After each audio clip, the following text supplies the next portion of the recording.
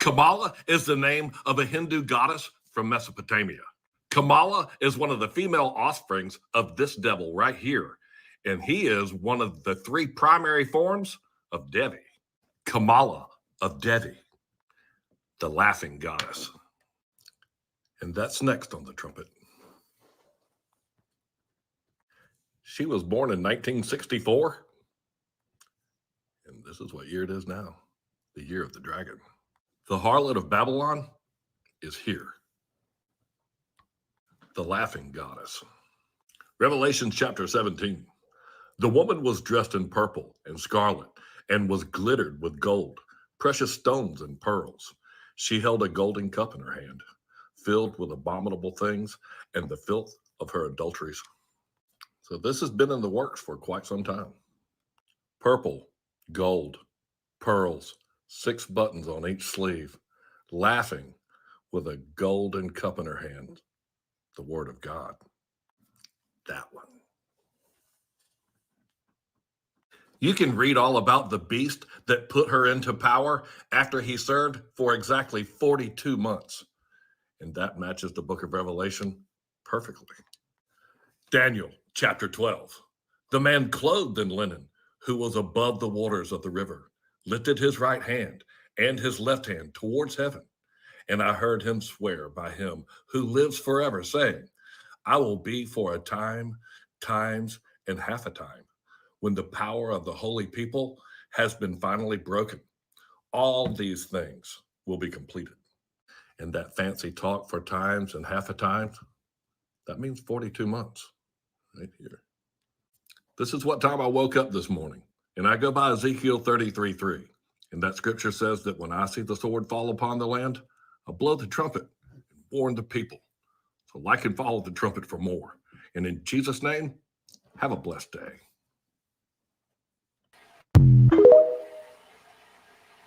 Yeah, I think we are learning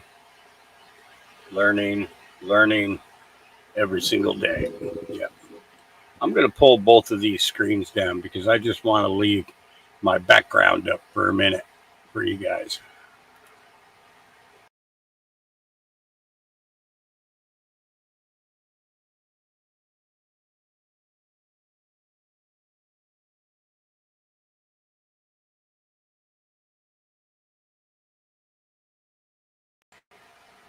Make sense? It does. It does. I had a come to Jesus moment. I had to come to Jesus moment after seeing Frazzle Drip 1 and 2, where I hit my knees in tears, feeling like I had been broken beyond anything I had ever felt in my entire life. And I prayed to him and asked him to forgive me, to come into my life.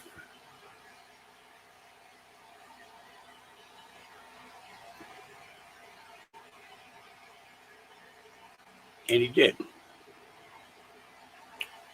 And because of that, I am here with you today. I believe that if that had not happened, I would not be here right now. I believe that I would be long gone. So everything under the sun has a purpose. Everything has a purpose. Everything is placed in front of us for us to see things, to begin to understand things, and to change who we are a little bit more every day. Now, some people say, oh, Frazzle Drip's not real and everything else. Well, let me tell you, it is. But I'm also going to tell you to don't go looking for it.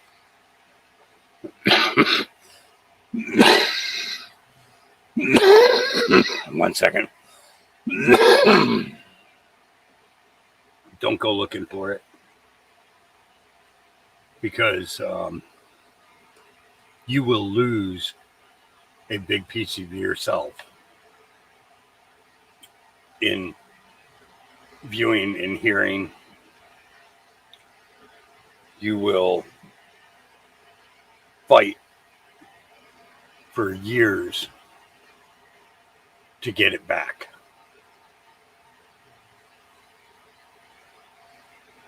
Six years it has taken me to get it back. Because forgiveness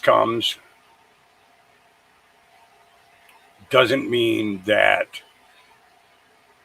the quandaries go away. Doesn't mean that you can't be deceived. It doesn't mean that you can't be used or utilized or manipulated. It just means that you tend to be a little bit more aware, and you begin to recognize patterns.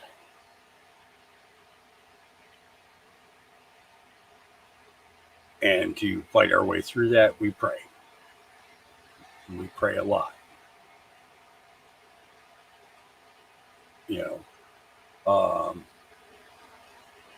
Wayne, I'm glad you can't find it.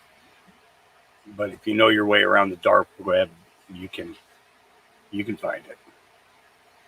All right.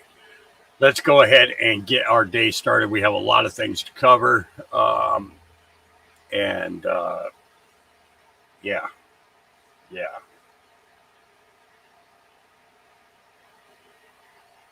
I am in a lot of pain today. Though the bruise is clearing up nicely, the internal damage that I did is still maximized, I guess would be the easy way to put it. I think I slept a total of maybe 2 hours last night, although I was laying down for 8. Every time I would move, it would tweak, and I would, I'd lay there for about an hour trying to go back to sleep, and then,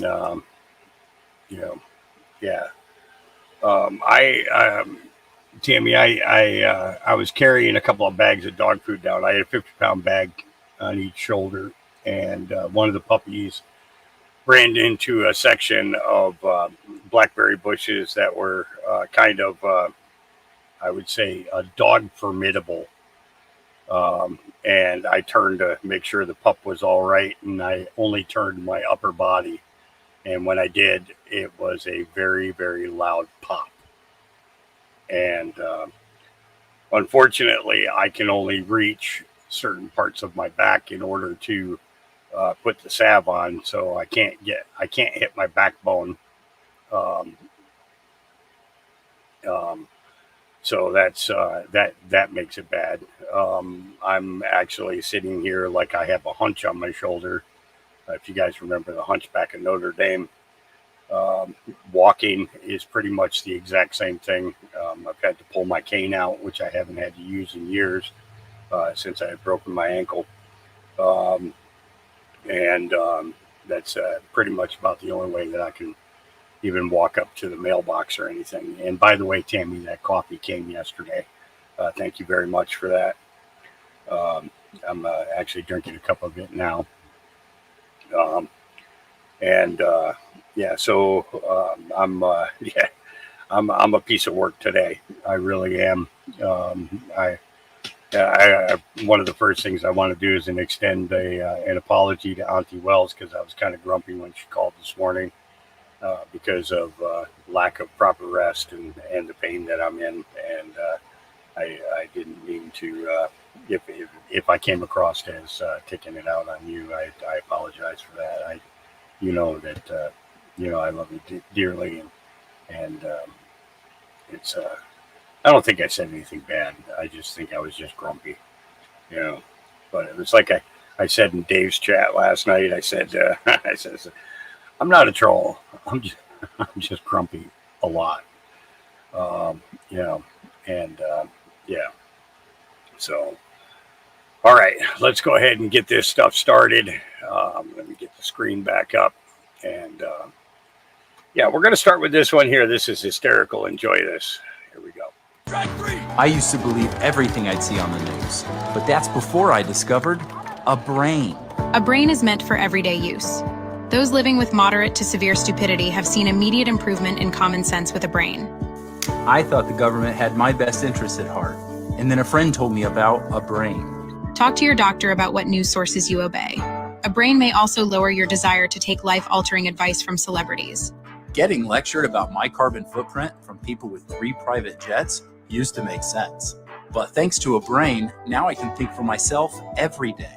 When my disregard for 3rd grade biology began to flare up, I knew it was time for a brain.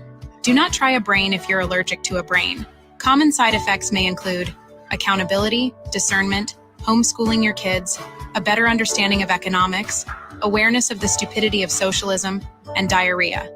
For tethering yourself to reality, the only no-brainer is choosing a brain. Ask your doctor if a brain is right for you. For more information, visit tryabrain.com.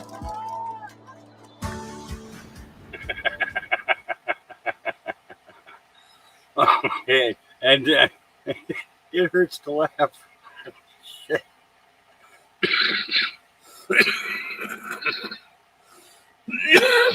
And it hurts to cough. Oh man, does it hurt to cough. I'm going to drop the link for this because I used to believe everything I'd see on the news, but that's before because I believe that everybody should share this. If you're on Facebook, grab that link and post it. I'm serious, okay? I am so not kidding. Drop it all over Facebook, drop it all over X, drop it all over any platforms that you go on. If you go into Discord or you go into Telegram, drop it. And I'm going to tell my fellow podcasters, you guys need to add this to your lineup of videos that you're going to share for the next couple of days. Play it every single day, because, if you think about it, pharmaceutical companies, they run their commercials. You'll see that same damn commercial 30 times a day, right? 30 times a day. Here, let me, this is going to, we might have a glitch here for a minute, guys, because I'm gonna open up Facebook while I'm live, and I really shouldn't do that. But let me go here.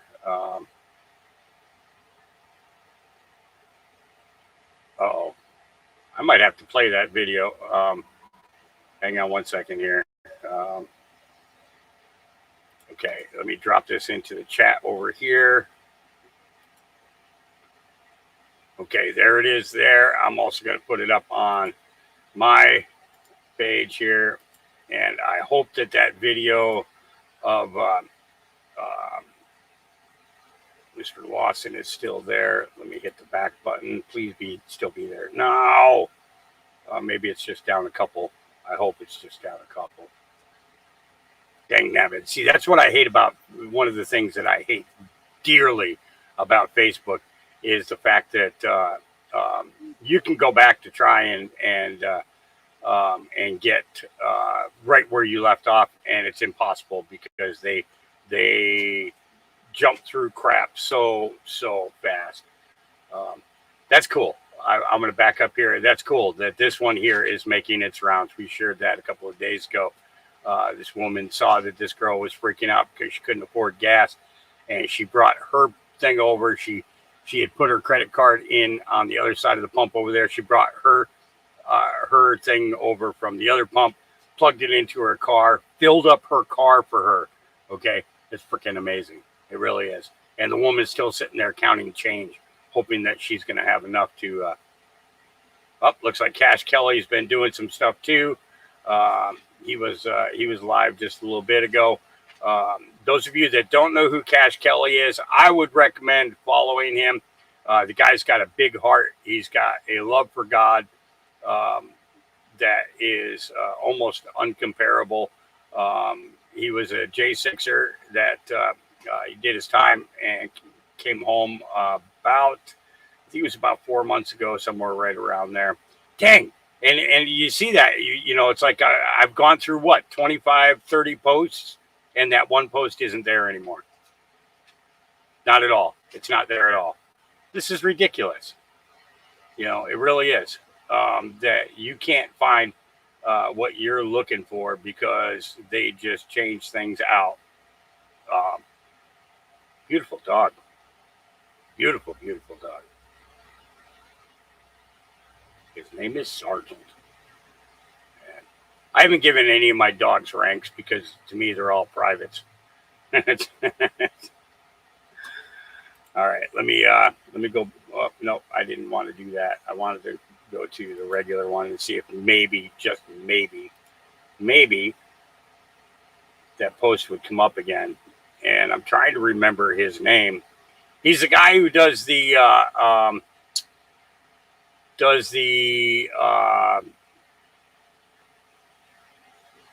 rest stops. I think it's Kevin Lawson, I think is his name. And I'm going to have to, and the reason that I wanted to play the video that was there was because of the black man that was with him in that video has been putting out some really good stuff lately as well. Let me go and let's type in Kevin. There we go. Public figure. Here we go. Yeah. Let's see. Let's see if it's here. He's kooky. He's funny. You know, for those of you that didn't get to see this the other day, I played this for everybody when he released it. Let me make this full screen. 3.5 years ago. 3.5 years ago, I met you right here on this very stretch of road for the very first rest stop. It's damn good to see you again. I'm really glad you made it. You know, over the 3.5 years, we shared many rest stops, many moments together, these, what I like to call personal one-on-one moments, where I've been blessed and honored to be able to meet you right where you're at when you possibly needed it the most, with a simple message of don't quit. And it's been really great to do that. And we'll continue that. But in recent events, in light of recent events, I think it's appropriate that we all have a collective rest stop together. Don't you think? Yeah.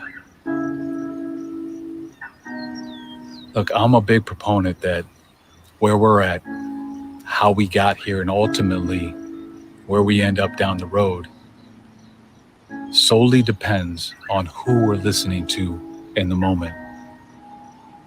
So I hope that you hear me and you're listening.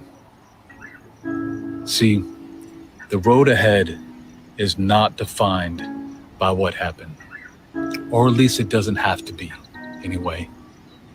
It's defined by the choices we make right now in this moment. Now, given the crazy place that we find ourselves in on this stretch of road, it's easy to make the choice to overthink and allow that to take us to a place that doesn't exist, or take us to a place that we don't want to be at. But we got to focus on what we already know, and that is this. We have survived 100% of our worst days thus far. 100% of the bad stretches of road this far. You hear what I'm telling you? We cannot be so focused on the pain of all this, or the anger of all this, or the confusion of all this, that we can't see the cure. Because that same strength that got us through all those bad days, all those stretches of roads, still lies within all of us, inside. I guess what I'm saying is stop looking outside for the answers, because the answer is within, because God is closest to the heart. You hear me? So tap in. Don't tap out. Rest, but don't you quit. I'll see you at the next rest stop. Our best days are not behind us. Believe that.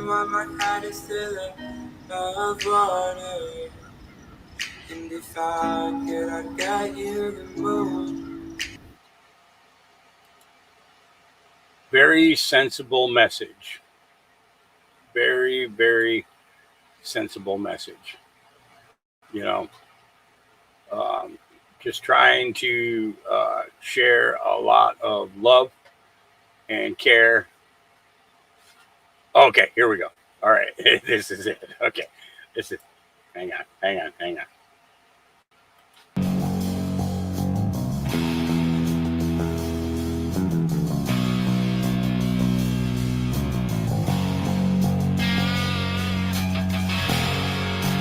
There is a balance between two worlds,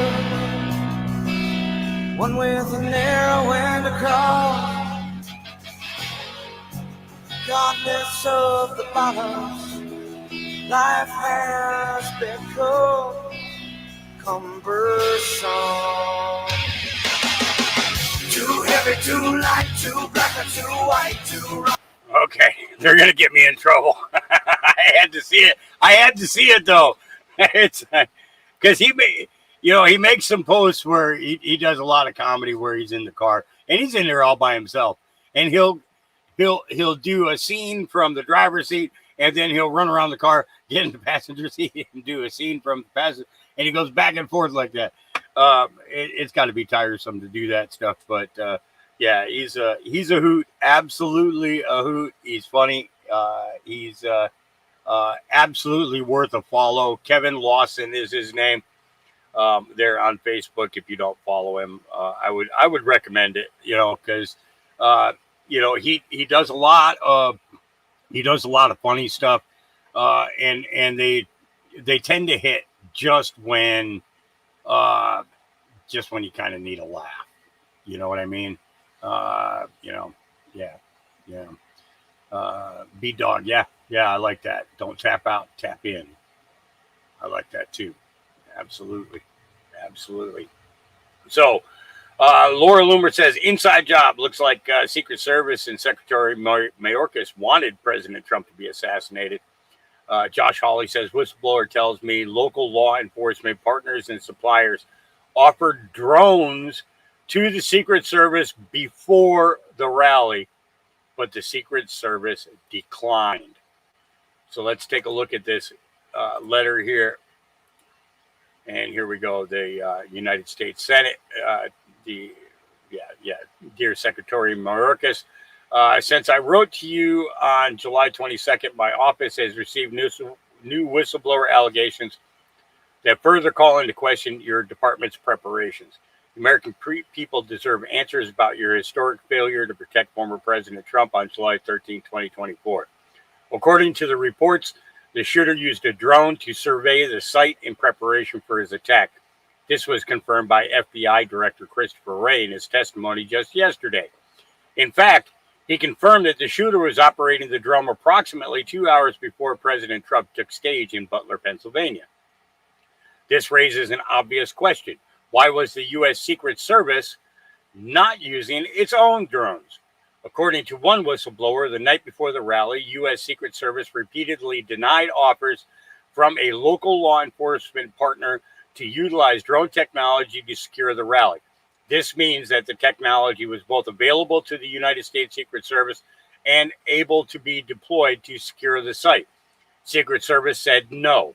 The whistleblower further alleges that after the shooting took place, U.S. Secret Service changed course and asked the local partner to deploy the drone technology to surveil the site in the aftermath of the attack. It is hard to understand why Secret Service would decline to use drones when they were offered, particularly given the fact that the U.S. Secret Service permitted the shooter to overfly the rally area with his own drone mere hours before the event. The failure to deploy drone technology is all the more concerning since, according to the whistleblower, the drones U.S. Secret Service was offered had the capability not only to identify active shooters, but also to help neutralize them. So that Congress can continue its investigation, please provide no later than 7 days from now all records and communications concerning the availability or use of drones at the July 13, 2024 rally in Butler, PA. You must also testify before Congress next week about these staggering security failures by your department. And that was the letter sent to, I'm not going to call him honorable because I think he's a dishonorable piece of crap, but Mayorkas. I can't. I just can't. You know, all these people, you know, when they're putting their titles out there, you know, and all that stuff, it's, you know, the honorable. They ain't fucking honorable in any way, shape, or form. Let's get that straight right off the bat. They ain't honorable. They don't care about Americans. They care about how much money is going in their banks and what they can do to destroy this country before they up and abscond to another country. Facts, period. Can't tell me any different. All right. Eve says, do you ever wonder why Kamala Harris always seems to be laughing? Well, let's take a listen to this guy. Do you ever wonder why Kamala Harris always seems to be laughing all the time? If I had to guess, it's probably because she presents herself as an African-American woman when she's actually a woman of Jamaican and Indian descent. She's probably also laughing because individuals don't seem to know or care that one of her own apparent ancestors was a Jamaican slave owner who owned well over 100 slaves. She's probably also laughing because individuals don't know that her own father was a Marxist professor emeritus at Stanford University, which would help explain why she felt it was appropriate to post information on X telling individuals how to raise funds so they could let the violent rioters and looters of 2020 out of jail after the George Floyd incident swept the nation. She's probably also laughing because she knows her side frequently clutches their pearls over Trump's alleged affairs without realizing that Kamala Harris herself had an affair with San Francisco Mayor Willie Brown back in the 90s when he was 61 and she was only 31. She's probably also laughing because media outlets like Axios frequently claim that she was never in charge of the border when Axios themselves called her the border czar only a few years ago. She's probably also laughing because her strong messaging to individuals who would cross into this country illegally was, and I quote, "Don't come." She's probably laughing predominantly because she knows that her voters vote with emotions instead of with critical thinking skills. And honestly, if I knew that voters on my side would not know or care about the information I just told you and would instead turn and attack someone like me for bringing them to light, I'd probably be laughing all the time too. Oh, yeah, right on, brother. All right. Gab founder Andrew Torba allegedly finds evidence that Trump would-be assassin Thomas Crooks had an account on Gab and supported Joe Biden. This was released by the Gateway Pundit. There is a very extensive article in this, but I'm really not going to go into it. Because I want to get through the stuff that I got. Now, seeing that I live in I'm not going to call it the great state of Oregon because it's not such a great state anymore. It's more like the state of fucking confusion. Okay? And I'm not kidding. All right? people who come out here to deliver things to me, you know, I would say 3/4 of them are awake and seeing everything, but have absolutely no idea on what to do to change things. Okay. And the other quarter are so into the narrative and the self-abuse. Okay. And I'm not kidding. Self-abuse. Okay. Because in order to go into and follow the narratives that the Democrat Party has led this state into, you have got to love abusing yourself. You have to. Kate Brown was a fucking traitor. The governor we have right now is a fucking traitor. No ands, ifs, or buts about it. Okay? And there is no way to be nice about it. Okay? There really is not. And that's part of what the problem is we've been nice too long.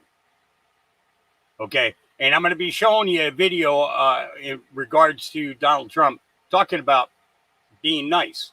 Okay? I'm going to show you that in just a little bit. Okay? But the good thing is, I'm beginning to see a shift in change on the law enforcement side. Now, my local sheriffs out here, I would say 80 to 90% of them are top-notch, constitutional kind of guys. Okay? Now, I haven't seen them in action at somebody's house or anything like that, but I've had interactions with them here on the farm. Okay? And for the most part, you know, are pretty dang good.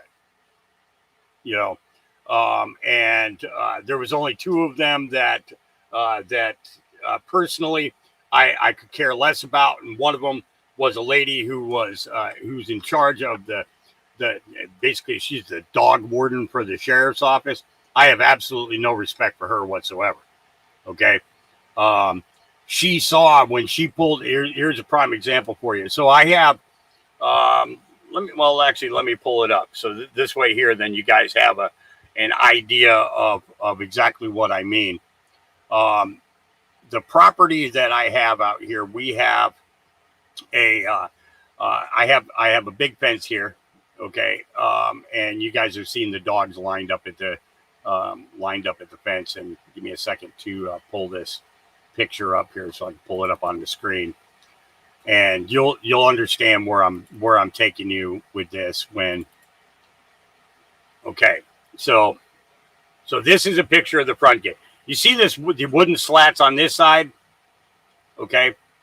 The wooden fence here, okay? And I got a wooden fence on the other side as well, right on the other side of this pole. This side here, it's about 4 feet, and that's where I've got my package mailbox is located, mounted to the fence. You see, I got a doorbell here. Okay, it's a wireless dinger so that when they come to the gate, they hit that, and that alerts me that somebody's at the gate. You know, and you'll notice that I spelled signature wrong. Don't look at that. Don't pay any attention to that whatsoever.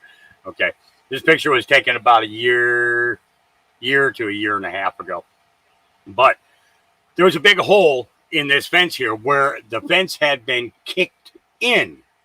Somebody trying to get in. The problem is when they kicked it in, they met a bunch of dogs. Okay.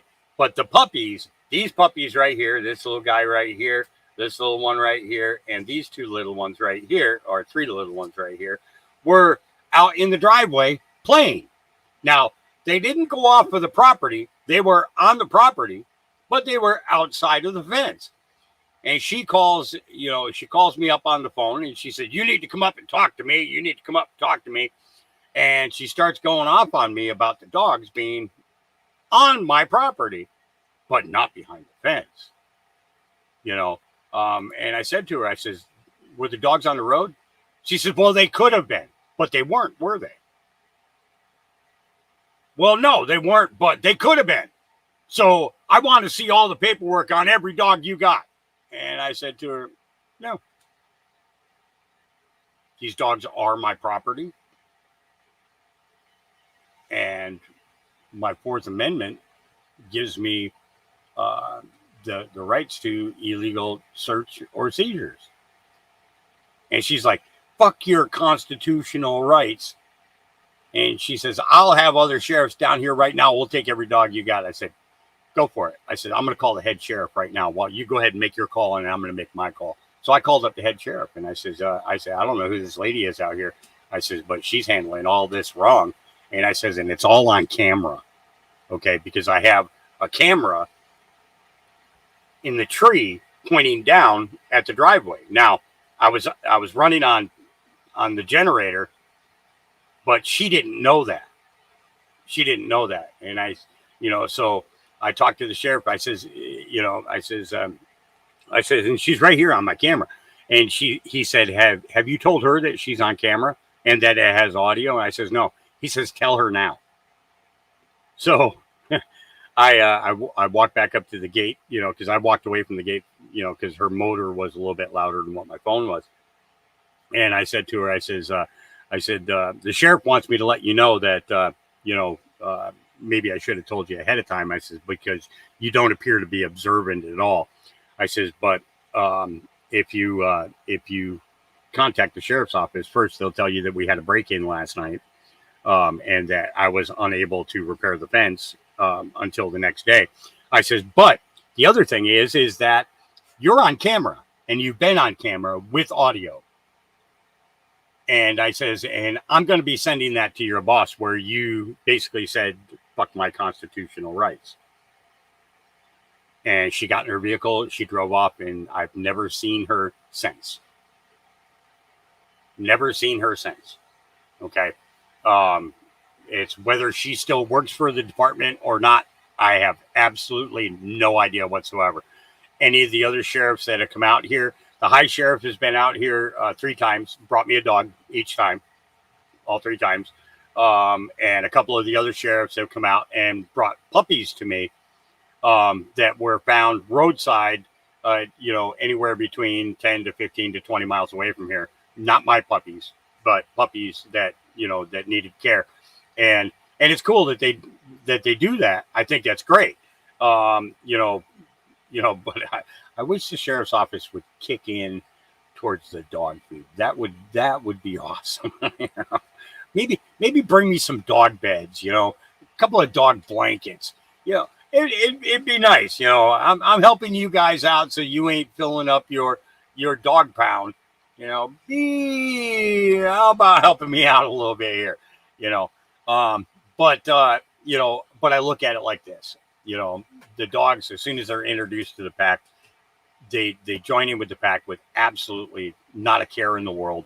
And they grow up, here, and these dogs, these are some of the biggest pains in the asses of my life. But they got 30 acres to run on. They got a creek to go play in. They've got obstacles that they can climb on and go through and go under, and things like that. So to most of them, they're like, I don't want to go anyplace else. I'm good with you. My next place, I'm going to have an obstacle course, indoor obstacle course and an outdoor obstacle course, because wherever I move, there's going to be snow there during the wintertime. Absolutely. And the dogs are going to love it, there's going to be snow. So that is one of the biggest things that I miss is snow. I really do. Absolutely. I can use dog beds. Absolutely. They go through a dog bed here lasts about 6 months. Right around there, it's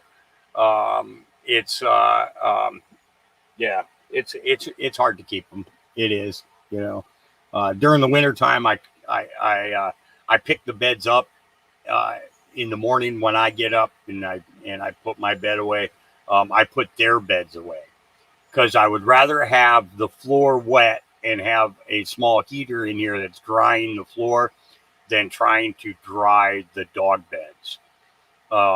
You know, because where I'm at, it's rain. So they're going in and out, soaking wet. You know, so I try to preserve them. And then at nighttime, they'll all lay around the heater. The floor dries. They mostly dry. Then I'll put the beds back out, and they'll get on them one. You know, some of these dogs are too big to share with another dog, but the smaller ones, the females, they'll be like 2 or 3 of them on a bed. You know, and they, you know, they ball up together and stuff. So it's pretty cool. Yeah, it's a sight to see. I mean, if I was to get a different style camera where I could literally just spin my chair from where I'm sitting right now, it is, and this is crazy. It is 75 degrees outside, beautiful day. The sun is shining. It's going to get hot this afternoon, but every dog on this farm right now is under my feet or surrounding my chair. And I'm not kidding. Every dog from one end of the building to the other, they're all, and this is what's funny. They have to be touching. Okay. So when I spin my chair to go stand up, to go outside, to go to the bathroom, you know, no, there's no place for me to stand up. What I have to do is I have to stand on the legs of the chair. Okay. I have to stand up. And once I stand up, then the big ones jump up because, hey, we're going for a walk. No, I'm just going outside to take a leak, pal. But you don't know that yet. So, and then the other ones will slowly get up. So it takes me about 3 minutes to get out the flipping door. You know, if we ever had a fire, I'd be screwed because the dogs would be in the way. Oh yeah. But back on track. I totally went totally off track here. All right. So Andy No posted this. He says, breaking: Portland police shut down the Antifa attack on the North Precinct by rushing out, making surprise arrests. The Antifa members are shocked because this was a police station they regularly attack and set on fire in 2020 with impunity. Okay. They literally set this police department on fire, danced around in the streets. The cops were evacuating the building, but nobody was getting arrested.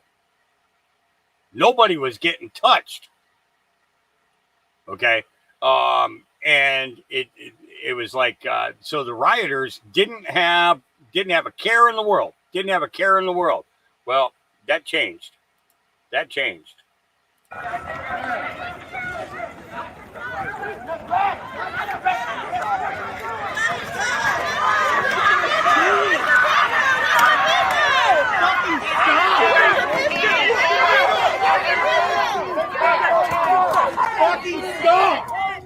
Fucking stop! What the fuck are you guys doing? You didn't fucking do anything. Stop!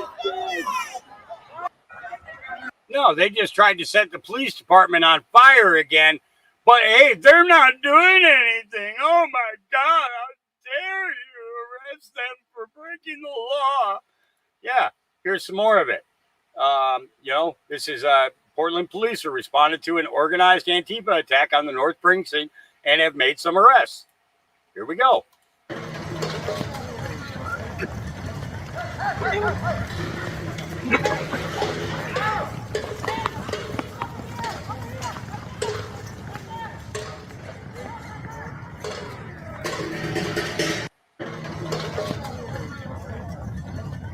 They're going at him. They're going after him. They're not. It appears that they're not playing this time.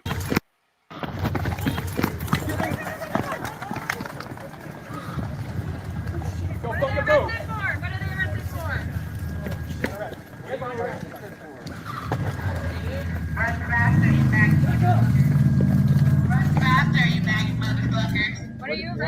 arrested her for? Can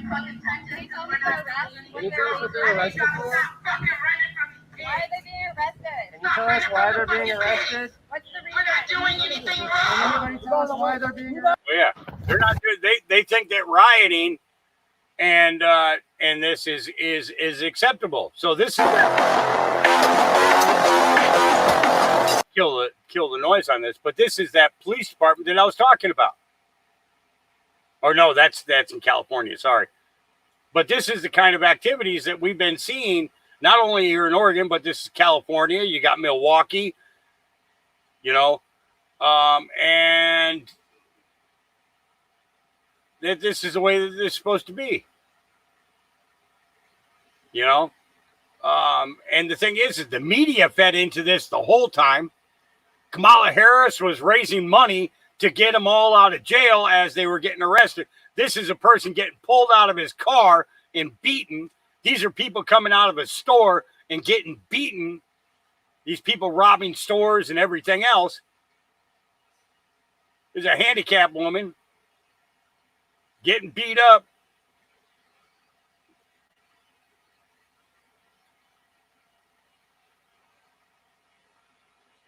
You see where I'm going with this? This is nonstop. This has been going on for years, and it is about time that things are coming to an end. I don't see any more clips in here. Worthy clips anyways. No. Okay. So let's go ahead. Let's keep moving on. Shipwreck. Joe Biden's live speech and how the GOP spent the day tweeting out, I stand with Israel. Here we go. Good morning. You ready? So new Joe Biden gave a speech last night. It was reported that it was going to be live, but there was a lot of problems with that. For one, it started on time, and the live events rarely ever start on time. So there's that. It's been pointed out that the timing on his watch doesn't match the timing that they would have started in DC. A lot of questions about the ears. He's got 2 ear holes. He said that second ear hole could be where his extra mic battery would be, and that makes sense. His earpiece battery, maybe. But that's a really long ear. Trump posted a picture of him watching it.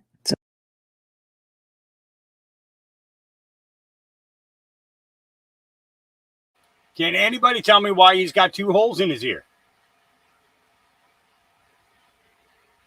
I mean, seriously.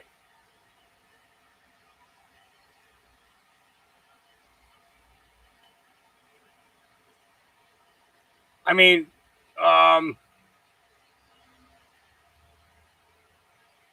yeah. Long ear. Trump posted a picture of him watching it. It's a very clear TV he's got there. I watched it on YouTube and he looked real tan. One of the very first things that I noticed about this when I was just kind of watching it is that Biden's hands were just a slightly different color. Now that could be just lighting. He's got chiclets for bottom teeth. I don't know. I can't stop looking at the teeth. Walked out afterwards and they all had pizza and ice cream and celebrated Joe, and Joe had grown like a foot or 2 taller. It's probably fine. Anyway, he talked about passing the torch to a younger generation, and as if on cue, everybody all of a sudden starts calling Trump the oldest man to run for president since Joe Biden. I mean, that was strategic as fuck. This came after Netanyahu had sat and addressed Congress. He was asking for more money. He's really wanting us to get more involved in the war that he is having, specifically take on Iran, which I don't think any of us want to do. I do not want my children to go fight a war for another country in another country. We got a lot going on here. But there was protests, and those protests, they got super violent. They got super rowdy, tore down American flag, and they lit it on fire. And the police were out there with their pepper spray, and they were like, no. Little fencing they put up, just it didn't hold. But if you were worried, it's okay, because after everybody left at the 8 p.m. dinner bell, our GOP members, or a lot of them, came out, including Dan Crenshaw and Speaker of the House, and they were like, we're going to raise this flag back up. He did the Pledge of Allegiance, and they were like, and they got a video of it, and it's so virtue signaling. I have to ask the question as to why all of that was allowed to happen in the first place. And the arguments that I'm getting is, well, how is the GOP supposed to know that it was going to get so violent and they were going to burn the flags? Are you new? You knew this would happen. They knew it would happen. They put up the fencing. And then they're like, well, what is the GOP supposed to? They're supposed to call for additional assistance, call the National Guard, call somebody. Instead, they spent the entire day tweeting about how they stood with Israel. And they were like, that's all. That's all they all did. They spent the day tweeting out how they stood with another country while protesters actively burned an American flag on American soil. What could they have done? They could have been more like this guy.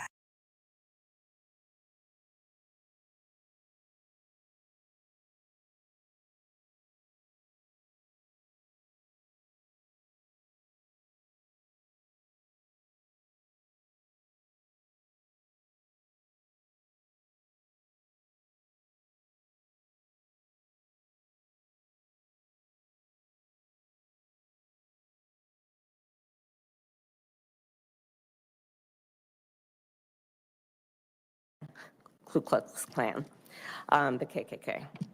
Well, the Klan was what we would call today a domestic terrorist group. Why? Why would we call them domestic terrorist group? Because they tried to use fear and force to change political environment. And what was the motivation for the use of fear and It was force? based on race and ethnicity. Right. Are you aware of the perception of many about how the power and the discretion at ICE is being used to enforce the laws? And do you see any parallels? I do not see any parallels between I'm sworn talking about perception. officers and agents. I'm talking about perception. I do not see a parallel between what is constitutionally mandated as it relates to enforcing the law. Are you aware protecting that there's a people's rights. perception? I see no. Are you aware perception that there's a that puts perception? ICE in the same category as the KKK? Is that what you're asking me? No, I'm very specific about what I'm asking you. Are you aware of a perception that the way that the discretion I see to no parallel. I'm not finished. I see none. I'm not finished. I'm not finished. Are you aware that there's a perception that ICE is administering its power in a way that is causing fear and intimidation, particularly among immigrants and specifically among immigrants coming from Mexico and Central America? Are you aware of that perception? I do not see a parallel between the power and the authority that ICE has to do its job and the agents and officers who do it professionally and excellently with lots of compassion. Sir, how can you be the head of an agency and be unaware?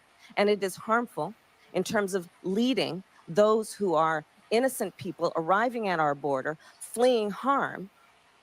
It is harmful to them. Ku Klux Klan. Ku Klux. Yeah. So we're going to be dissecting Miss Harris throughout the day today. Well, I won't be dissecting them, but other people will be dissecting them. We're going to view it and see it. Yeah. So here's that photo of Joe Biden's ear. Yeah. Just makes you wonder, right? Makes you wonder. Makes you wonder. Kamala Harris is mad that parents want to ban pornographic books from their children. Book bans in this year of our Lord 2024. And on these last two issues, just think about it. So we want to ban assault weapons, and they want to ban books. Yeah. Kids shouldn't be seeing that stuff. Kids should learn how to use a firearm, though. Absolutely. It's their constitutional right. You shoving pornography down their throats is not. Paul's Corner 21 are the same characters playing multiple roles. Maybe that's why Hollywood is empty, because they're all in Washington with masks on. Well, we'll see. Let's see. Let's check it out. Buckle up, Buttercup, because your cognitive dissonance is about to be switched on real hard. We all know Tom Brady, but not all of you know this guy. This is Gary Busey. Gary Busey, who just happens to look like almost a completely different person throughout the years. Gary Busey, who just happens to have an exactly symmetrical face to Tom Brady, at least in the more recent photos of Gary Busey he does. So symmetrical that their mouth, nose, and eye alignment literally line up perfectly. And I've compared dozens, if not hundreds, of people's faces side by side, and they don't match unless they're the same person. For example, I've been told over the years that I have a slight resemblance to Sylvester Stallone, so I tried to pair us up. And when the chins matched, nothing else did. And that's what happens if the people are not the same. And when you see this, you see. And when you look at something like Johnny Knoxville playing Bad Grandpa, you see it matches perfectly because they're the same person. And you see that they have costumes that make people look unrecognizable. So unrecognizable that unless you have an extremely keen eye and are good with facial recognition, you don't notice they're the same person. But there are always clues that give it away. Things like the way you move and the way you even give the peace sign. I don't know about you, but my fingers always do that. And things like giving clues and truth right in plain sight. The reason I'm still alive is because I wear an invisible helmet. You can't see it, but it's always there. And we know how Tom has always been known as a team player. Our team, TEAM, stands for Together Everyone Achieves More. And did you see the size of those mitts? I bet that's a pretty big hand that would be good at slinging a football. And I don't know about you guys, but I sure have heard a lot of talk about Tom Brady and his sleep habits. I want to tell you about sleep. Sleep is a very powerful element that we are to have every night. The word nap, N-A-P, stands for not a possibility. Forget naps. Now, if you've made it this far and you haven't scrolled away yet and the cognitive dissonance isn't just eating at your soul, good job. I'm proud of you. So this is something they do. They have multiple characters play the same role. Now, Gary Busey might be a real person. In my opinion, he's probably not. He's just who people play, and different people play him. And in my opinion, it's been quarterbacks that have been playing him throughout the years. That is Boomer Esiason. And I don't know about you, but that actually just looks like Gary Busey. And John Elway, I do a facial recognition that I show where they match up perfectly. And now it's Tom's turn. This is what they've been doing for decades. This is Benicio del Toro, and these are supposedly all him. But they're all different actors playing that role. This is Brad Pitt. This is Tom Hanks. This is Leonardo DiCaprio. And I think this one is also Leo. When you do side-by-sides, the eyes and the nose and the mouth, they don't align for the same people because they're all different people playing this role. It's the same thing they've been doing for this guy for the past however many years. If you can honestly look at those two pictures and not realize from bone structure that they're different people under that, then you're not going to get it. And like I said, multiple people jump in there. It's not always the same guy. So when I say Tom is playing Gary, yeah, but other people do too. When I tried to do older pictures of him, they don't match. The facial structure's off, the eyes don't match, the mouth doesn't match, the chin doesn't match. But then you pull an 80s picture of Busey and get an 80s quarterback in there, and it matches beautifully. When you take quarterback of the Broncos and owner of the Broncos, John Elway, and match him up from an 80s picture of Busey, everything matches. Nose, teeth, eyes, and yeah, they add things. You can't hide where your mouth and nose and teeth are.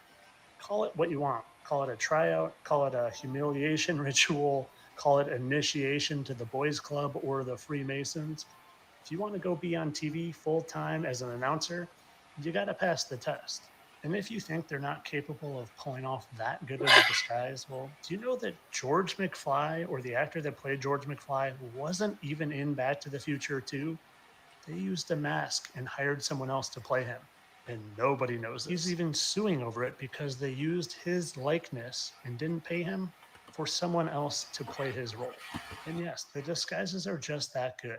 If anyone were to see this bad grandpa walking down the street, no one would say, hey, there's Johnny Knoxville. But if you have a keen eye, you say, hey, Benicio del Toro looks an awful lot like Brad Pitt. And if you have an open mind, you say, maybe they're just the same person. And when someone says you a picture saying, hey, look how much Boomer Esiason looks like Gary Busey, and you go look up Gary Busey, and you have an unprogrammed mind like mine, and you look at it and you say, hey, that looks an awful lot like Tom Brady. And then you start doing the research, it becomes pretty clear. Especially when you know that they're already doing this with multiple other people playing multiple roles. And when you know they're all in the same club that you ain't in.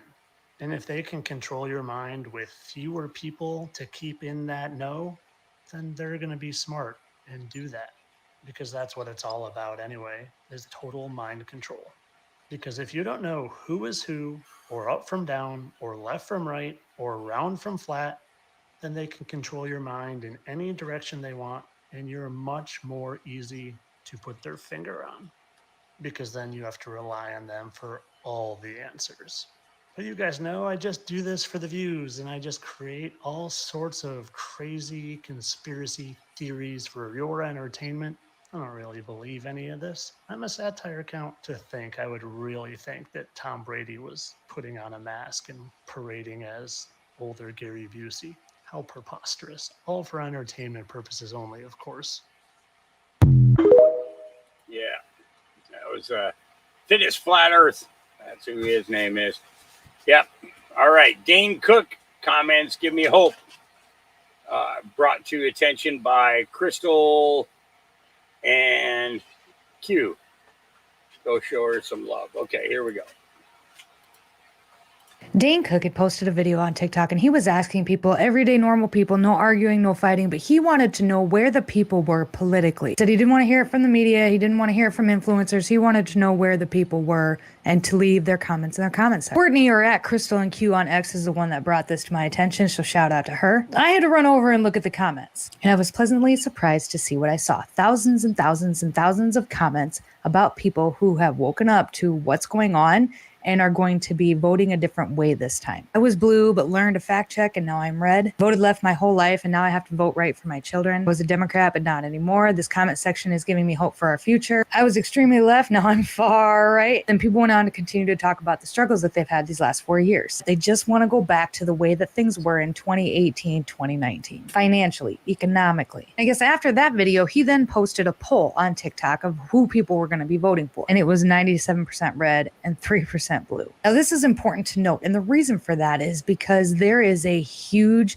campaign going on to make people believe that there is excitement around Kamala Harris. It's pretty defeating to watch because you just watch the Democrats literally take people's choice away from them in order to choose who they were going to vote for. That goes against everything that the majority of us stand for. At the end of the day, I don't care who you vote for. Just do your research and then go vote. But when one party takes away that choice, that's a problem. That's a big problem. Even Black Lives Matter, they came out with their statement earlier this week, but they've been on X just on a rampage about what the Democrats are doing. This election is going to boil down to, in the end, it is going to be the people versus the elite. Districts versus the Capitol. It isn't going to be Kamala and Trump necessarily. It is what both Kamala and Trump represent. I'm over the moon happy that people are finally understanding that. The thing is it's going to take everybody to do this. It's going to take every single person, every single district to do this. I am so glad to see that the other side has shot themselves in the foot with this move.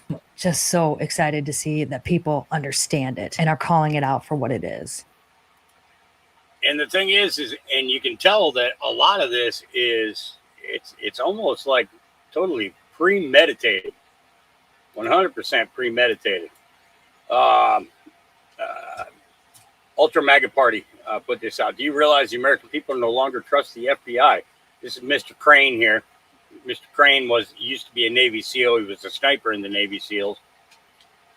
Now sitting, I don't remember if he's Congress or if he's Senate, but let's go ahead and take a listen. Ms. Murphy, you work for the FBI, is that correct? Yes, sir. Do you know what elite capture is? No, sir.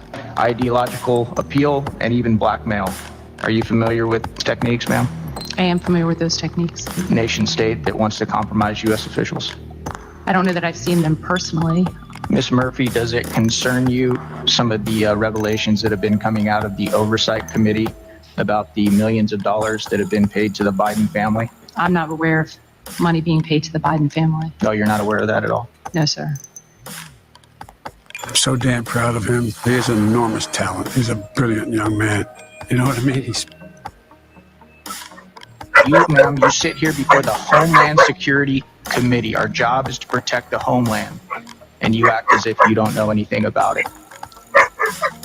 Were you aware that the FBI had Hunter Biden's laptop since December of 2019?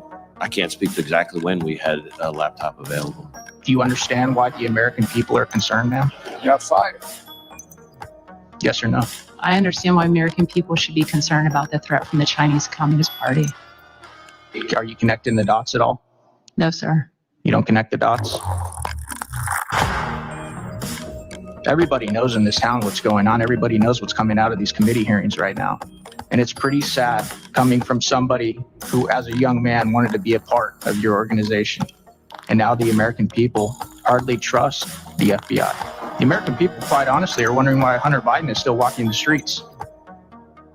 Everybody in this country knows that if the FBI and our DOJ had the type of damning information, hard evidence, bank records, etc., on the money laundering that this president, his family, have been up to, and their names were Eric and Don Jr., we wouldn't even be having this hearing. They'd be in jail. Over a long, long time. What do you think about the whistleblowers that just said, I can't do it anymore? Do you feel like they betrayed the institution, or are you glad that they're up here? Nobody believes it except him, his and his good friend Rudy Giuliani. You know, like, I support the FBI. I think the FBI does amazing work. Oh, son of a bitch. Is there a part of you, though, that feels torn, ma'am? Like the whistleblowers that are coming up here now in droves that just say, I can't do it anymore. I didn't swear an oath to the FBI. Is there a part of you that feels torn, or not at all? Ma'am, I'm asking you a serious question. Sir, I'm very proud to work for the FBI. What I find in talking to Americans is a widespread, even resounding appreciation and respect for the men and women of the FBI. That's not what I asked you, ma'am. I asked you if you feel torn. Not at the least. Not the slightest. Mm-hmm. Well, that's pretty sad, ma'am. Yeah, obviously you haven't been listening to the American people, and that's a real shame. This clip here with Ben Carson, spent some time with Tucker Carlson, and this is a very interesting story, and I really wanted to make sure that I shared this out. So Tucker, don't have me friggin' blocked because I play this dang video. All right, here we go. Absolutely. But then you ran against each other in the Republican primaries, and it didn't seem to wreck your relationship. No, well, we discovered pretty early on in the process that we were very compatible. And, you know, I was not a person who really particularly wanted to be president. You know, I ran because there was so much insistence that I run after I gave the presidential keynote for the presidential prayer breakfast. And I had over 500,000 petitions in my office. There were people every place I went with signs, run, Ben, run. And, you know, I really didn't want to do it, but there was just so much pressure. I just said to the Lord, if you really want me to do this, you got to give me all the stuff a person who runs for president has, a Rolodex with all the important names, a lot of money, an organization. And I said, I don't have any of those things, nor do I intend to develop them. The next thing I knew, they were all there. And our organization was raising more money in a month than the RNC. It was incredible. But during the campaign, you know, we talked. And I told him that God chose him, that he was going to win. You know, there were a whole bunch of us running. I said, you're going to win because God is going to use you to help save our country. And he did. How'd you foresee that? Because I knew the kind of policies that he espoused, and that those were the things that were needed to turn our country around. They were the same things that I was thinking about. The difference was he wanted to do it and I didn't. So that's why I endorsed him so quickly when I dropped out. What did he say when you told him you believe God had chosen him to save the country? What was his response? I don't remember his specific words, but he was kind of taken aback that I would say that. And he reminds me of that very frequently. And I think he's really thinking about it since the assassination attempt, recognizing that he's there for a specific reason. And, you know, I had a hard time when I dropped out convincing my followers to go with him. I got a lot of calls, particularly from evangelical leaders, you know, and I just said, no, don't be swayed by all the noise. Look at the policies that this man is putting forth, because we have to save our country. And think about all the people who preceded us and the sacrifices they made. We can't throw it all away. And we've got to be able to overlook some of the things that the media is going to try to focus you on. Those aren't the important things when it comes to a leader. And I explained to them that, you know, this was a man who made his way in the real estate market in Manhattan, one of the toughest real estate markets anywhere in the world. I said, you're not going to be successful in that market unless you're very tough. And that means you may have some rough edges. And we just have to recognize that and be able to move beyond that and see that this is a man whose policies, do you agree with those policies or do you not? And several of the leaders then came and started thinking in a different way. And we had a big evangelical rally. You know, at first it was going to be like 50 pastors. It ended up being 2,000. And at that time, I think he realized that, boy, this is an incredible block of people that we need to be working with. Interesting. Yeah, Ben Carson, you know, yeah, very interesting. All right. He's back. Here we go. Were my predictions about the solar eclipse wrong? It has been 3 months. What's happening right there at that Cascadian subduction zone got them scientists sweating so hard?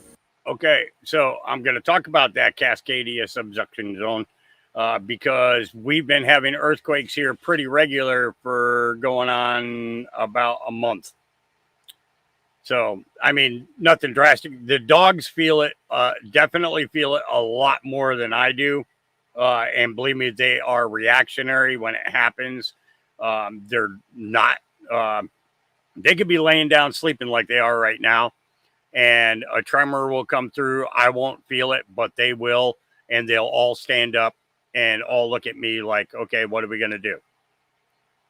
Okay. So I know that the dogs are feeling it, and we are just to the, I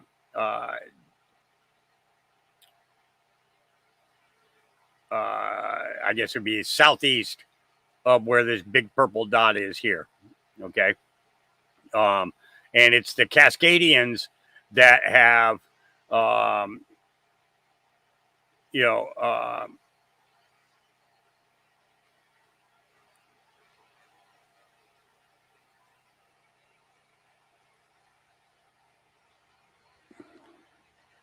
distraction. I don't give a shit what your opinion is about Ben Carson. Okay. What I do know is that when he was in charge of HUD was actually running properly here in the United States, and that veterans that needed housing were getting housing. That veterans that were in housing that needed medical care were getting medical care. That there were teams set up by Ben Carson that were going out onto the streets and getting veterans off of the streets, getting them into hotels or getting them into temporary housing until they could get permanent housing through the HUD program. And then the work that he did with the VA in regards to not only housing, but getting these guys back pay, things that they didn't even know that they were able to get. So I don't care what your personal opinion of Ben Carson is. Okay. But I know what he's done. I know what his record is, and I'll stand by that. So you got a problem with the videos that I'm playing. Maybe this isn't the place for you. Back to this.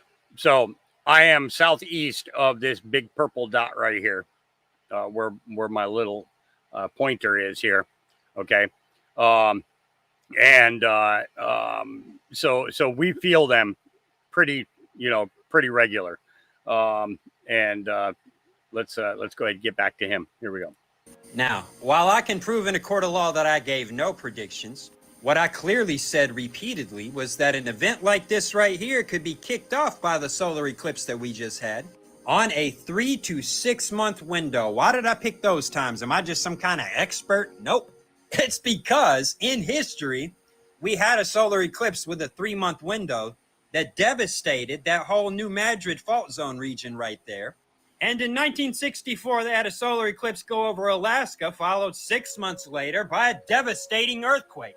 So I says to myself, Man, we better look at that 3 to 6 month window following this solar eclipse that's about to roll right over top of the New Madrid fault zone. Because I was already worried about floods, and rightly so has turned out. And I was aware of this map and this concept. Let me tell you everything I have found out since. These are all the earthquakes that happened just today. A lot of activity over on the East Coast. And these big circles are like 5.0 or greater.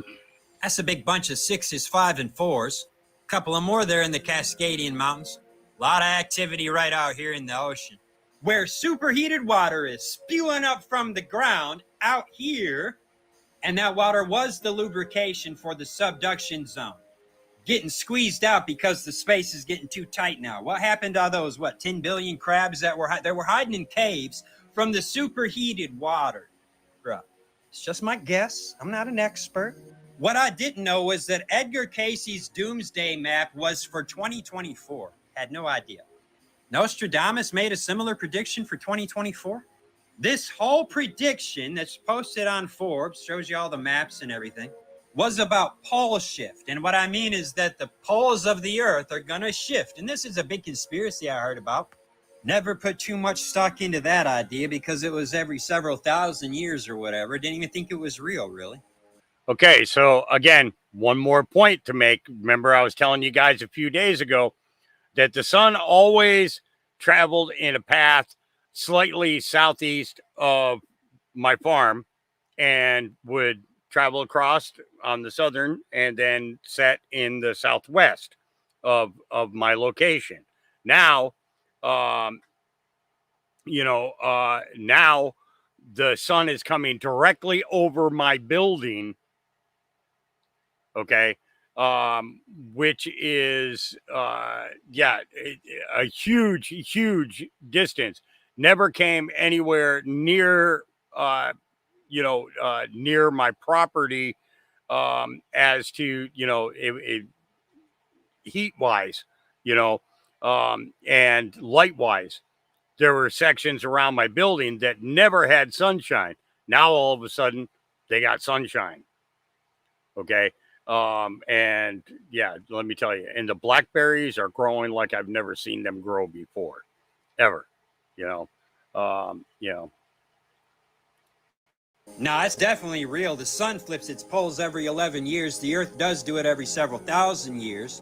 And it looks like it's happening right now. And this is a whole doomsday prediction around the pole shift. And it looks like that's what's happening on the earth. How long does it take? I don't have any idea. I'm no expert in pole shift. I learned that the moon in its phases causes elastic deformation of the earth's crust, the solid part, the ground, just like it does the ocean tides. I learned that the gravity of the moon in its relationship to the earth is stronger or weaker in its relationship to its position to the sun. That the sun and the moon both affect the earth and their gravity and that elastic deformation. And at times like solar eclipse, the moon is lined up with the sun, and so is the gravity, and the bulge is bigger, which makes a lot of sense. 3 months after a solar eclipse, the New Madrid fault zone popped off. 6 months after an eclipse, that earthquake in Alaska popped off. Why? Why did it take so long? Because it also has to do with the phases of the moon. I learned how big, massive storms full of all kind of energy also cause activity in the seismic zones, because it is all magnetic. I mean, it's all magnetic is what's going on here. Didn't the scientists just say in an article the other day, I probably read, maybe I did not, I don't know, that gravity itself was a byproduct of magnetism, because everything is just toroids, boys and girls. When it comes to its magnetic energy, everything is a toroid with a north and a south pole. I mean, this is just science. So what causes seismic activity, or at the very least influences it? Well, I have learned the sun does, the moon does, the planets do, the storms do, the magnetic poles of the earth do. The increased energy released by the sun as it approaches solar maximum does. Guess what? It's approaching solar maximum. We have had unprecedented solar storms.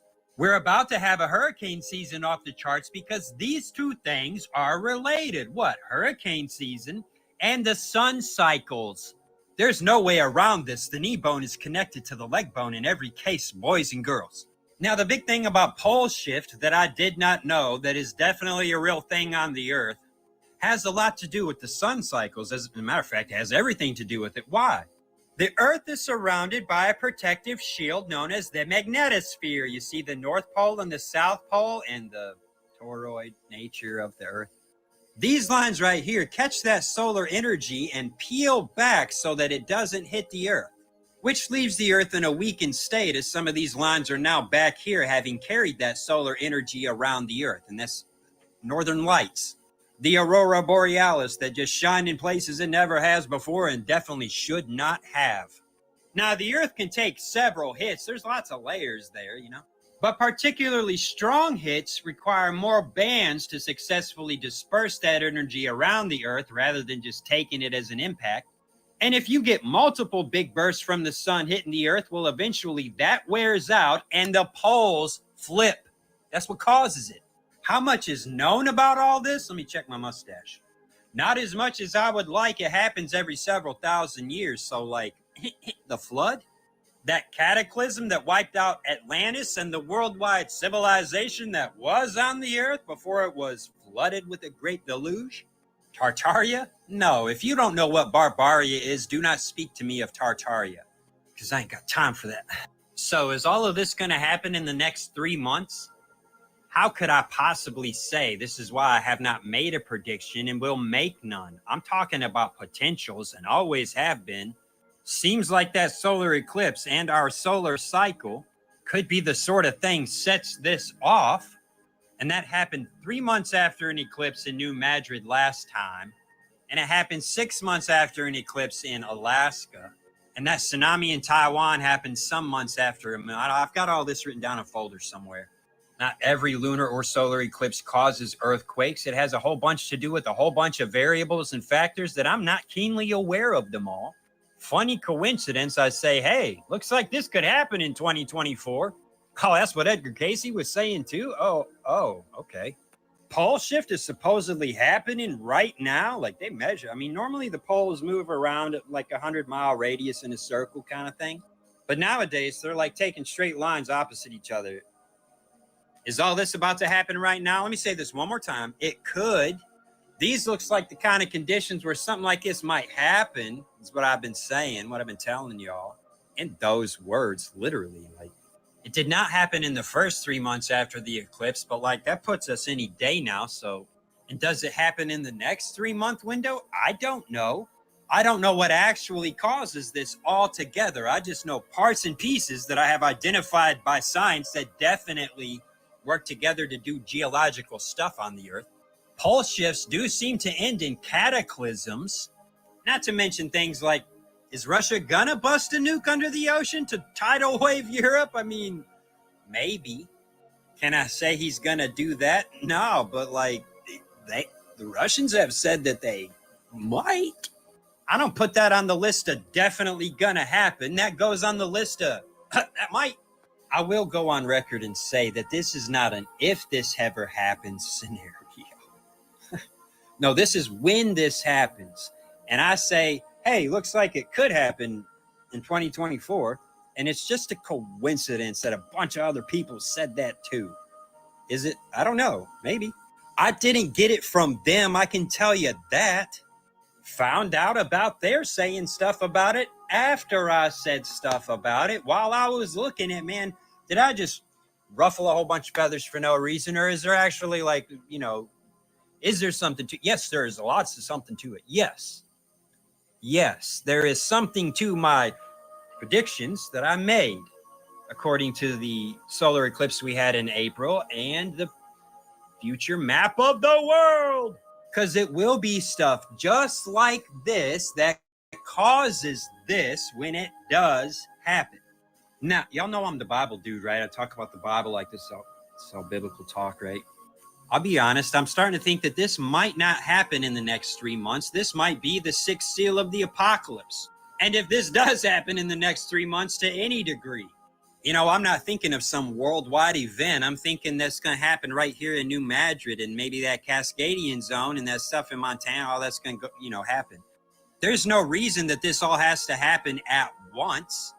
Not that it won't in a pole shift event kind of thing, but I have no idea. All of my concern is what's happening right here. Maybe this does happen and it's a prequel to the sixth seal of the apocalypse. Maybe it don't happen at all until the sixth seal of the apocalypse. I did make one prediction, and that was World War III. I predicted that solar eclipse let us know that World War III has begun.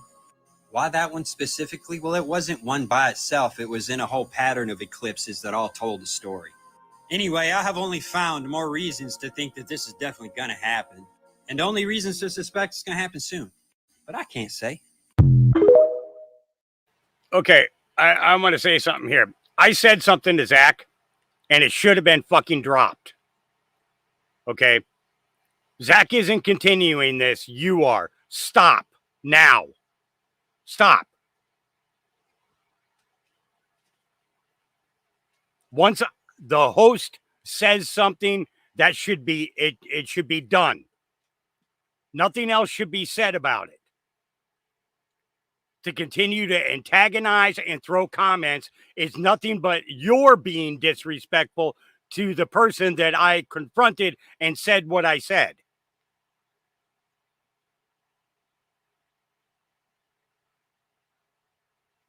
Now stop. I'm not going to say it again. Stop.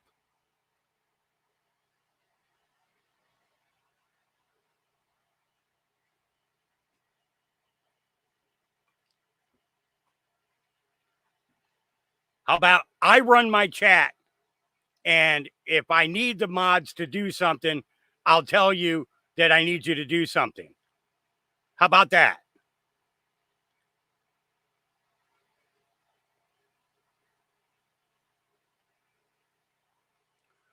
All right. Steve 2A, God Family Country says persons or persons of interest, U.S. flag burner and the monument defacer. Let's make them famous. Okay, here we go. Did I hit it twice? Does anybody recognize this young man right here? He's the one that set our flag on fire yesterday in Washington. Does anybody recognize this woman? Because she was spray painting and defacing monuments. None of this shit going on in this country will change until there is accountability. And yes, every American has their First Amendment right, and they are allowed to protest, but they're not allowed to try to beat up the cops and burn our flags and deface our monuments. And they need to be held accountable to the fullest extent of the law. So, do y'all recognize her? We need to find her. Or him. Had any one of those two been my kids, I would have. Does anybody? Yep. If they'd have been my kids, their asses would have been whooped. I'd have drove all the way to Washington, D.C., grabbed them up, and whipped their ass. Yep. Absolutely. All right. Amuse says the FBI has time to shut down raw milk dealers, but not fentanyl dealers. This is a very interesting one here. This young lady carries herself very well in her explanation as to what's going on with her dairy farm. My name is Ashley Armstrong, and I am the manager here at Nourish Cooperative. We partner with a number of small-scale farms that practice regenerative agriculture practices to grow a wide variety of really nutrient-dense foods like sourdough, raw cheeses, raw milk, beef, chicken, pork. Raw dairy is illegal to ship across state lines for human consumption. All of our products are labeled for pets, pet food. We submitted I think it's called like a pet feed license in Michigan. We submitted that earlier this year. $100 check that was cashed. Application was submitted. Didn't hear anything. Fast forward to April, the bird flu came. The state of Michigan came out saying like, we are going to lead the way in testing, documenting, licensing, monitoring, and making sure that we're doing our part in stopping the spread of bird flu. On May 28th, they came. It was not a routine inspection. It was like there was a purpose, and they had a cease and desist already printed out with them. There was 4 government officials, 2 dairy inspectors, even though we're not a dairy, a human food inspector, and a pet food inspector. They came in and flagged everything that they had a problem with. The raw dairy, so raw milk, raw butter, rather than trying to like explain why. Instead, they just put it under seizure. Their interpretation of the Michigan food laws says that it's illegal to sell raw dairy for pets. There's no statute that says that. That is their interpretation. For the raw dairy products, they gave us 3 options.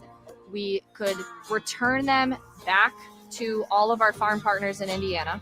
Our farm partners didn't want old raw dairy products. We could let it sit in the freezers or fridges, just sitting there, or we could destroy. Those were the 3 options that we had. We could not consume it ourselves, even though there's nothing wrong with it. We could not give it to our animals, and we could not donate it to all of the millions of people that are in need of food. So they had to be destroyed. I think that a big piece of information that the government kind of misses here is high quality raw milk is produced in the safest, most sanitary conditions possible. And that's from every part of the production process. When you buy milk from the store, oftentimes that comes from tanks all around the country brought to a single like pasteurization plant. For raw dairy, that is a single point tapping of the milk. On top of that, all of our farm partners test their milk every week or every other week. And then every 2 months, each individual animal is tested.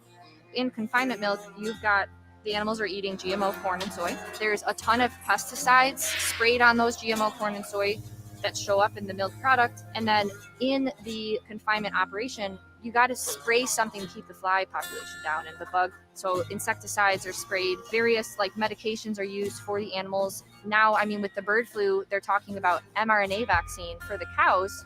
That's going to show up in the milk that you consume. It's just comical to compare the two. Talk about a superior product all across the board, and it's being demonized. You have to wonder if there is some sort of reason for that. And I wanted to share that with you guys because you remember the fall of Chevron. Okay. You know, and it's with the fall of Chevron, these organizations that are going around to these farms and everything, trying to regulate them and everything else with their own rules are unconstitutional. And these people need to be prosecuted, absolutely prosecuted.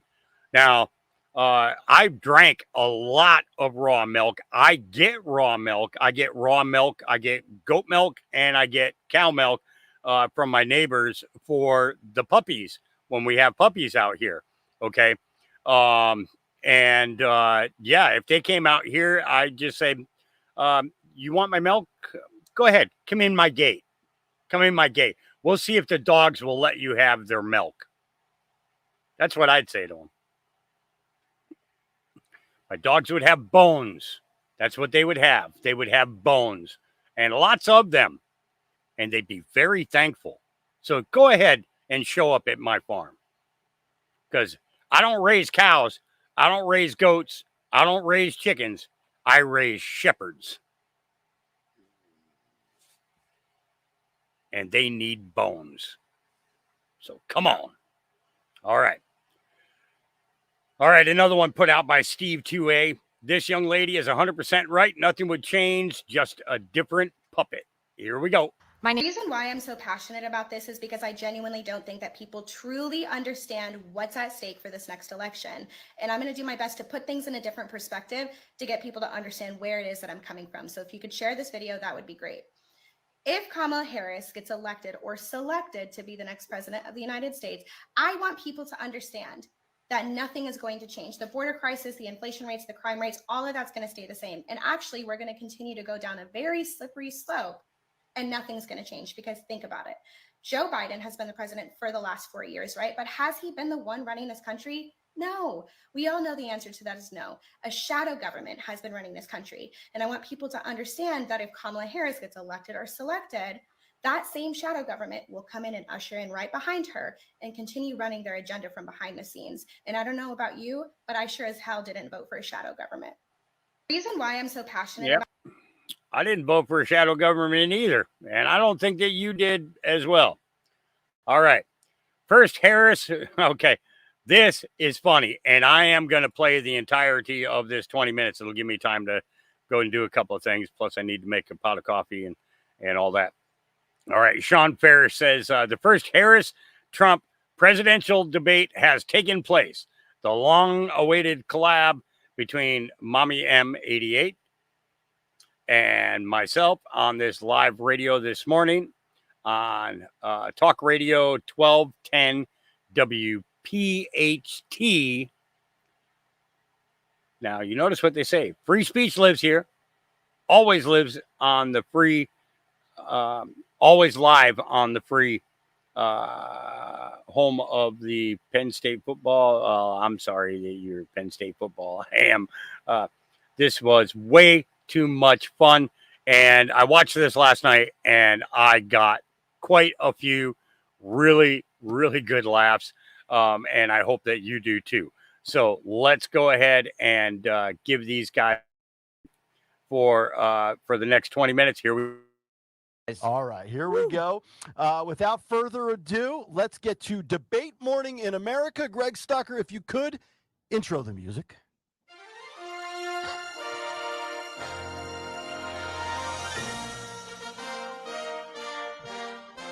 Good morning, 1210 WPHT. I am Fake Tapper. I will be your moderator this morning in a historic first for the United States of America. Prior to Fox News, ABC News, or any other left-wing fake media outlet, you will hear your candidates this morning here on Talk Radio 1210 WPHT. As you can see on the left, the Republican nominee, the 45th President of the United States, Donald J. Trump. And to the right, the current Vice President of the United States under the 46th administration of Joe Biden, your Vice President and presumptive Democratic nominee, Vice President Kamala Harris. So here are the rules for this debate. We will not mute the mics because Joe Biden is not here, so we don't need to sanitize anything. This will be old school, a real battle. Please hold your applause till the end. Greg Stocker, Dawn Stensland. And we will have 3 different questions in which both contestants will have 60 seconds to answer. A 4th question dedicated directly to Madam Harris, and a 5th question to Mr. Trump. Those are all 60-second time banks. We will not adhere to that very strictly because, as I said, I am Fake Tapper and I am a total hack moderator. Closing remarks, each individual will have 90 seconds, and it was determined during that 12-minute commercial break via coin toss that Ms. Harris, you have won the coin toss, so you will have the first crack here at question number 1. Ms. Harris, President Biden has been in noticeable cognitive decline for at least the last few years. How do you think this makes the country look on the world stage? You have 60 seconds. Look, I have some cognitive decline myself, right? And, I just know that Joe's heart is in the right place, right? I mean, he's not as strong. He's not as fast. And, he might have a slow start to the day. He goes to bed early and sleeps most of the afternoon. But other than that, he's sharp as a tack. And I just think that we have to give him a chance to really unburden what has been. Thank you very much, Ms. Harris. Mr. President Donald Trump, President Biden has been in noticeable cognitive decline for at least the last few years. How do you think, Mr. Trump, this makes the country look on the world stage? You have 60 seconds as well. Well, I have to say, Fake Strapper, I have to say you're doing an awful job already. Talking a lot. You're talking a lot, but I don't want to talk too much about that. You have Kamala Harris, or Kamala, whatever the hell she calls herself. I call her something else, but we're not allowed to say it. Or maybe we are allowed to say it. The original Hawk Tour girl. We'll talk about it. Maybe we'll say it. Maybe she's trying to run and be President Tua. We'll see what happens. But you see what's going on right now. You see what's going on. She's cackling and all crazy things are going on. We're looking at how do we think the country looks and how do we think the world looks and talks about our country. I think we look like a country that is having a hard time navigating a flight of stairs. Usually an easy thing for some people, not an easy thing for that person. And she's known all about it. You know, Kamala's known all about it. And she hid it. She covered it up. And we're not sure why she did that, but she covered it up. And horrible things are happening to our country under her watch. She's the border czar. I was the greatest border czar when I had the presidency. We had a beautiful wall. We had people, they weren't coming in. She's the border czar. All the bad hombres are coming in and they're hurting people. They're hurting our country. And I know it's fake strapper. You don't like when I say this, but they're poisoning the lifeblood of our country. And we don't like that. We're going to fix it. Believe me. Ms. Harris, question number 2. Inflation is hurting everyday Americans more and more each day. VP Harris, what are your plans on addressing this ongoing problem? Well, you know, me and Joe, we're pretty much on the same agenda. Besides the fact that he just likes to eat ice cream and thinks that that's going to make everything okay, I do believe that we have to build back better, build back stronger, build back faster, right? I mean, because, you know, we're not going back. We're not going back to a decent time. We want total chaos and destruction. Okay, I mean that's why I left the border open, right? You know, you have to stand firm with the distractions because clearly we've shown that we just want to build back. We want to build it better. We want to build it stronger. And you know, like I said, we're not going to go back. We're going to continue to burden the people, all right? Because that's what we do. You know, that's what the Democratic Party does. We want to burden what has been. And, you know, I'm not really sure if you know, but we've had the strongest economy, the strongest. It's more bigly than Don's economy was, all right? I don't care what Fake the numbers news. say. Fake news. Now, it's not fake. It's not fake news. It's not fake news because guess what I discovered? If you laugh about it, you know, it has to be true. Yeah, it's worked so far. So that's what I think. We need to build back stronger, better, faster. I don't have a plan for that, but that's what I want to do. Enlightening stuff, Madam Harris. Thank you very much. Thank you. Question Thank number you. 2, you are welcome. Mr. President Donald Trump, inflation is hurting everyday Americans more and more each day. What are your plans on addressing this ongoing problem? Well, first, I just want to pay homage to the former candidate. Look, here's the deal, okay? I want to talk about this inflation. You know, what happens when you have more money chasing the same number or less amount of goods. And so that's why I am promising to carry out the largest deportation operation in the history of our great country. And by largest, I mean we're going to deport Chris Christie because he's eating everything.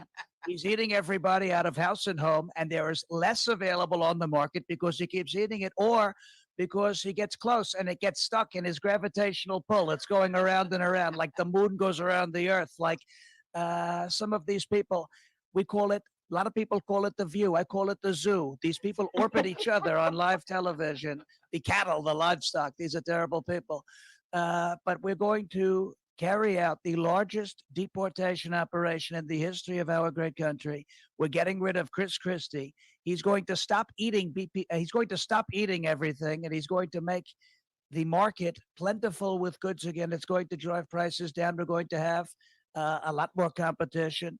So we're getting rid of Chris Christie and some of these other people too. You look at it, Stacey Abrams, we call her the beast of the Southeast. She's got the teeth. She's got the gap. It's like Harrison Butker. She could kick the field goal right through the teeth. We have the zoo. We have all of these horrible people, and we're going to get rid of them, and we're going to have a fair and free market again. She talks about building back bigly, building back strongly, building back fast. It's not going to happen. She says she has no plan. It's not going to happen, but I have a plan. We're going to make America great again, and we're going to do it very quick, very strong. We've done it before. We'll do it again, bigger and better and faster than ever. That much I can tell you. Thank you very much, Mr. President. Final question before we have one specifically for Madam Harris and one for Mr. Trump. Question number 3, we will go back to the Vice President, Kamala Harris. Ms. Harris, both of you are often referred to in the media as being candidates who are non-white. VP Harris as a woman of color, and former President Trump, a man of orange. How do you feel that this will impact the race, Ms. Harris? Look, I'll tell you like this, all right? Really, depending on what the agenda is and what the topic is, that's the color that I am. You know, that's what diversity is all about. So let's say, you know, we're talking about, you know, the Black community, and I want to resonate with the Blacks. You know, I start talking like they not like us. You know what I'm saying? And then, you know, things start to lighten up a little bit when I'm collecting donor money, right?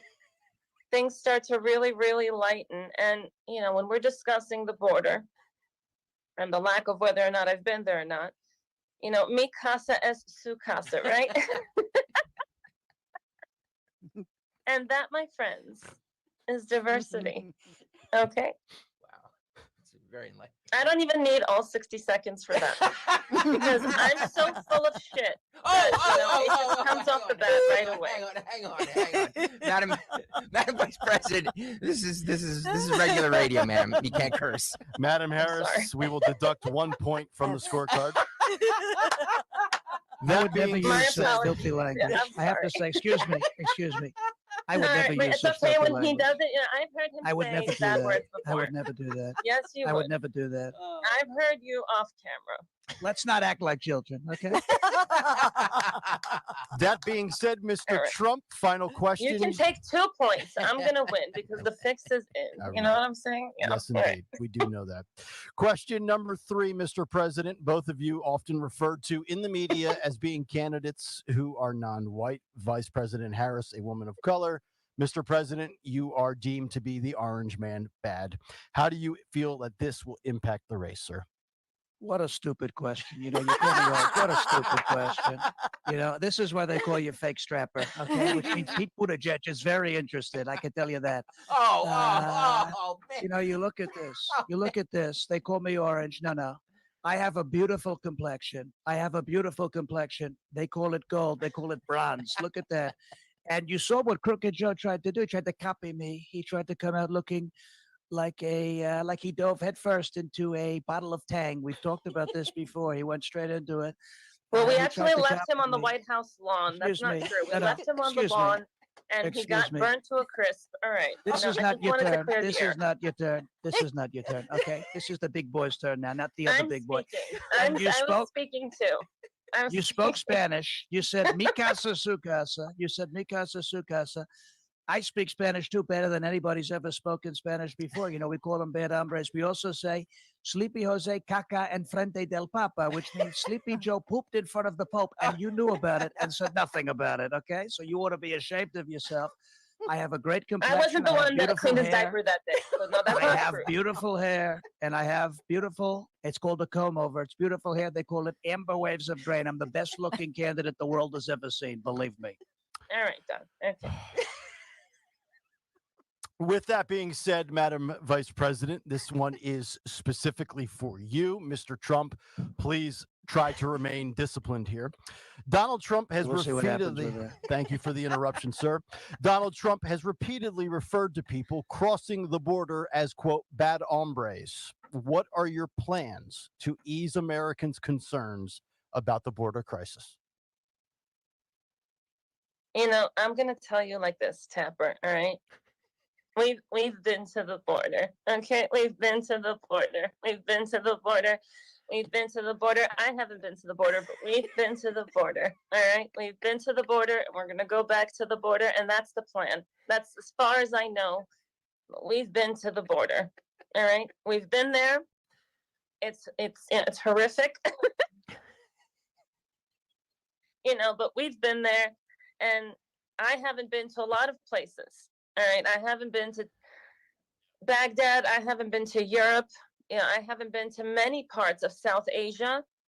And I think that we need to prioritize foreign policy more than anything else because we need to give people a chance to get in here illegally and take away everything that is rightful to the American citizen. We need to give these people a chance. All right, Don, you got to get on board. It's America. The only border she's been to is a bookstore. It's called Borders, and that's why they closed. That's what I can say. We've been to the border, Don. We've been to the border. And the more I say it, the more I believe it. All right, we've been to the border. We've been to the border, and that's all I can say about that. And this final question is specifically for former President Trump. Mr. President, in the past, Vice President Harris has expressed her love for Venn diagrams. As a former president, Among other things. yes. As a former president yourself, do you believe this would be a useful attribute for a president to have? Well, listen, I love Venn diagrams too. Okay. I love them more than anybody's ever loved them. I actually invented them. I knew who Venn was. I said, Venn, you need to make a diagram. It's a beautiful thing. And here's what we do. You know, we could make one for Kamala. We could talk about it. On the left-hand side of the Venn diagram, you could put the name Willie Brown. On the right-hand side, you put Montel Williams. And in the middle, you put Kamala Harris, because that's the one thing both of those guys have in common. I don't know Well, who he's was not first, wrong. who got what's called sloppy. I'm not sure what's happening. But you see, that's the way she got the career started. And some people would say, I would never say this, by the way, just like I would never call Chris Christie a fat pig. But some people would say that's the way the career got started. That's the way everything happened, all the way to the top. They say slept to the top overnight under the covers. But we will see what happens. I love Venn diagrams. I love them more than she does, and she loves them a lot. But the most accurate Venn diagram that I can think about is when you look at it, Montel Williams, Willie Brown, right in the middle, Kamala Harris. It's like a Kamala sandwich. She's the reason why they all they fight with each other. These are terrible people. But those are the Venn diagrams that I want to talk about. If it wasn't for that Venn diagram, she wouldn't be here talking in rhymes and laughing like nobody's ever seen. You know, we call her the hyena. She cackles like a hyena. She's like in The Lion King, the hyena. All she does is laugh, and she says it. The more she laughs, the more it sounds like it's true, but it's not true. It's fake. It's a disaster. It's a disgrace. And she's not going to do very well at the end of the day. That much I can tell you, because Montel and Willie Brown, both of them, as who said it? It was somebody on CNN. I think it was Don Lemon. They're both past their prime, and so is Kamala Harris, believe me. A reminder that Aaron Burnett will follow us here on The Debate and put you to sleep with post-debate analysis, and a few words from our sponsors, including Pfizer and Moderna. Final closing remarks, Vice President Harris, you have 90 seconds to tell the American public why you should be the 47th president of the United States. The floor is yours, ma'am. Me and Joe, you know, when we came into office, we had a vision. My vision is more about power. Like Donnie mentioned, you know, he's not wrong. That Venn diagram, you know, those nice gentlemen helped me, but I got here on my own. All right. I kicked all of those doors open. I kicked every single one open. And I want you to understand something, that burdening what has been is something that I feel so strongly about. And I want more diversity for this country. I don't want any borders. I want it to be, you know, a free-for-all for everyone. We need to just cancel police. We need to put our trust into the citizens of this country. Lawlessness, chaos. I mean, really, that's what this administration is about. And, you know, I want to bring that forth on a global setting. And I really think that if I continue to push that it could be anyone, but it can't be done, then, you know, we really have a shot. Because at this point, no matter how unqualified I am, you know, that doesn't matter. We like to play on people's emotions and we like to lie, right? And I really, really feel strongly for this country. You know, I mean, we're destroying it now, but I don't care. I'm not going to be in office forever, right? You know, as long as it's not done. And that's what I'm going to continue campaigning. And hopefully the American people, you know, don't see right through me. And that's all I have to say. Continuing to unburden what has been. Former President Trump, you have 90 seconds, your vision for America and why you should be the 47th president of the United States. Well, she says she likes to lie, which we know is the truth. That's the first time she's told the truth. She likes to lie, and she's lied with a lot of people. I can tell you that, a lot of people. And we've talked about it. We've made this comment a bunch of times, but we're clearly the best choice. You know, you see what happened. You had Crooked Joe. We talked about what he did at the Vatican, the Tootsie Rolls. He thought it was Halloween. It wasn't, but he left a trick or treat on the floor of the Vatican. You're not supposed to do that. You have the stairs. You have all of these terrible things that are happening. And she knew about it, and she lied about it. Like she said, she lied about it. And America doesn't need a liar. America needs a person like me. I'm a beautiful guy. I'm the most handsome guy. I taught Bryson DeChambeau how to golf. We just did a podcast together. I named Tiger Woods. I kept King Tut. You know, he was going to be King Tut. He's King Tut. Oh, man. We call him King Tut. We have a King Tut. His name is Crooked Joe. We have a Prince Tut as well. His name is Eric Swalwell. Farted on live television. Everybody remembers that. But we have a horrible administration. They have run this country into the ground, and we're going to make it great again like nobody's ever seen before. Nobody's ever seen anything like what we're about to do. But we can't let this person in. We can't have a hyena as president. We can't have Hoktua as president. We can't do that. This is not what we want to do. What we want to do is we want to make America great again. We want to make America strong again. And we want to make America decent again. She used horrible language. I would never use those words. I would never do that. I don't do that. I don't believe in doing that. But we are doing a tremendous job. We're leading in the polls by a lot. And we are doing a fantastic job. I'm going to be the guy who reduces inflation, secures our border, ends the wars across the world, and returns decency to the White House, if you could believe that, because I'm telling you, that's what we're going to do. So we're going to vote Trump. We're going to vote for the outlaw. We're going to vote for the greatest president this country has ever seen, and we're going to give him a second term, and it's going to be fantastic, believe me. With that being said, that concludes our first 2024 presidential debate. Donald Trump, Kamala Harris, democracy on the ballot. I am your moderator, Fake Tapper. Fake Strapper, right? I thought you were Fake Strapper. Him too. We needed a laugh. Can always use them. How about a little positivity? Whoops. I didn't mean for that to do that. Hey, my beautiful soul fam. Hope you're having an amazing day. This is just a message for you guys to remind you of who chose you. Not only did you choose you, but your every single ancestor in your bloodline that came before you chose you for this time to do what you've been doing here today on this realm.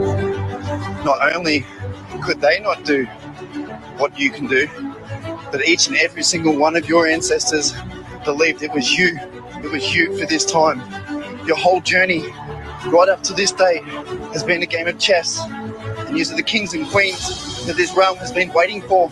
I can tell you right now, you've been knocking out these pawns throughout your whole entire journey to only get to this point. And guess what this point is? This point is checkmate. The time is now. Your godly frequency is that high right now that you have the ability just to walk out and affect many of others just by walking alongside them. You're affecting the whole entire world right now. Just believe in yourselves. I believe in you. I see you. And we're all seeing each other. We're all connecting now. It's all coming together. Hermit mode is now over for us now, guys. I want you to stand up, straighten up them crowns, and get out into society and show them your godly presence and shine your beautiful light amongst all the communities around you. The time is now.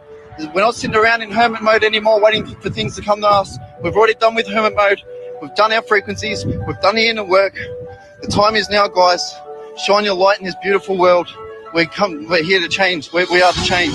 And like I said, every single ancestor that came before you chose you. Not only did you choose you, but they chose you because they knew that they couldn't do it, and you have what it takes. I love you so much, guys. Yeah, that kind of makes some sense. You know, I've told you guys before that we are here for this time intentionally, on purpose. It was designed specifically for this, and I really believe that.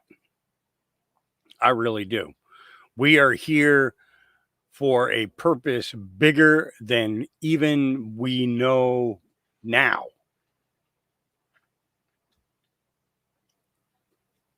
We are one. We all have been paying attention. We have been picking up every tidbit, crumb, everything along the way. We have filled our head with what some people would call useless information that is actually going to be the information that people are going to want. And we've done it together. We couldn't have done it alone. We needed each other. We need each other. We're going to need each other. We were chosen for this time. And I like the way that he said that. You know, he says, your ancestors, your every single ancestor that has come before you, okay, knew that they could not do it. And are now standing in heaven, looking down on us, saying, they're going to do it. They can do it. You can do it. Put on your full armor of God. Yeah. All right.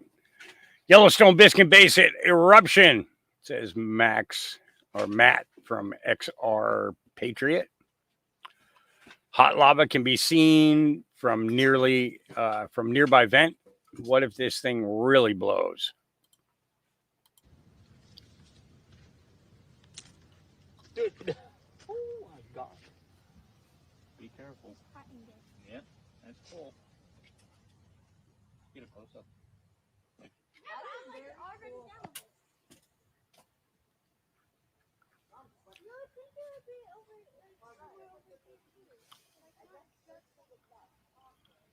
Crazy, huh? They find more than one. Dude. Oh my God. Be careful. Yep, that's cool. Dude. Oh my God. You see that? He threw a twig in there and that twig just evaporated. Evaporated because of the heat. Didn't even burn up, just evaporated. Crazy. Yep. Yeah. All right, moving on. Same people who couldn't define what a woman is now are voting for Kamala Harris because she's a woman. Can someone please just give me a valid reason as to why they're voting for Kamala Harris? So far, the only two that I've heard is because she's a woman and she's black. I'm from the exact same people that can't define what a woman is and who say not to judge people based off the color of their skin. Okay. Thought we learned our lesson with Obama, but apparently not. Actually terrifying that this is the type of woman that people want as the president of the United States. They really want a woman that's known for using her mouth to get to the positions that she's in. And I don't mean public speeches. But then again, based off the morals of the women of the left, not surprising. Don't get me wrong, I'm not against having a woman president, but I'm not going to vote for someone just because they've got a cooch. Especially one that is pro-defund the police and open border. Those are the same ones that say that Trump is trying to take down the democracy and you don't even realize what's happening in front of your own eyes. You now have a candidate that you did not vote for. This has never happened before. All you are is a puppet in their game. I thank you for your service of being a little social justice warrior for the past 4 years, but we don't want that anymore. You want a woman president so bad? I'm sure that it's not one that's going to be a complete embarrassment to our country. When push comes to shove, it's not going to matter what's in her pants or the color of her skin. It's time that you start actually using your brain because we can't afford another 4 years of this. Have a good day. Can someone please just give me a valid reason? They do talk fast, don't they? Like, whoa. Yeah. All right, Josh Hawley, this judicial nominee thinks police enforcing traffic laws is racist and any detention of illegals at the border is abhorrent. Where do they find these people? You've also written a paper in which you say that you don't think police ought to enforce traffic laws because it may lead to inequity. Do you remember that paper from 2023? Yes, Senator. Why is that? You don't want police to enforce traffic laws? I mean, it just seems to me, I'm having trouble following your positions here. You don't want the immigration laws to be enforced. You apparently think that any detention of illegals at the border is motivated by political calculations and is illegitimate, and you don't want police to be enforcing traffic laws. But you want to be a judge. How's this going to work? Senator, the piece that you are citing documented efforts by cities along with police departments, and in some cases actually led by police departments, to move enforcement of things like hanging an air freshener from a rear view mirror to, for example, ticket by mail or parking enforcement, which would in turn free up police resources to focus on more serious enforcement. I'm almost done, Mr. Chairman. That not just that, though. I mean, I encourage people to read the paper. In fact, I've got it right here. It's 14 pages. Mr. Chairman, I'd ask consent to enter into the record the road to driving equality.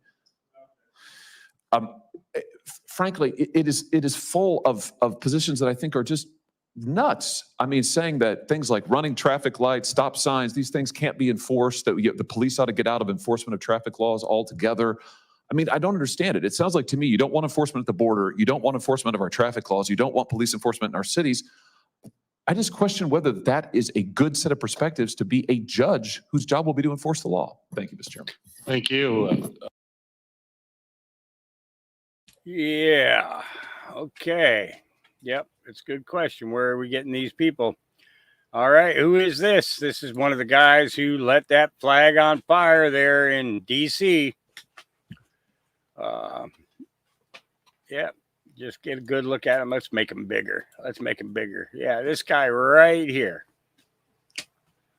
How about that guy behind him? Let's make him bigger too. Yeah. Let's get that guy behind him. Yeah. Because we want equal opportunity, right? Yeah, this guy right here.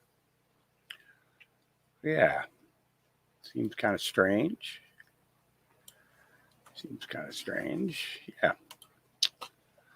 Yep. Yeah. All right. This, I like. This, I have much respect for this individual coming forward like he did and saying what he says. Here we go.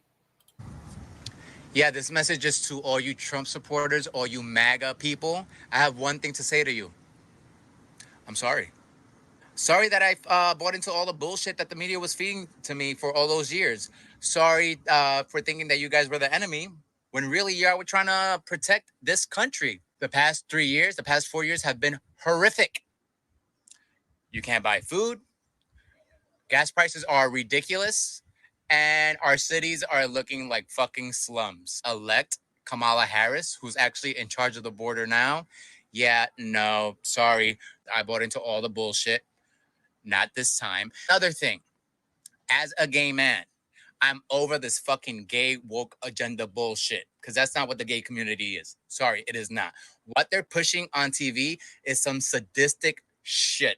And as somebody who has a nephew who's in kindergarten, the last thing I want is for my nephew to think that you already know where I'm going with this, right? That's some bullshit. That, in my opinion, is some bullshit that they're doing with the kids. It has to stop. It has to stop, because it's giving gay people a bad name. Gay people who don't want any part in that. I don't even go to gay pride anymore because it's disgusting. Gay pride used to be fun. Gay pride used to be a kiki. We used to that. No, but basically turned into a fucking sex fest. It's disgusting, and it does not represent me in one bit. I was told that if I vote for Trump, that my rights as a gay man would be taken away and I would be set back 100 years. And can you show me where Trump said that? You know the response I got? Fuck you. Crazy liberal shit. So again, to all the MAGA people, you have a new person on board with you. Trump 2024. Let's get this fucking country back in order. Thank you. Much respect. When he first started, when I first saw this last night, I was like, oh boy, here we go. Here comes an attack. Here comes an attack. And he started off the way that he did. And then he said, I'm sorry. You were right. You were protecting this country. And I have great respect for that. 100%. No doubt about it. I think that that's incredible. Conservative Ant, you got a fellow fighter there right next to you. Yep. All right. So let's point this out. Nothing to see here. What the fuck is that? What state are we in right now? Confusion.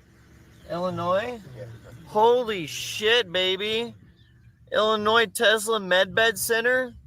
Are you fucking shitting me? What the fuck is that?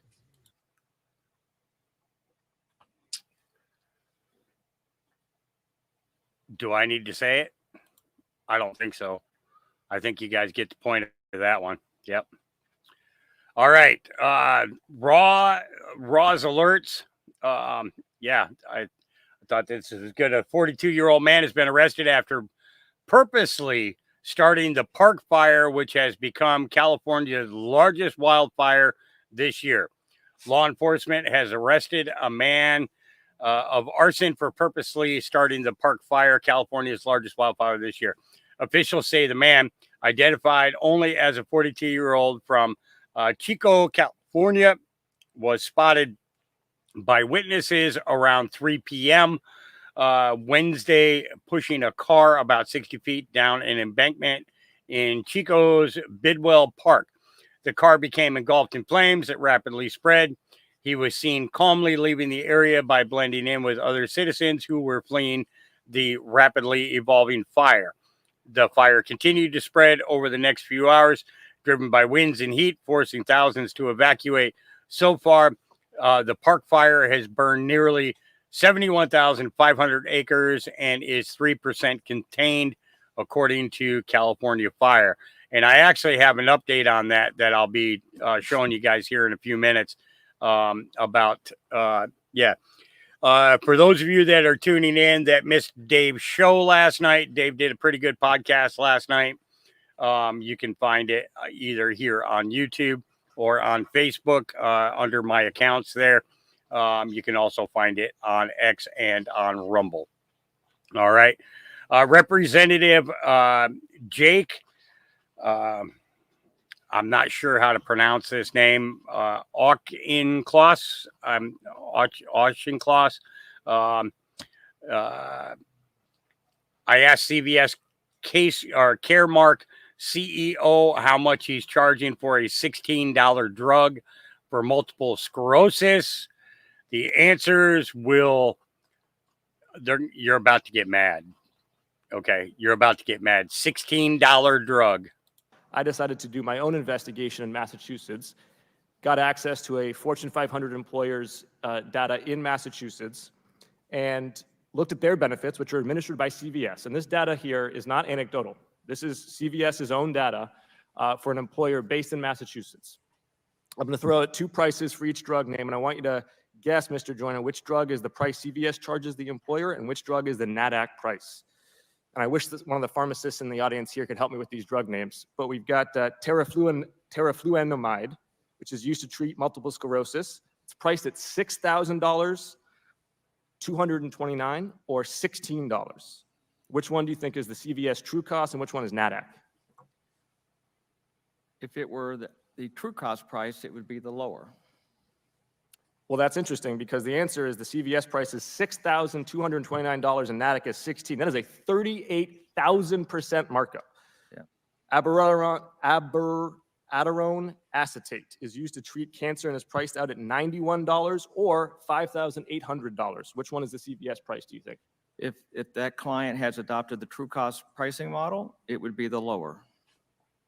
We have the CVS price at $5,800, NADAC at $91. That's a $6,300% markup. I can keep going. We've got prostate cancer, 6,000% above NADAC. We've got leukemia, 13,000% above NADAC.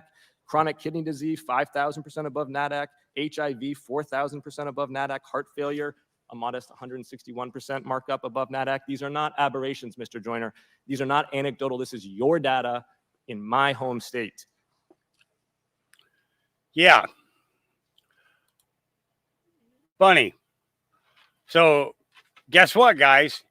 It's not just the pharmaceutical companies, but it is actually the pharmacies as well.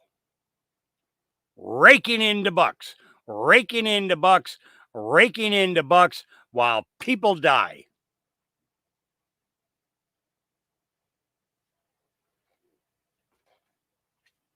All right. Truth Seeker 01011. half of Jasper is gone.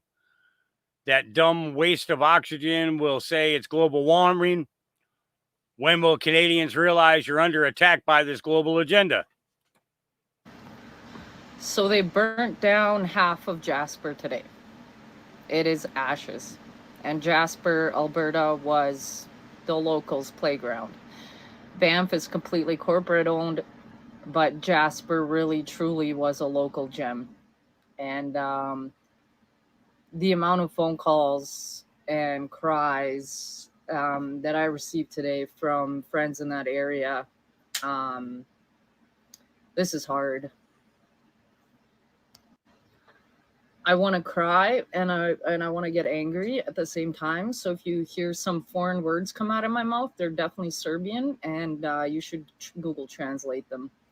But the amount of animals in that area as well, who knows how many have been taken, affected, displaced, injured. I pray to God that nobody was injured today. I know losing everything sucks. But we as Albertans, we know how to come together and really help each other out. We're down in Texas right now, and we're trying to see where we can donate to the evacuees. But we all know that turd sock boy is going to address the nation, and he's going to use this as his global warming agenda.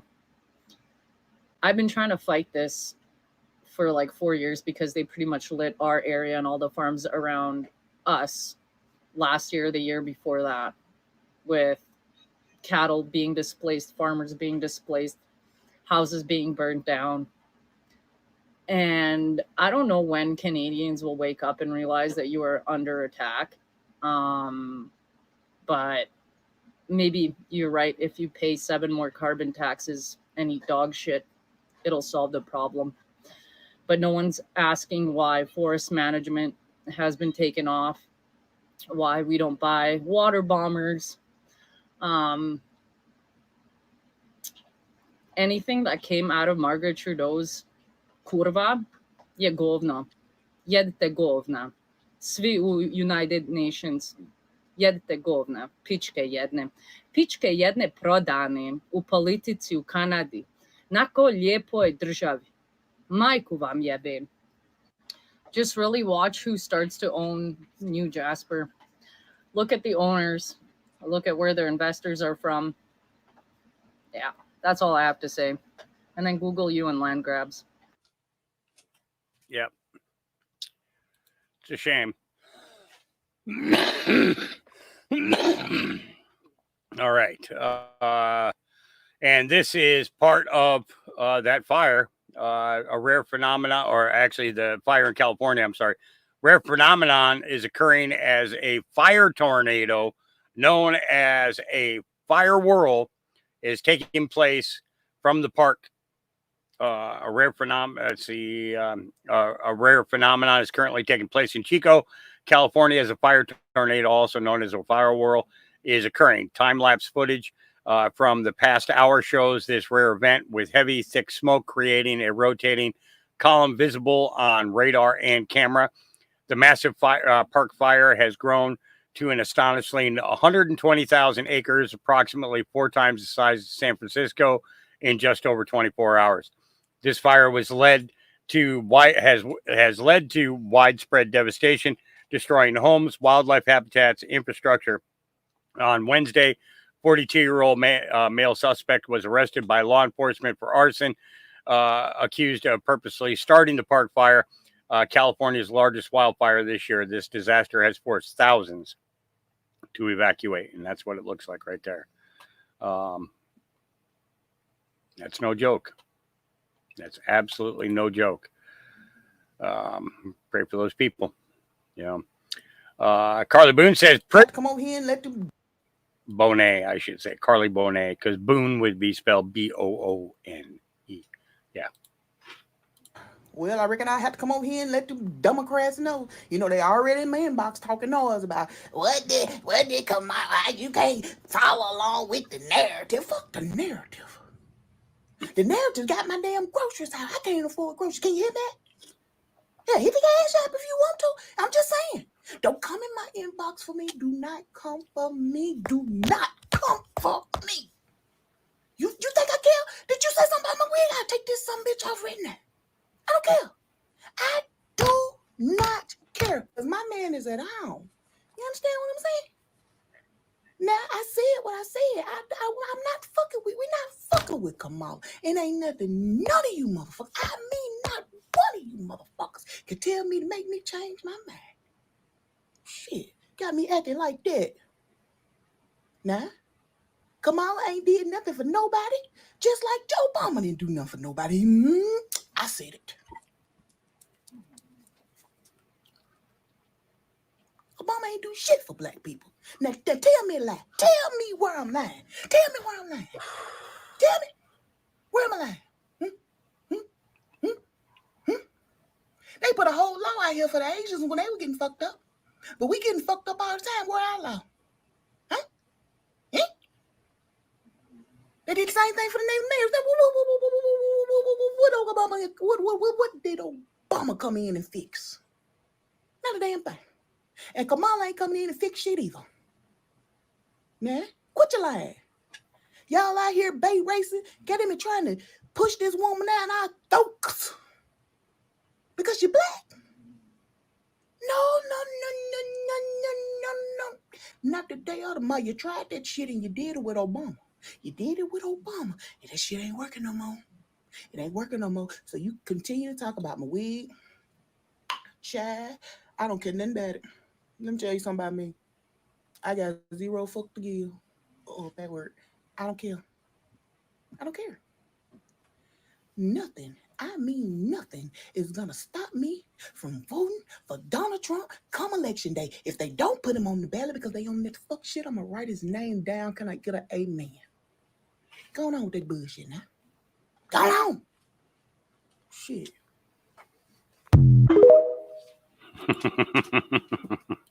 420. Somebody called 420, so you know I can't ignore it. It's against my principles. Often puts me in a moral dilemma. You know, actually, it would be a moral dilemma if I smoked naked, but I don't smoke naked, so it's not really a moral dilemma.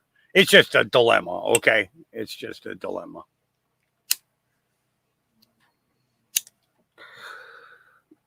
Oh, you better not cough.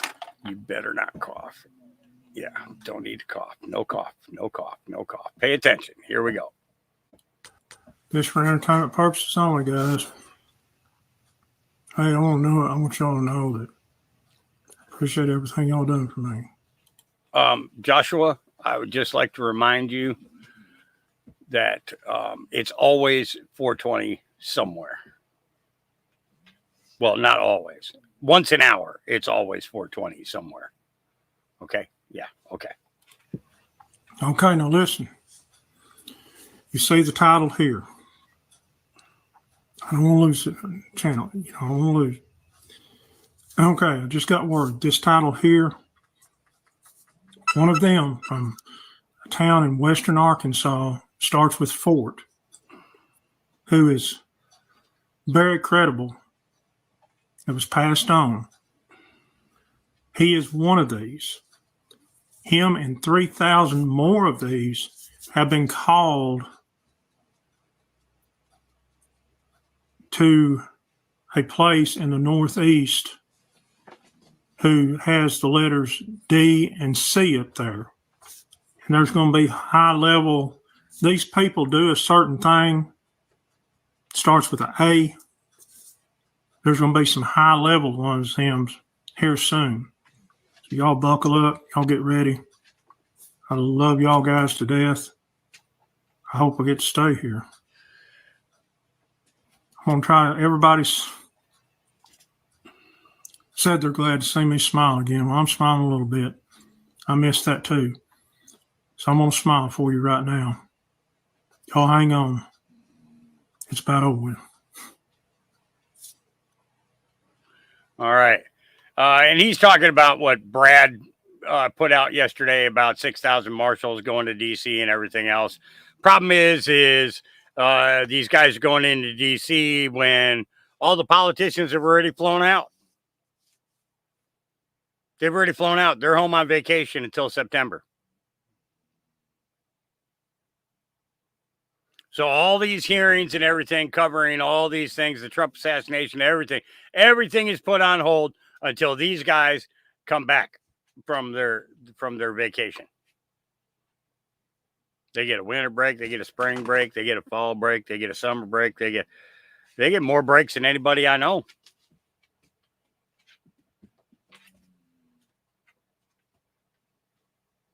You know, so what exactly Brad's talking about, saying that he's got a friend who's involved with something or is attached to something. It says that there's 6,000 U.S. Marshals. Well, I know this, that the officers who were sworn in New York City were sworn in to be Capitol Police for 2 days. So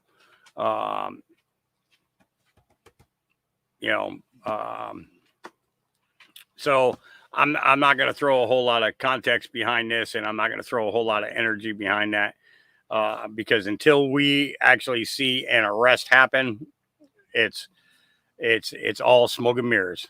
It's all smoke and mirrors. And people who are promoting that this is going on right now without any verifiable proof and showing us any verifiable proof, then it's all bullshit to me. Okay. I am one of those motherfuckers, and I hate to say it like that. I am one of those motherfuckers that I need to see it to believe it. Okay. I need to see it to believe it.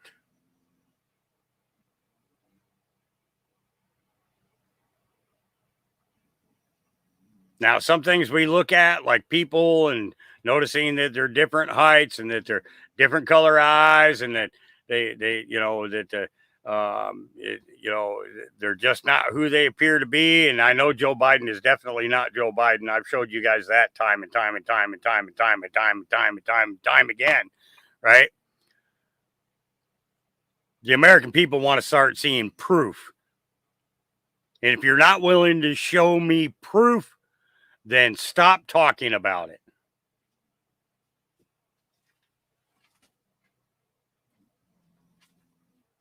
It's just not cool. Not cool. And these guys who are out there promoting this stuff, listen, they were guys who were given dates before. Okay, they were giving dates. Godlewski, Barton, Charlie Ward, Simon Parks, all of them. They were all given dates. All giving dates. If you ain't got the receipts, shut your fucking mouths.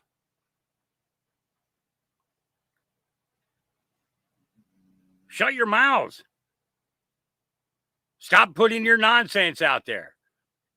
Oh, I don't care if you got 4,000 viewers a fucking day. I don't care if you got 40,000 viewers a day. I don't care if you got, as Godlewski claimed the other day, I got 34 million people watching me. 34 million people, going up to 40 million. I call bullshit. I call bullshit. Get off my chair. Get off my chair. Okay? Get off my chair. Go lay down someplace else. No, go lay down someplace else. Go on. Go on. Liberty, go. I'm not playing with you. Go on. Sliding me all over the floor, sliding me away from my microphone. I'm sitting here trying to have an intellectual conversation with a bunch of intellectual people, and you decided to slide me 2 feet away from my microphone. Go on. Okay, where was I? Bullshit. That's where I was. Bullshit. Yeah, that's where I was. All right, let's get into some more bullshit. All right. Breaking. Georgia Secretary of State, piece of shit, withholding, and that's, I guess, accordingly his name. Okay. Georgia Secretary of State, piece of shit, withholding evidence of election crimes from the Georgia election or state election board. The Secretary of State claims they found a flash drive containing 518,960 ballot images, cited as Exhibit 11 in their report, and has threatened the election board. They can only see the evidence if they agree to drop their investigation into the overthrow of the United States government during the 2020 election. Plus 20,000 fraudulent votes is found in both the original and the machine recount in 2020. SBB 2023-025 shows Fulton County was 17,234 votes short during the machine recount, and its final results were missing 17,852 ballot images and included over 3,125 duplicates.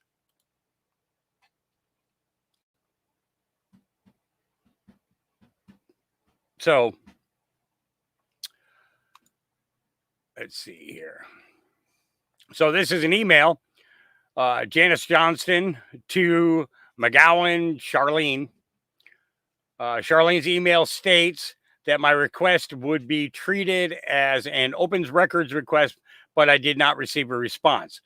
I called Sarah Koth yesterday, and she had investigator Gil Humes give me a call. Mr. Humes said that the images will be available to me to review next week. I still do not understand how Exhibit 11 was listed in the case summary, which should have been available for all the board to review well before the meeting. Now I find that Exhibit 11 is still not available. This exhibit was repeatedly referenced during the investigators and Ms. McGowan's presentation. Please help me understand how an exhibit can be listed, referred to, questioned about, yet I am still unable to see Exhibit 11. The viewing of Exhibit 11 ballot images does not fully resolve or close the case. Thank you, Jan. Okay. However, we can make the files available for inspection so long as the board is in agreement that this case is fully resolved and closed. Who are you to tell them that they have to close their lawsuit against you for committing a crime against the American people in order to, you guys get where I'm going with this. Yeah. All right. So this is from the State Election Board to Joseph Rossi. As a courtesy, you are hereby informed that a matter regarding which you provided information to the State Election Board is on the agenda for the board meeting to be held on May 7th, 2024 at 9:30 a.m. The meeting will take place at the Georgia State Capitol, room 341. You are not required to attend, but you are welcome to attend if you wish. The matter involves allegations that were investigated by experienced investigator. This matter is in the violation found category. So basically, they told this person that their claim, okay, was valid, that there was, in fact, fraud. Okay. But here we go. In response to an investigation subpoena, respondent provided to SOS investigator a thumb drive that contained 518,960 ballot images from the December 2020 recount, Exhibit 11. So why is I did an interview a few weeks ago with Chris Krebs, and every time I asked him, how do you know what you know? How do you know the election has integrity? Virtually every time he said, look at Georgia. Look at Georgia. Just look at what happened in Georgia. I did an interview a few weeks ago. Yeah. Made for TV kind of thing. You know what I'm saying? Yep. All right. This is why Mike Tyson is voting for Donald Trump. And I really like how he score, right? But I like Donald Trump. You know? Donald Trump stood up for me when they talked bad about me, and people said, what do you think about this convicted rapist? Said he was for you. He sponsored, he said, he accepted my, vouching for it. He accepted that and said, Mike is my friend, and I respected that. Mike Tyson was greeted at his door at 1 o'clock in the morning by a woman. He then... We don't need to go through the case again. It's ridiculous. The woman was dancing at 8 o'clock, and this guy's in jail for 6 years. I don't understand it. I think it's wrong. I mean, their defense essentially was that anybody that goes out with Mike Tyson knows she's going to be... This is his defense. I think it was a horrible job they did.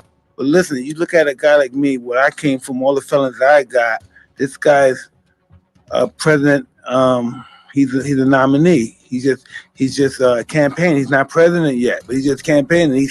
He says all these, cool things. I like Mike Tyson. He likes me. We're both, it's good stuff. And it's campaigning. And then what am I going to say? Fuck him. He's a racist pig. I can't find myself to say that. I can't say that. Right. I can't say that. Right. I'm not gonna be one of those guys to say that. I can't say that. I can't listen. A lot of my people from my community turns against me, turn it back on me for my rape conviction. I don't want to hear that shit. Yep. And this is the thing. The people that Donald Trump really stood up for, okay, in the past, were all good people who got thrown into really bad situations. And listen to what he said. He says that she knocked on his door at 1 a.m., but she was out dancing at 8. Ladies, if you got raped at 1 o'clock in the morning, are you going out dancing that night? Seriously, are you going out dancing that night? I don't think so. I don't think so. Nope. You ain't going nowhere. You are locking your doors. You are pulling the shades and the curtains.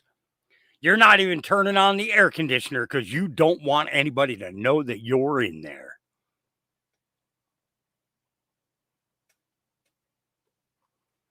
Not kidding. You don't want anybody to know that you're even home. And to make sure, you'll go in your closet to smoke a cigarette instead of stepping outside.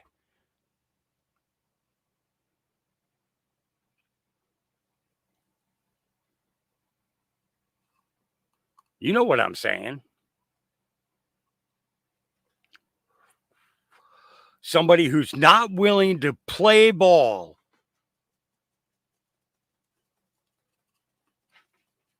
Okay, is going to get set up.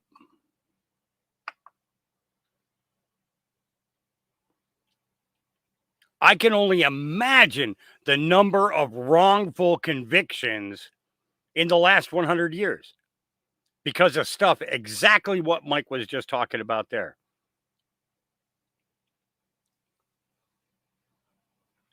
But this is the thing. The thing about Donald Trump is that Donald Trump didn't listen to the news. Guess what he did? He did his fucking research.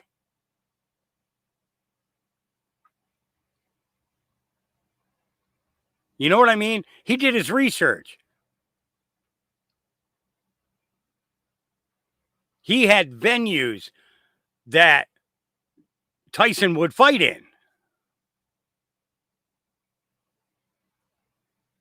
right? So what's he do? He talks with the managers. He talks with the handler or the agents that handle the sports person, okay? And he talks to the person, and he researches the victim.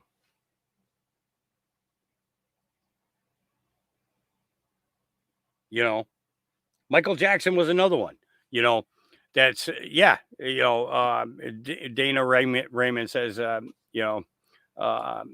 Michael Jackson was treated so bad, I never believed it. And the thing is that just because they did the one eye cover or they did the okay sign to make the 666 or whatever, okay, that was experience under a handler, okay, and in most cases it was the photographer asking them to do that while they're getting the photos done. Do you think that they went in and intentionally said, okay, well, I'm going to cover one eye today during my photos and see what comes out, right? You know, so you got guys who didn't want to play ball. Michael Jackson did not want to play ball. So what did they do? They accused him of molesting all those kids that went to Never Never Land.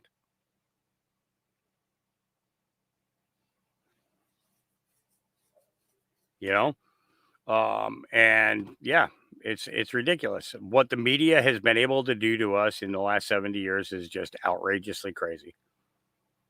Absolutely outrageously crazy. And since the NDAA was signed in 2012, giving the news permission to lie to us and to pump us full of propaganda, we've gotten 100 times more daily. Then we got the false flags that we see. We got the shuttle, and mysteriously, all the astronauts are alive using their own names, but in different jobs. You know, how much did they get paid off? Did they get that position at that college to speak because of the fact that they pretended to be dead? Shocking all the children, giving them a trauma that is going to last them for years. Because that wasn't an inspiration to watch that shuttle blow up. Absolutely was not an inspiration.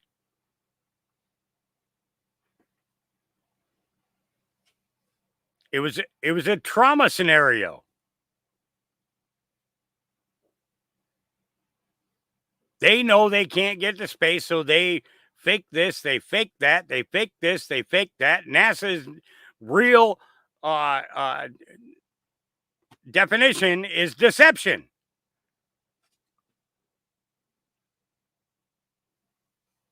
And you know what's even crazier is the fact that they could have named the company Deception in the American language or in the English language, right? They would have done that. They would have done it in the English language, okay, and just named it Deception, and people still would have fell for it.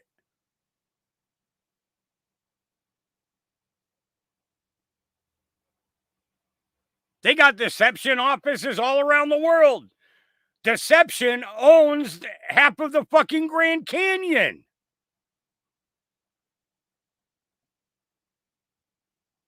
Half of one of the most beautiful natural land formations in the world is owned by Deception.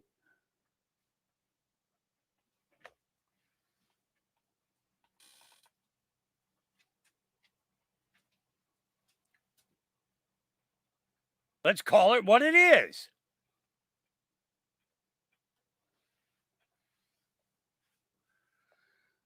Yeah, Dana, I actually had some stuff lined up about Disney, but I'm so disappointed with Disney. I don't even want to cover it. Okay, but their DEI and their trans programs, now they're offering transition surgeries and everything else. is absolutely ridiculous.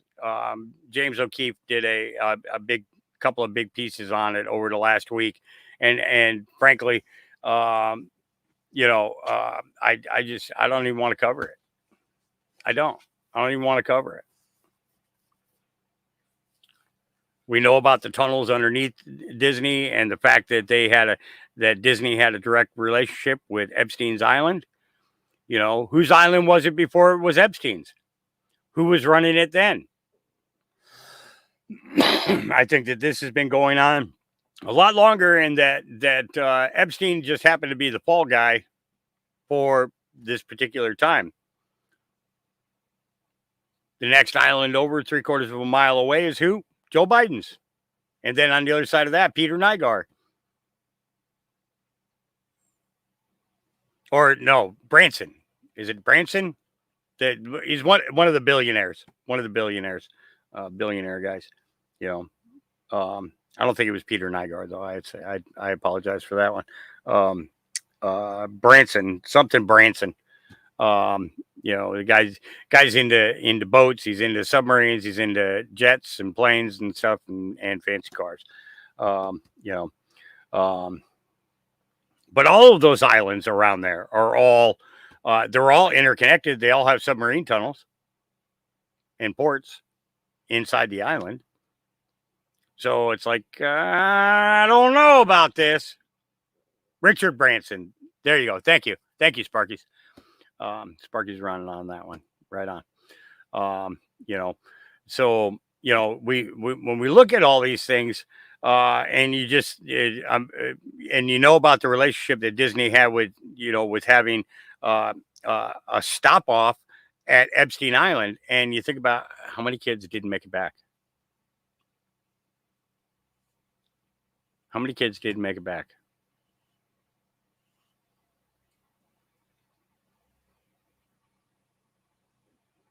Just ridiculous.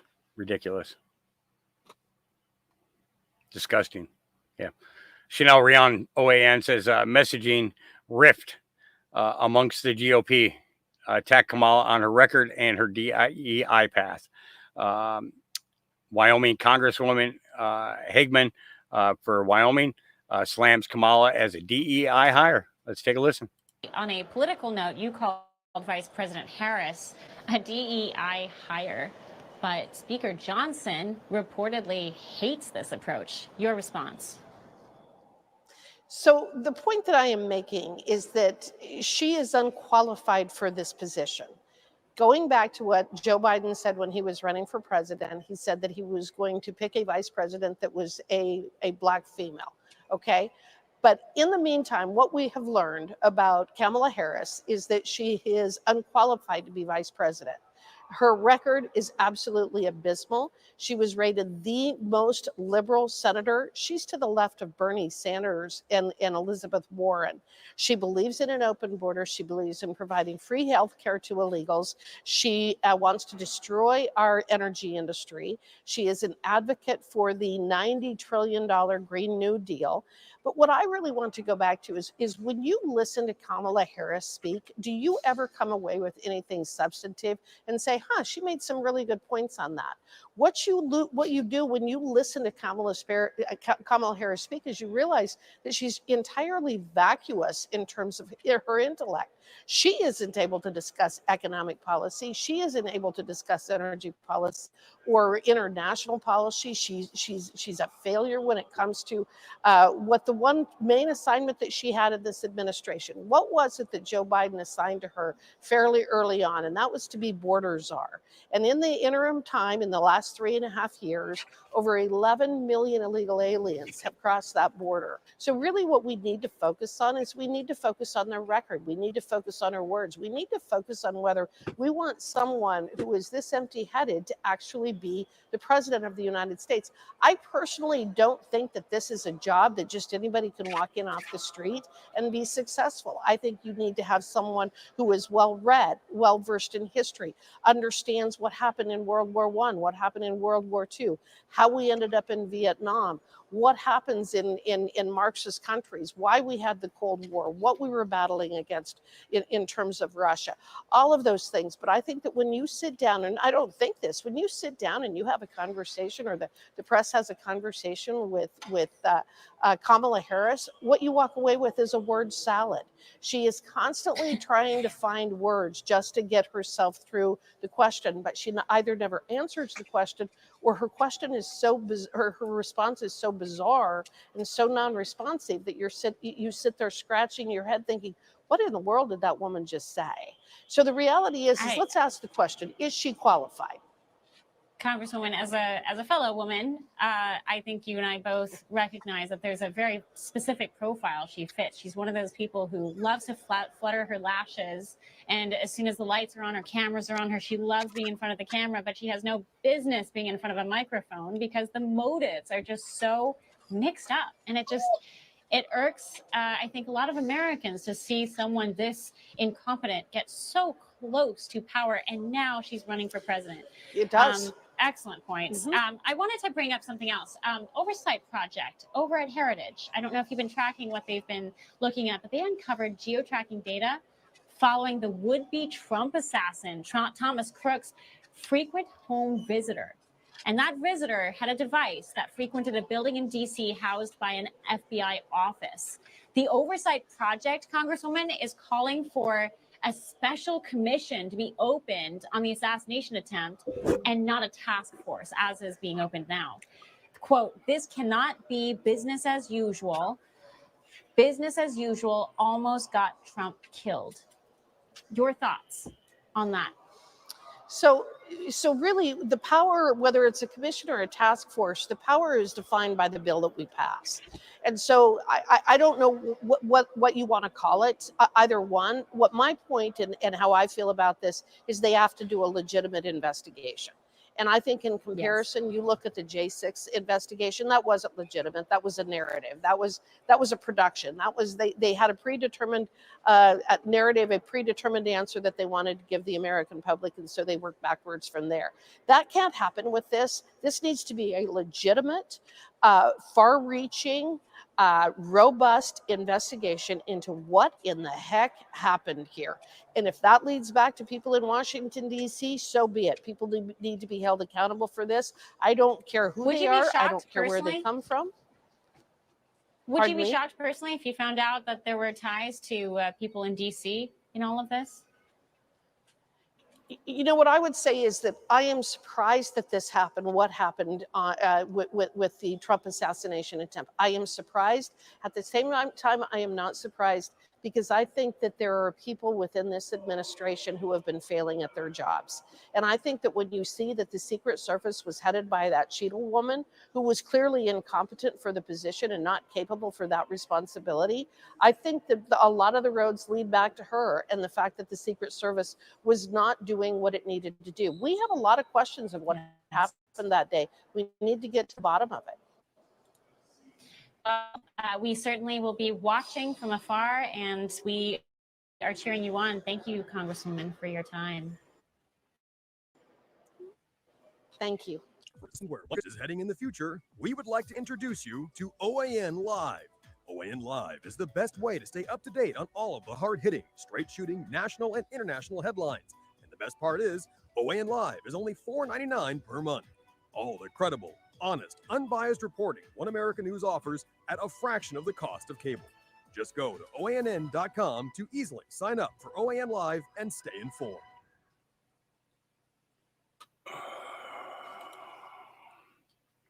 Just doesn't stop in chat, does it?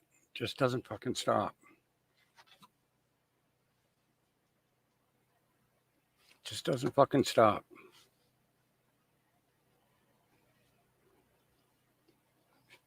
I got people here who are not here for that shit. Over and fucking over and fucking over.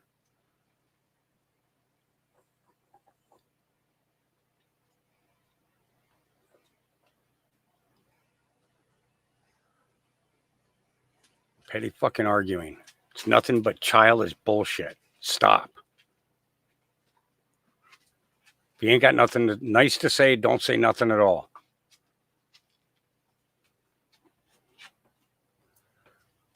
Ultra MAGA Party, Josh Hawley, members of Congress should not be trading stocks. There's always an excuse for why we can't do a stock trade bill. I've heard this for years. And now we're being told, oh, this was drafted hastily. That's just simply false. I mean, we've worked on this for literally years. So I would just welcome those who now suddenly have concerns. Where have you been for the last few years? I am 100% committed to banning stock trading by members of Congress. So I'm not going to be dissuaded from that one way or another. And we can throw up as much chaff as you want to. But the fact of the matter is, members of Congress should not be trading stock. They should not be.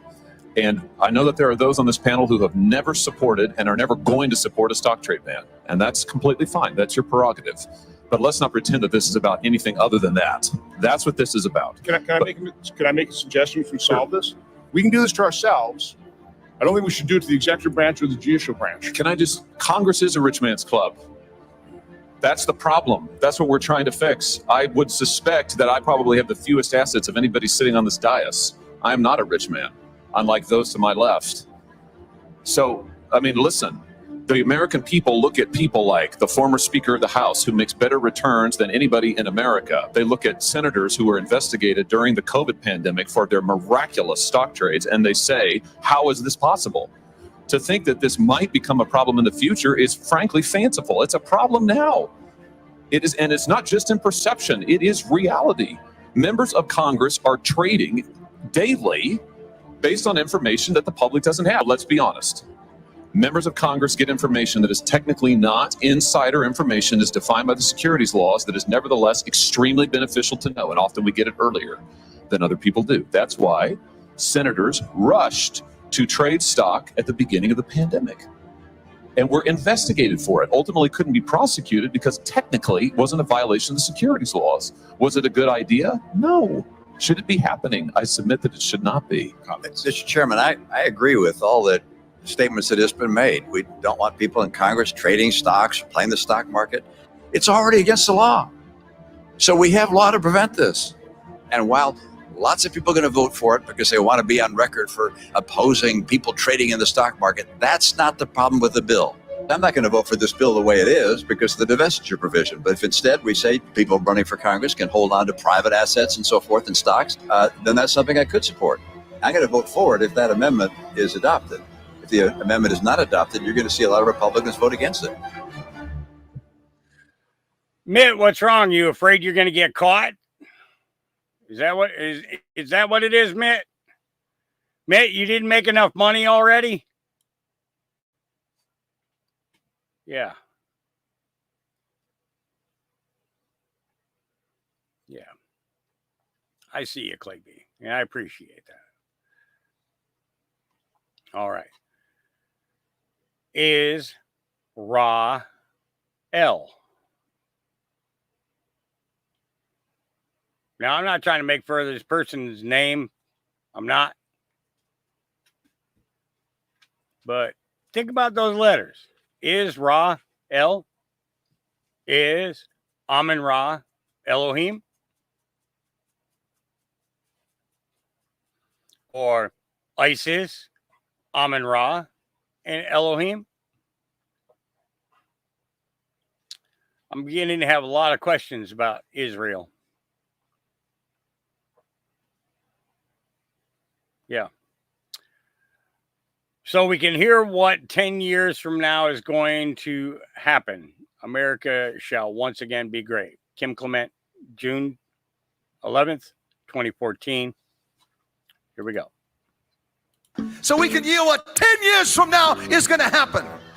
This is the power of the prophetic. So I'm getting attacked. So what? There is going to be a change, an occupation in the White House, where there will be once again restoration of wells that were dug by your forefathers. And I believe you're understanding what I'm saying. I'm not calling anybody bad, but I tell you what, we need some changes. And God wants those changes as well. And I want you to know that he is preparing it. And those wells which were yours by inheritance, but today you don't have access to them because someone else has occupied them, someone else's mind, someone else's politics, someone else's control has taken occupation of those wells. And because they've done that, we don't have the freedom anymore. We don't have the wealth anymore. And I want you to know that God wants that to change so that those wells which were dug by your forefathers can once again be yours, and America once again shall be great. Come on, come on. Yep. The wells. And that was 10 years ago. That was June 11th of 2014. Yeah. Now here's one for you, a real shocker. And this woman should be in prison. Absolutely should be in prison. New Ukrainian Sunny Isles Beach mom who was caught battering her 3-year-old son accepts a plea deal in Miami, Florida. This woman is a monster. 29-year-old Yulia Storazuk says she is super sorry and blamed the incident on her emotions getting the best of me. Storazuk avoided jail time and was only sentenced to 3 years probation. The same woman says she fled the Ukraine war and came to the United States about a year ago. As part of her plea deal, she faces deportation back to Ukraine. Judge Carmen Carbargo encouraged that she be reunited with her child at some point and made her promise not to be physical with him. How pathetic. Yeah, real pathetic. This is what she did to this kid.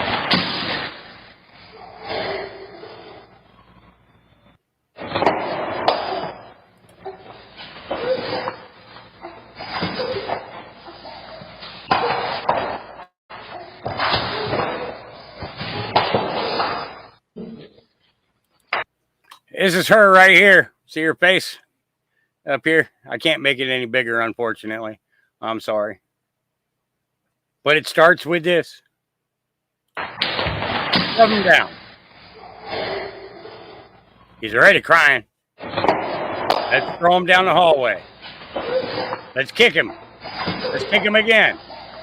Let's throw him down the hallway again. Let's kick him again. Kick him again.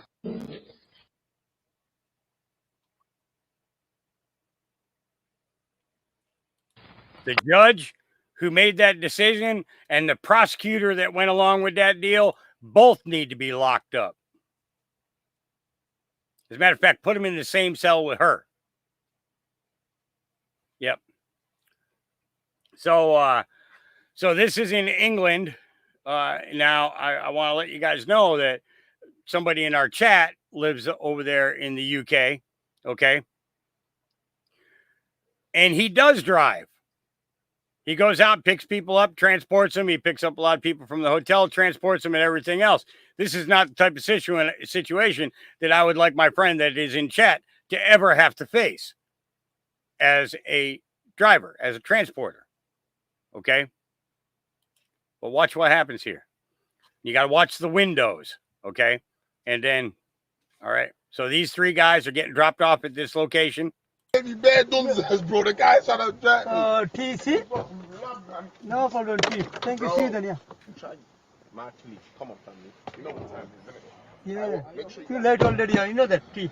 I'm going home now. Stay.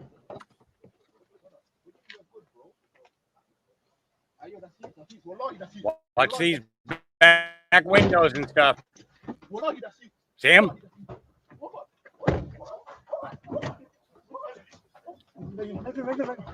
Michael.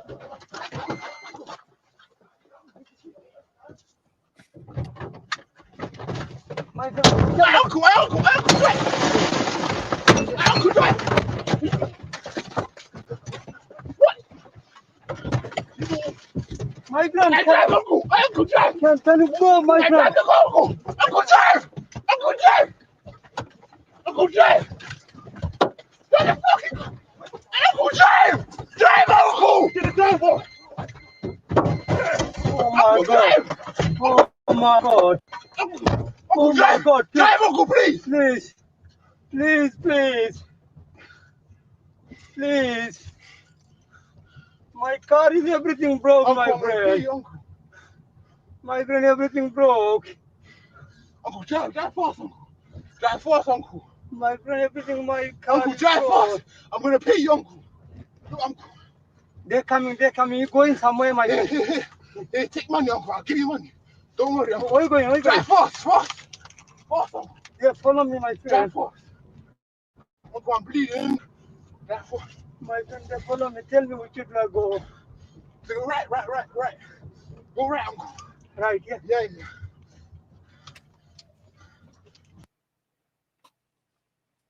You know, that the guy should have just taken him straight to a hospital. Should have drove him straight to a hospital. Okay. But this is what gets me. It was, my car is my life.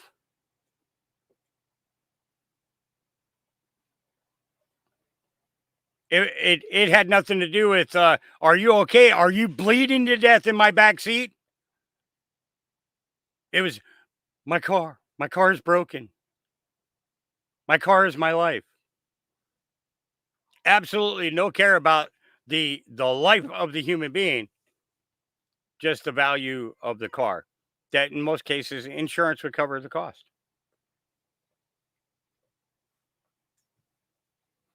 Right? Fill out a police report, and there you go. You know? And he could drive off from the scene without a problem, okay, and still file a police report because he's got it all on tape, you know, on his dash cam there, right? So he can still file with the police department, but get the guy to the hospital. We saw him stabbed at least 7 times. Instead, it's, where you want me to take you? Where you want me to take you? My car.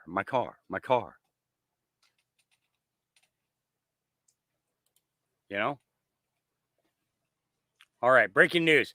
U.S. district attorneys and U.S. sheriffs are working together to criminally charge Anthony Fauci, Ralph Barrick, Peter Drzak, and many others for racketeering and inclusion and creating the particular thing that happened back there in 2000 and premeditated murder of thousands by these drugs here.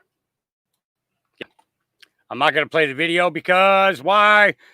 Because YouTube upholds the rules set by the WHO and are getting funded in order to not allow any podcasters to talk about anything about the WHO.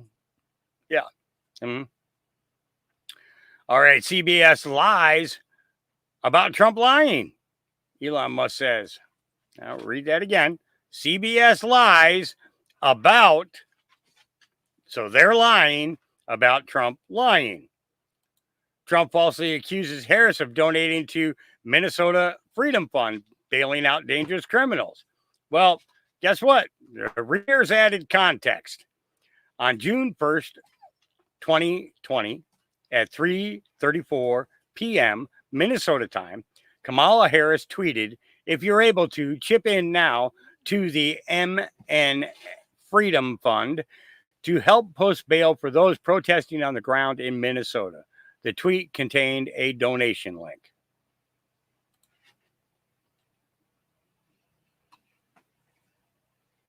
And here's the tweet.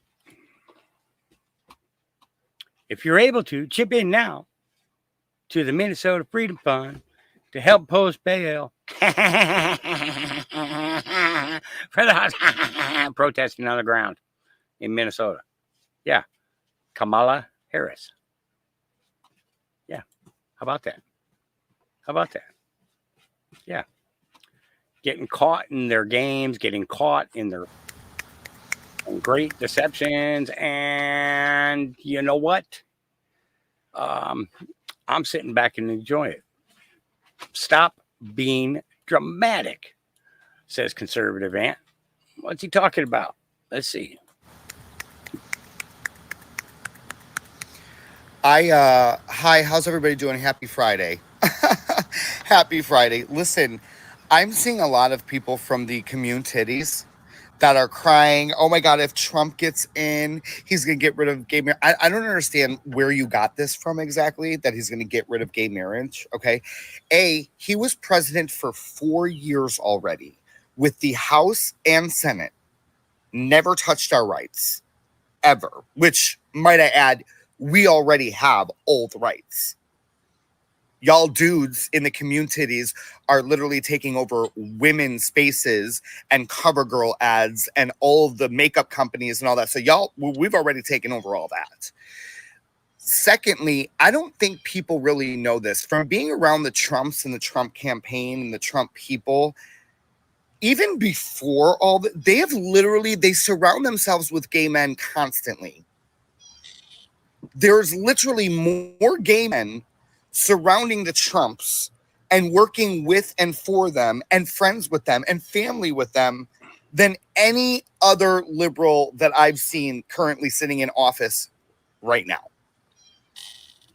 Like, I don't know where this comes. Like, stop getting on camera and crying and saying our rights are going away. They're not going away.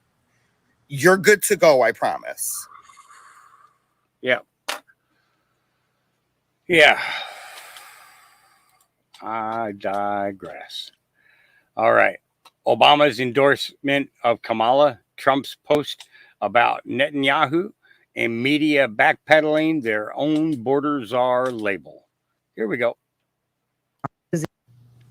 You ready? The Obamas finally endorsed Kamala. A phone call as she was walking out to her car. I guess they called her and they're like, we love you. We're going to back you. Da, da, da, da, da. And she was like, okay, thank you. This is important because the Obamas are obviously one of the top Democratic leaders. Because they hadn't endorsed her just yet, there was a lot of speculation as to whether or not Kamala was going to be the person that they picked at the DNC convention. But they endorsed her. It could still change between now and the convention as to who they want in their party. But it looks like with all the endorsements now, it's probably going to be Kamala unless something happens. I'm talking about like something detrimental. I'm talking like if information comes out about her that tanks her in their polls or whatever they're doing. They still have time to change her, but it's looking pretty unlikely. Said Kamala did sit down and have a conversation yesterday, finally, with Netanyahu from Israel. Up and gave a public speech about what that conversation sounded like because you couldn't be there for the conversation. They came in, they said hellos, and then they shut the doors. It was a private, off the records conversation. Talked about what happened in Israel in October, and then she also stated and reiterated what's happening in Gaza isn't okay, and she urged him to stand down, I guess, more or less. Biden is set to meet with Netanyahu today, and I don't know what that conversation obviously is going to look like. It's probably not going to be open to the public. We're probably not going to see anything. He'll probably just put it out on X, or maybe he'll give a press conference. Who knows? Nobody knows because Joe's just off being tall somewhere. Trump is also set to meet with Netanyahu on Friday. There's a lot going on with that. Sent this out yesterday saying if they do, quotations, assassinate President Trump, quotations, which is always a possibility. I hope that America obliterates Iran, wipes it off the face of the earth. If that does not happen, American leaders will be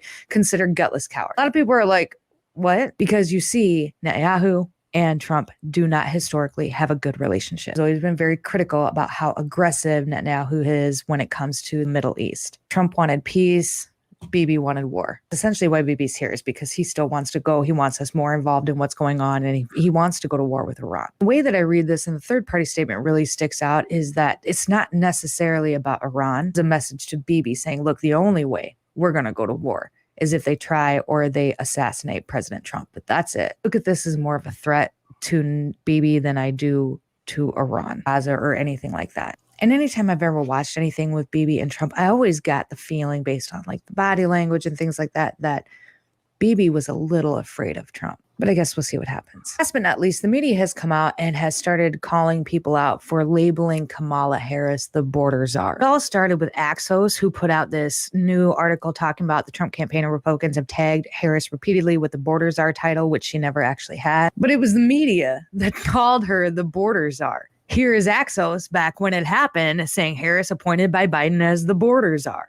And it all stemmed from this statement where Joe Biden gave a press conference. He told everybody that he was appointing Kamala to be ahead of the border. Going to lead our efforts with Mexico and the Northern Triangle, and the countries that help are going to need help in stemming the movement of so many folks, stemming the migration to our southern border. Her leading, and I appreciate it. I agreed to lead our diplomatic effort to work with these nations to accept their returnees and to enhance migration enforcement at their borders at their borders. The transcript. And so it just basically typed out what Joe Biden exactly said. And then it was the media that started calling her the border czar because she was in charge of the border. Yes, she was. That was part of her duties. And to where she gave interviews about it, trying to say that she never was. And so just be really careful with that backpedaling and make sure that you're keeping all your screenshots and all your information. Onward and upward.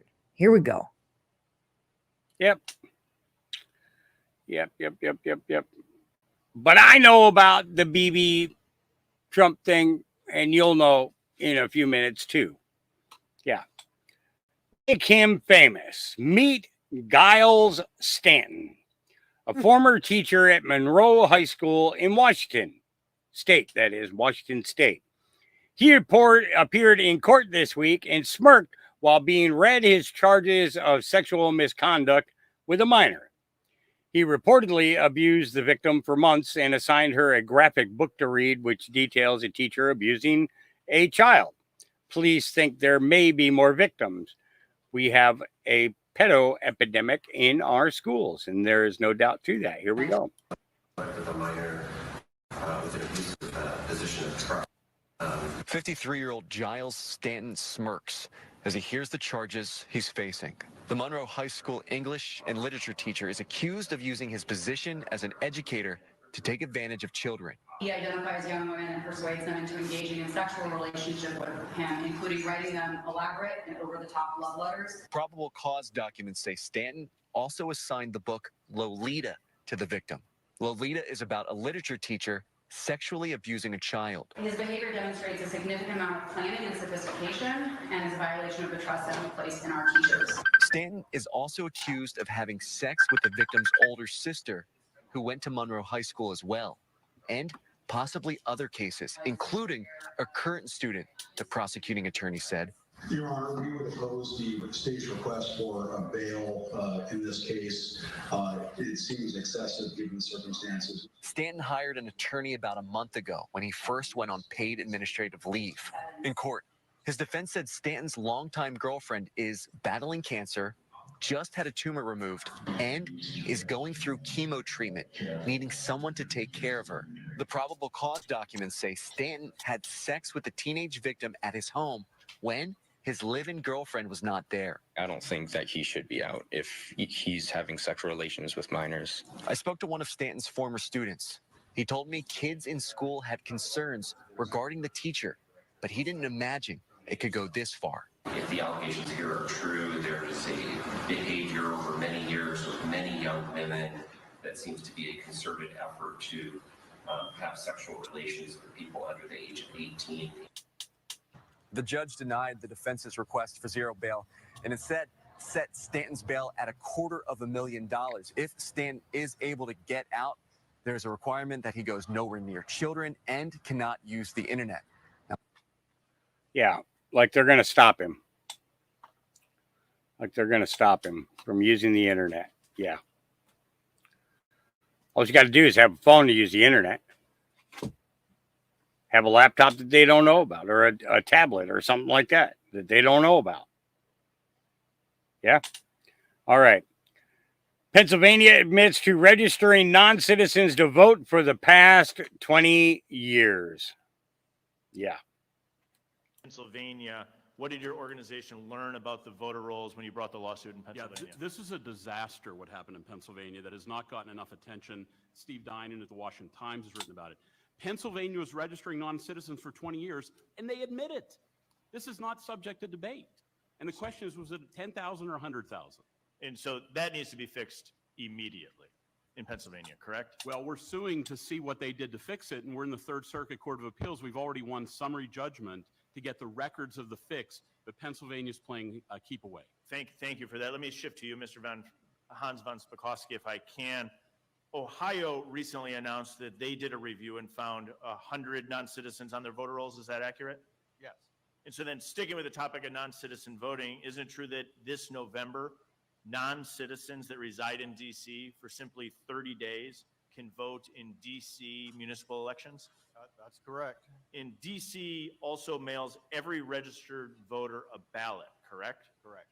And so you're telling me that in Washington, D.C., if there is even a small clerical mistake, non-citizens could be mailed a ballot with federal races on them? That's correct. But we've heard and we know it's a felony for non-citizens to vote in federal races, but the DC Board of Elections held a call a few weeks ago encouraging non-citizens to vote in the municipal elections and told the public it was on the non-citizen to understand they can't vote in the federal election, correct? That's correct. And so then I want to go back because we heard from one of our other witnesses that non-citizen voting is a myth, that there's no evidence of this. But was there a case where there was a close election in the House of Representatives and Congress went back and studied whether or not non-citizens actually partook in that election or not? There was, and in fact, I brought the report. This is the House Oversight Committee report from 1998, and it was the investigation of the race between Bob Dorn and Loretta Sanchez. Margin of victory, 979 votes. Because the INS refused to give the committee records, they had to subpoena them.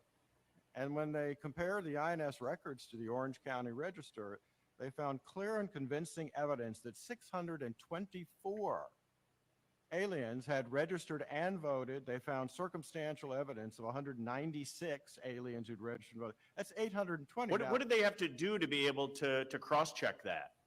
They had to take the INS records and check it against the voter registration records. Is this done in every election? No, it's not. Well, we were done- told there was it's a not done paper at all. trail. We were told there by another witness that there was a paper trail. You're telling me that this paper trail only came because Congress subpoenaed the records in this case. That's exactly right, and that's why, as Secretary Byrd said, Secretary of State need to be given access to DHS records. So Secretary Byrd, if you were concerned, you run a solid elections in the state of Florida, but if you were concerned that this was taking place, would you have the access that Congress had in the review of the 1998 election?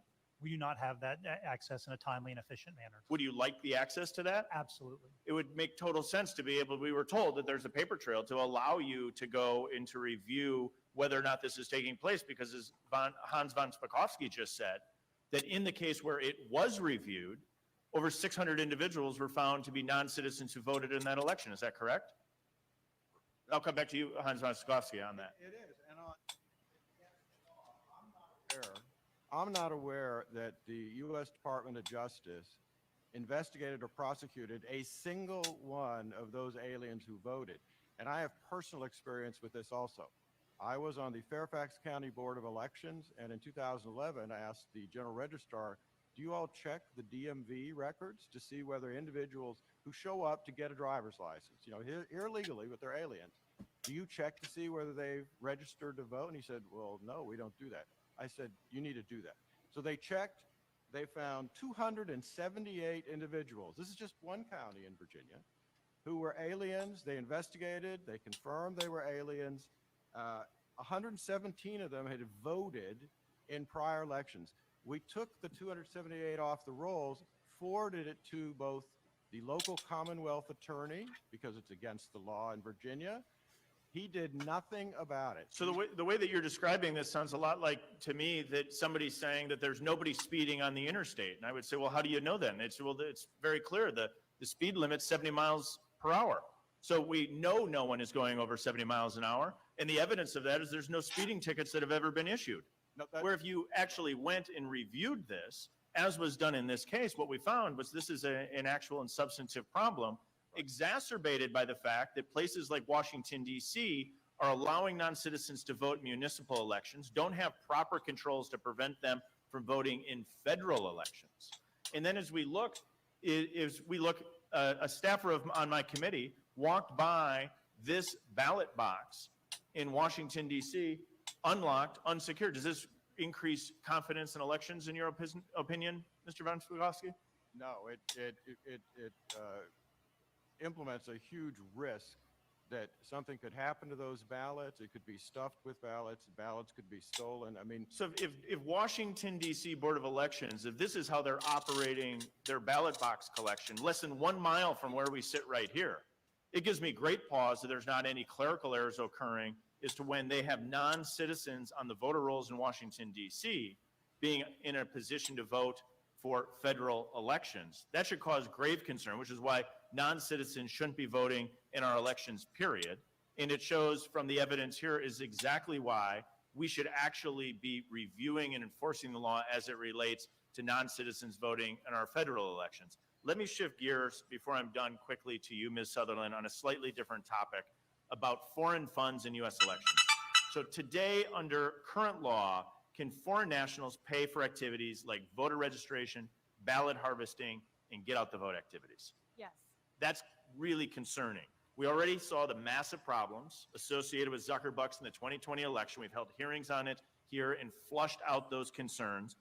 Congress needs to close that loophole.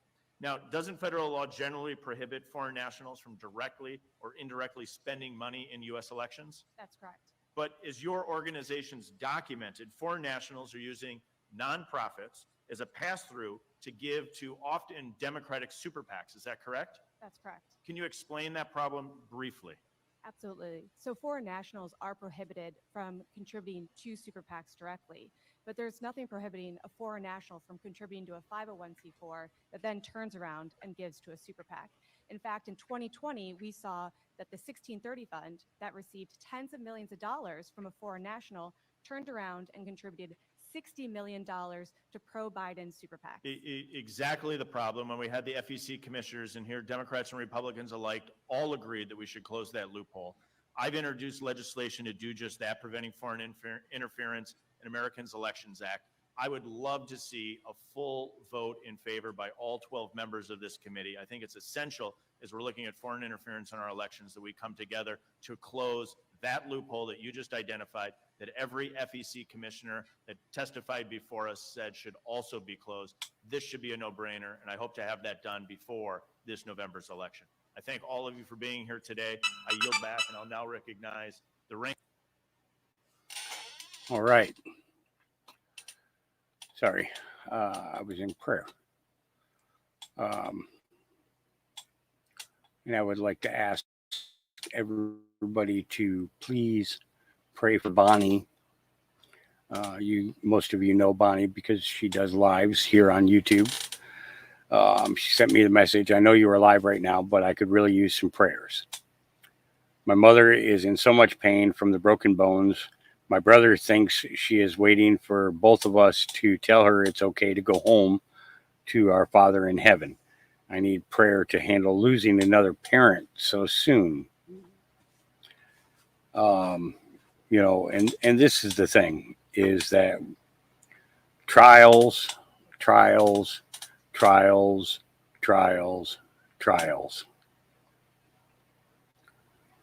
We're all going through them.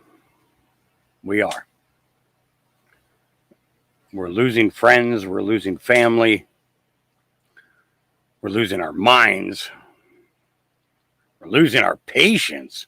That is for sure. So I'm going to ask everybody to pray for Bonnie and her mom. And the thing is Father in heaven is the one who decides whether it's time or not.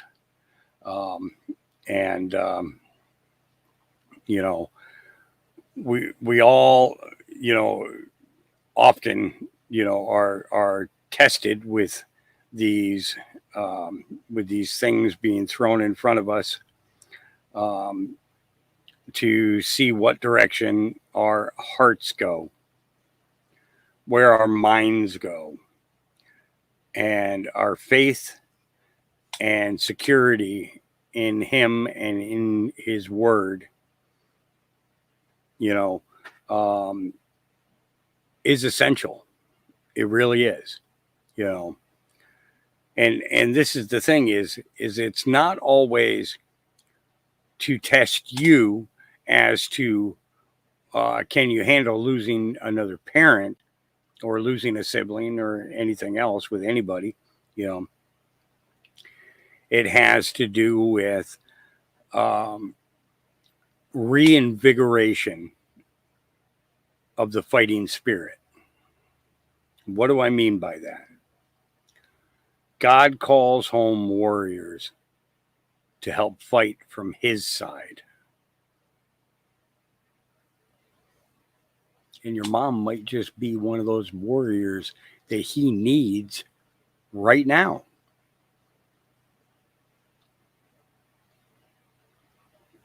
And I know that the words that just came out is not something that you want to think about, but it is something that you should think about. Those that we have lost over the last 4 years were not chosen for the fight that we're in. They're chosen for the fight that he's in.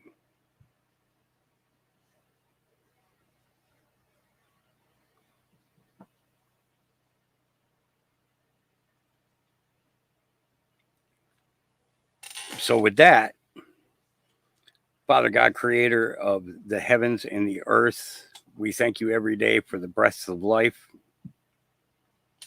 the ability to stand firm in our resolve, for the books that you have given us to help direct us in the lives that we live. We thank you for these words. Our sister Bonnie is having a very difficult time right now, Lord.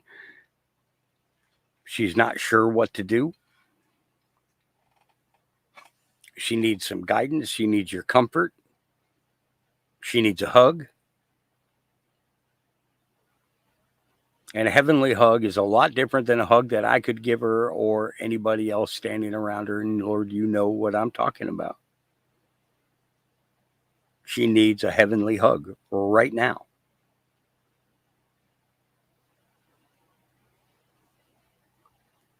Help her to firmly put on the full armor of God so that she can stand against the schemes of the devil.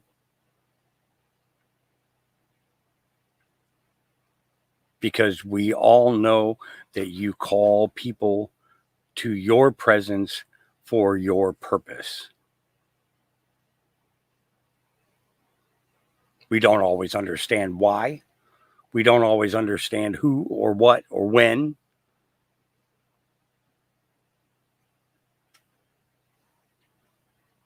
You need warriors as much as we need to become warriors.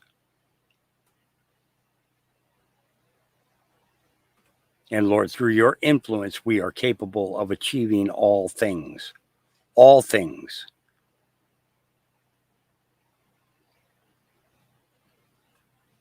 You inspired us with the name, the mustard seeds, because we know that with faith the size of a mustard seed, we can say to that mountain, move, and it will move.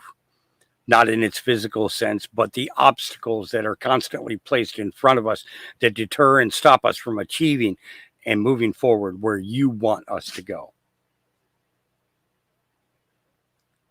So, Lord, we ask you for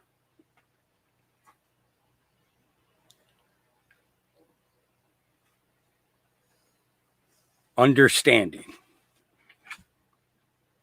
to why you need this to happen now, and to comfort those that need the comfort in why. Because, Lord, I believe you're calling home another warrior if this is the case. And we ask this in the name of your Son, the Christ's name. Your will be done. And that's exactly how we should end our prayers. Your will be done. Not our will. Our will gets us into trouble. It does. Our will gets us into all kinds of trouble.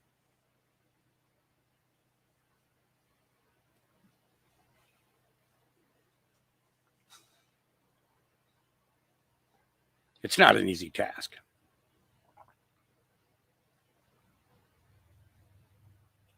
It's not. Imagine his task, that he has to look upon those that he created and destroy.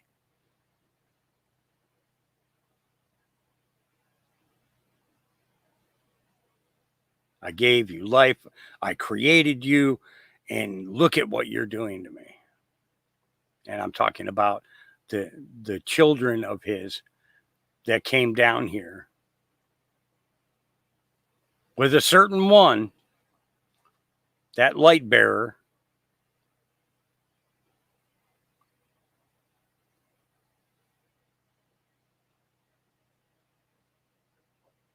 he wanted to see them help us, but instead what they have done is set man on a consistent repetition of destruction, destruction, destruction, destruction, destruction. If we follow the theory of evolution, we've been destroying everything since the beginning of time, since the Big Bang. First, we killed all the dinosaurs. Then we killed each other. Then we killed things that weren't quite dinosaurs, but were a lot like dinosaurs. And then we went back to killing each other. And since then, we have been killing each other. Day after day, week after week, month after month, year after year. It's time for that all to come to an end. But the spiritual war and the physical war, they are two different things. Although we believe that the physical war is the most important part, a lot of times, in all actuality, the spiritual war is the most important.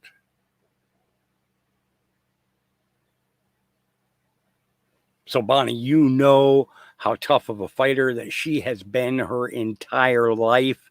And you have to ask yourself, is she a warrior that God could use? You have to ask yourself that. Is she a warrior that God could use? If she was tough in her life here, how tough will she be for him? If she was strong in this life, how strong will she be for him?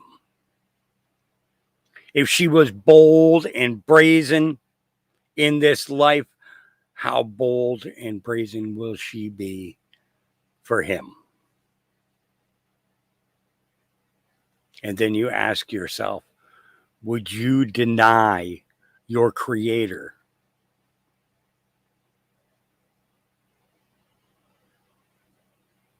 Would you deny the one that created all things?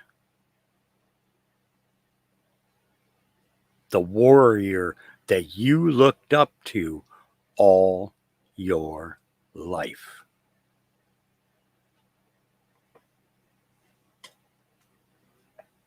I'm not chastising in any way, shape, or form. I'm giving you another way to look at it. From the spiritual conviction instead of the physical conviction, the emotional conviction.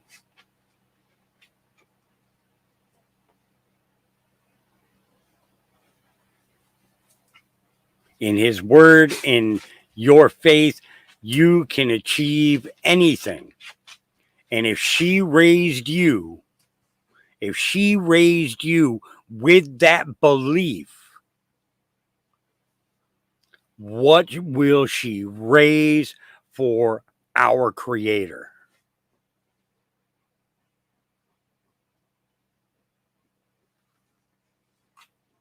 Amazing things.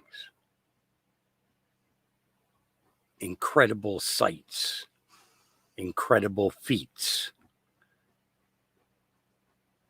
And an incredible love.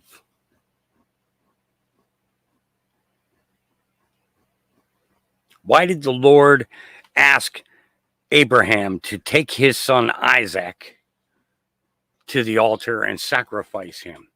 Because he wanted to see if Abraham was willing to sacrifice even his child that would have no one above him, the Creator. And when God saw Isaac laid out on the altar and Abraham with the knife raised above him, the Lord said, stop. Stop. Stop, Abraham. I know how thou loved me, in knowing that you would be willing to sacrifice, wiping out the line, the bloodline of Abraham forever with that sacrifice. Because at that point there, Isaac or Abraham wouldn't have been able to have any more children. And neither would Sarah. But Abraham was willing to do it, although it was breaking his heart every step.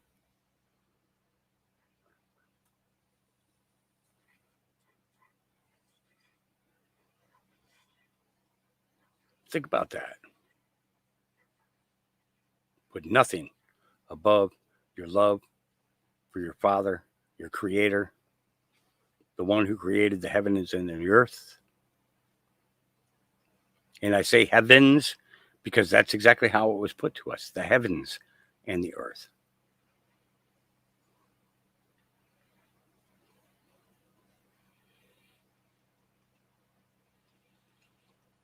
I hope my words were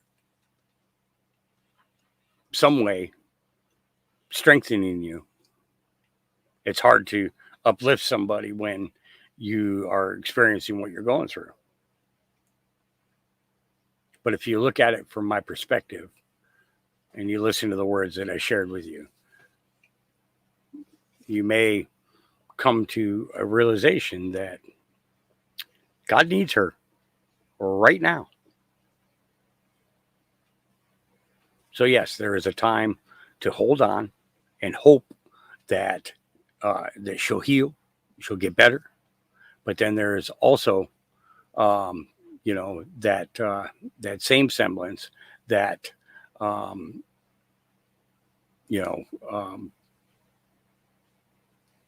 maybe he needs her,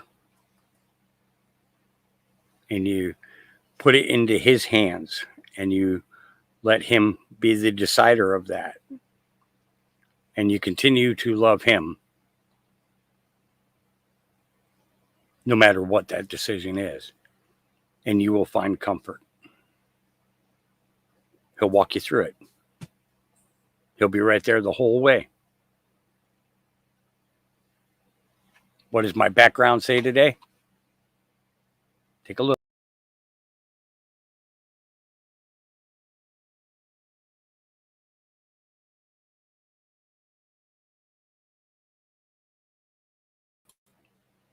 No matter how far away you walk from God, the return trip is simply turn around.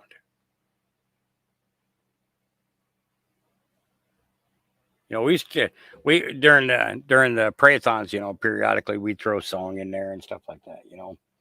It makes you think of that song. There is someone walking beside you. Turn around, look at me. Remember that? Remember that song? Find that song. Listen to that song. Because you are not alone. You're never alone. Stop feeling alone because you're not. Believe me, feeling crazy. I'm feeling crazy today. You want to know what? There's somebody else here right now who's feeling crazy too.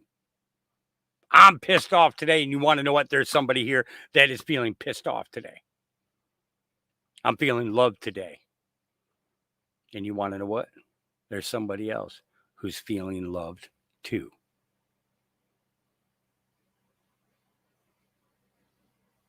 Turn around. Look at me.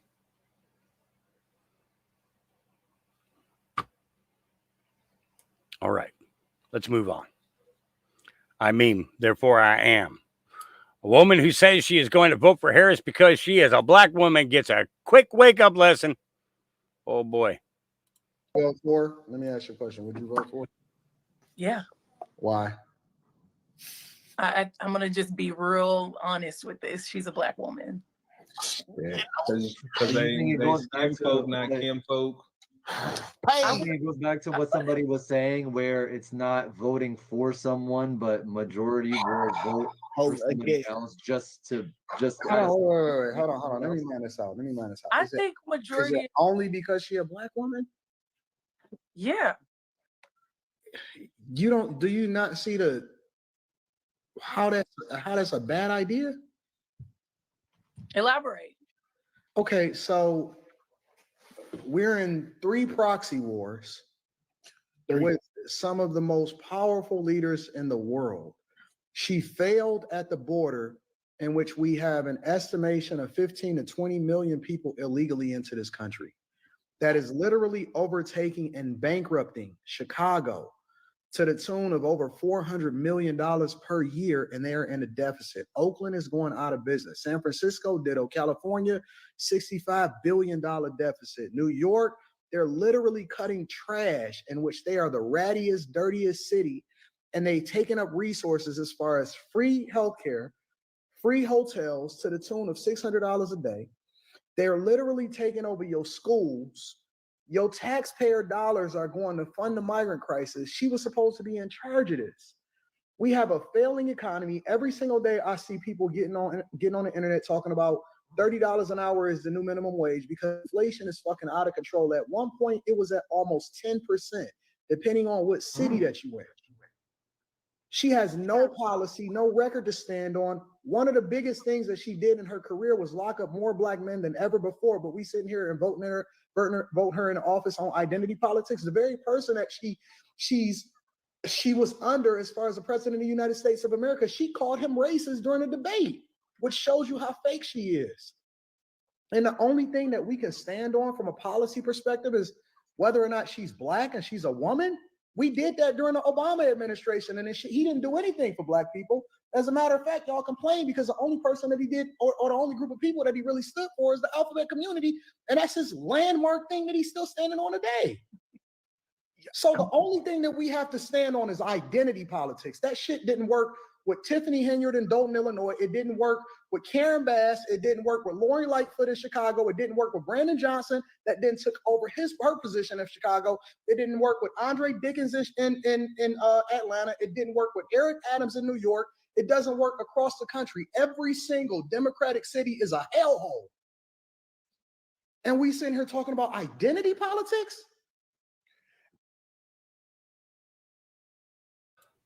Do y'all think that she just got schooled? I think she got schooled. I want to see what their next podcast is going to be like when she goes back on there and she realizes, she did a little research into Kamala and finds out about all the young black men that were locked up because of smoking a joint for 20 years. And then kept in prison even after their sentences were completely completed because she needed firefighters for the state of California.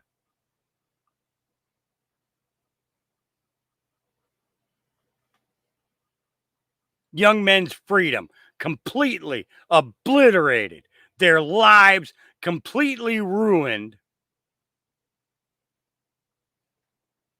All right. So the media is currently rewriting history in an effort to help the Harris campaign. Here are 5 hoaxes the media has launched in the past week. 5. Here we go. CBS claims Trump is lying by saying Harris donated to Minnesota Freedom Fund, bailing out dangerous criminals. We already proved that. We've shown it ourselves during the George Floyd riots. All right. Harris promoted the fund on X and encouraged people to donate. Number 4, President Biden dropped out to save democracy. Biden was forcibly removed by top Democrats who reportedly made threats after he indicated he wasn't going anywhere. J.D. Vance had sex with a couch cushion. The AP fact-checked the claim as false, but then removed the fact-check because it didn't go through our standard editing process.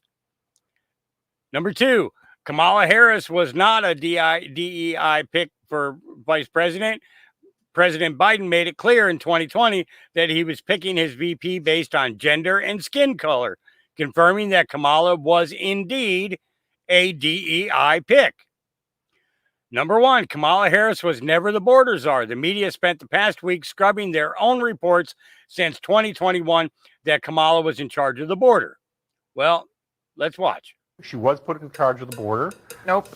She was in charge of reaching out to the South and Central American countries to stem the immigration. She wasn't the border czar. She was not actually the border czar. She is not the border czar. She was never border czar. She was not the border czar. Let's be very clear. There was no border czar.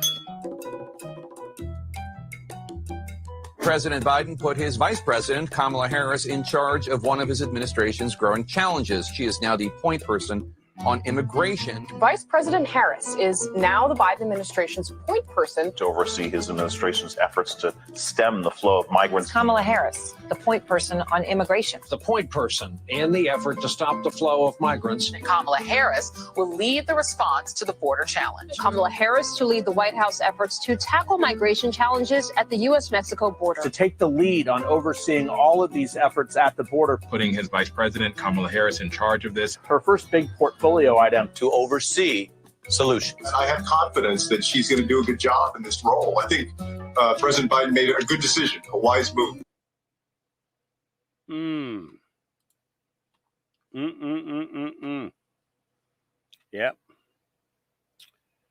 Yep. Let's see if it's down here, because I think it is.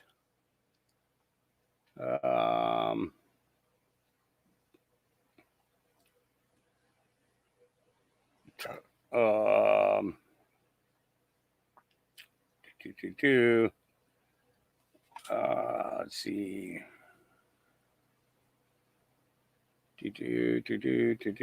Where is the one that I'm looking for?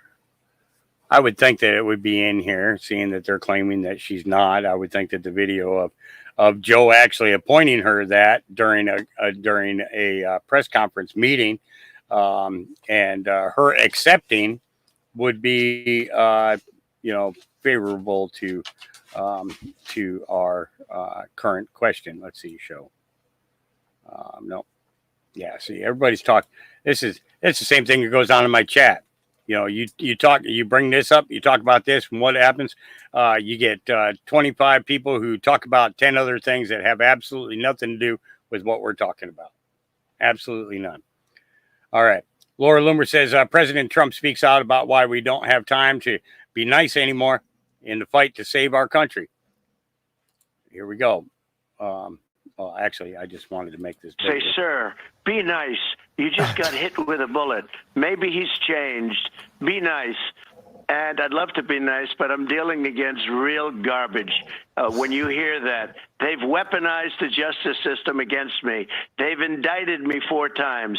They've pushed other lawsuits onto me. It's never happened in this country. This is like a third world country, what they've done, a banana republic. Every single court case that I have is pushed on by them. They've taken the Justice Department, used local DAs, and used local attorney generals. Every single case I have, and I just won the big one in Florida that Biden didn't win. What happened to Biden is they called him incompetent. He can run for president, but he's incompetent to represent himself in court. But just so you know, they push all these cases on me. They're the ones that started. And then they say, I'm a prosecutor. He's a criminal. They're the ones. Every case is started by them. Yep. Heels up Harris. Yep. Yep. When Kamala was Attorney General, journalists discovered she was buying. Okay, she was buying aborted baby parts or body parts for the state of California. She later prosecuted the journalists who uncovered these findings. Yeah. So remember, I said I know something about Bibi that you don't know? Well, that's because I watched this earlier. Here we go. This is Trump and Netanyahu at Mar-a-Lago. I think her remarks were disrespectful. They weren't very nice pertaining to Israel. I actually don't know how a person who's Jewish could vote for her, but that's up to them. But she was certainly disrespectful to Israel, in my opinion. Mr. Trump, has your relationship with the Prime Minister repaired at all? It was never bad. It was, I would say it was over. The president has done what I've done for Israel, and we've always had a very good relationship. And if I didn't, I have a secret weapon. You know what it is? Sarah. Sitting right over there. I have Sarah. As long as I have Sarah, that's all that matters. Do you feel like after this trip, Mr. Prime Minister, we're any closer to a ceasefire deal? I hope so, but I think time will tell. We're certainly eager to have one, and we're working on it. Are you sending teams to Rome? Sorry? Are you sending teams to Rome to continue those We're negotiations? dispatching the team probably in the beginning of the week. Do you know the status of the hostage negotiations? I think there's been some movement because of the military pressure that we exerted. I hope that there'll be sufficient movement to get the deal completed. It's a very tough situation, the hostages. They have to be given back immediately because there can be no way that they're in good shape. They're obviously not being treated properly. And you hope that they're okay, but there are a lot of hostages, I'm sure, that will not be okay. And that's just not an acceptable situation. Did you guys talk about what your working relationship would look like if you were reelected in November? We don't have to. We've had a good relationship. I was very good to Israel, better than any president's ever been. And we did so many Golan Heights. We did Jerusalem, the capital. We actually built the embassy at Jerusalem and the Iran nuclear deal. Unfortunately, the Biden administration didn't do anything. We terminated the Iran nuclear deal, which was a tremendous thing, maybe the best thing that I did for Israel. But unfortunately, the Biden administration didn't do anything about it. We could have had a deal 1 week after the election. We would have had a deal with Iran and everybody would have been happy. But they didn't do anything with it. We had all the cards. Iran was not using terror at all because under the Trump administration, we gave them no money. They didn't have money. Nobody was buying their oil. And now they're a rich country. So it's too bad. But we would have had a deal with Iran. And it would have been a good deal for everybody, including Iran. It would have been a good deal, but it would have saved the Middle East. The Biden administration, now she's taken over, and she's worse than him. She's actually worse than him. So we'll see how it goes. But if it all works out, if we win, it'll be very simple. It's all going to work out and very quickly.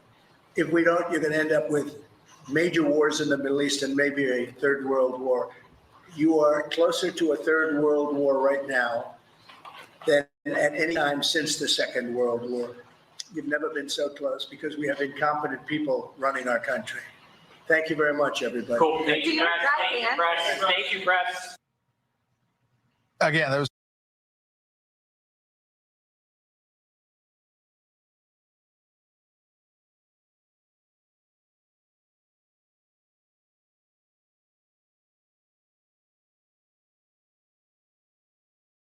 hearing a word I'm saying. I forgot to unmute my microphone. Yeah. So, we got a man working towards peace, and that's the big thing, All right, and here it is: the Freedom of Information Act, documents obtained by investigative journalist Yehuda Miller, and let's take a look. Listen. Screenshots capturing the disturbing profile of Eric Coomer.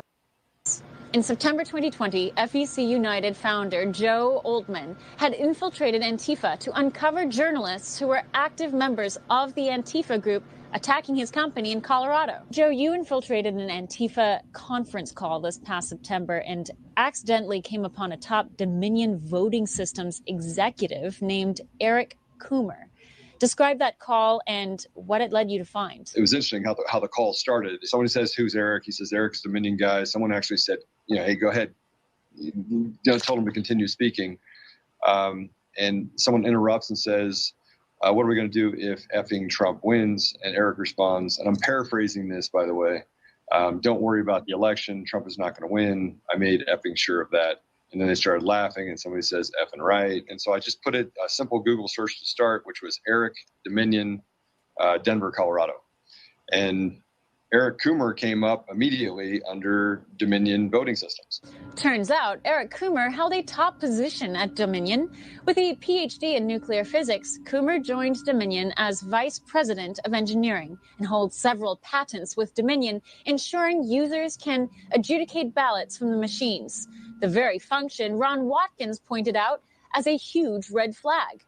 After the election, Oltmann was sent an article highlighting Eric Coomer from Dominion. Oltmann started looking into Eric again.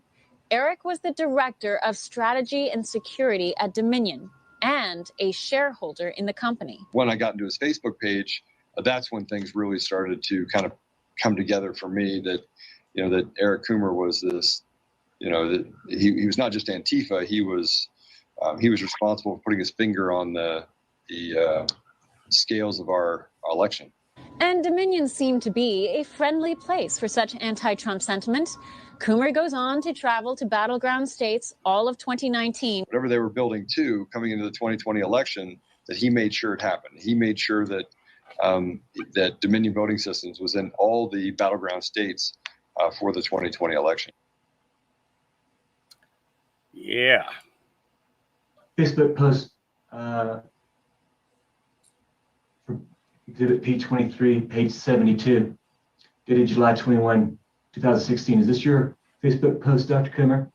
Yes, it is. I want you to read it out loud into the record, please. Rant on is essentially what the hashtag means. Facebook Friendland open call if you're planning to vote for that autocratic, narcissistic, fascist asshat blowhard and his Christian jihadist VP pick, unfriend me now. No, I'm not joking. I'm all for reasoned political discourse and healthy debate.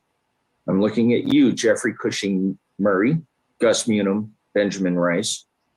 I disagree with you there on you three on many philosophical grounds, but respect your opinions. Only an absolute fucking idiot could ever vote for that windbag, fucktard, fascist, racist fuck. No bullshit. I don't give a damn if you're a friend, family, or random acquaintance. Pull the lever, mark an oval, touch a screen for that carnival barker. Unfriend me now. I have no desire whatsoever to ever interact with you. You're beyond hope, beyond reason. You're controlled by fear, reaction, and bullshit. Get your shit together. Oh, if that doesn't persuade you, fuck you. Seriously, this fucking ass clown stands against everything that makes this country awesome. You want in on that? You deserve nothing but contempt. Hashtag untrump me. I think that a hashtag might go viral. Hashtag taking a stand. End rant. No, really, unfriend me. Untrump me. You're beyond hope. Really end rant. Actually, I added the real. Edit. I put the end tag in the wrong spot. Second edit. These opinions are rational and completely. Oh boy. Report, Dominion deleted 2.7 million Trump votes nationwide. Data analysis finds 221,000 Pennsylvania votes switched from President Trump to Biden. 941,000 Trump votes deleted. States using Dominion voting systems switched 435,000 votes from Trump to Biden. Yeah. As they all sit there in a row. Yep. Line them up. Take them out. And this is where Trump met with Bibi. Got to the best part. Driving in Mar-a-Lago.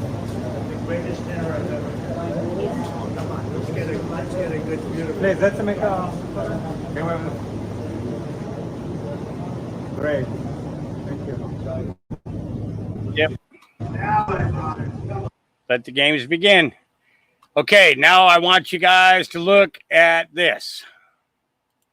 This is, you see what's circled there? I'm going to make it big now. I want everybody to watch this.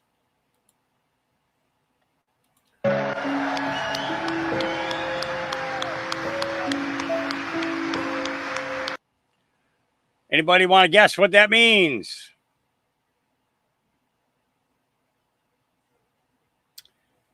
He's making the M for Moloch.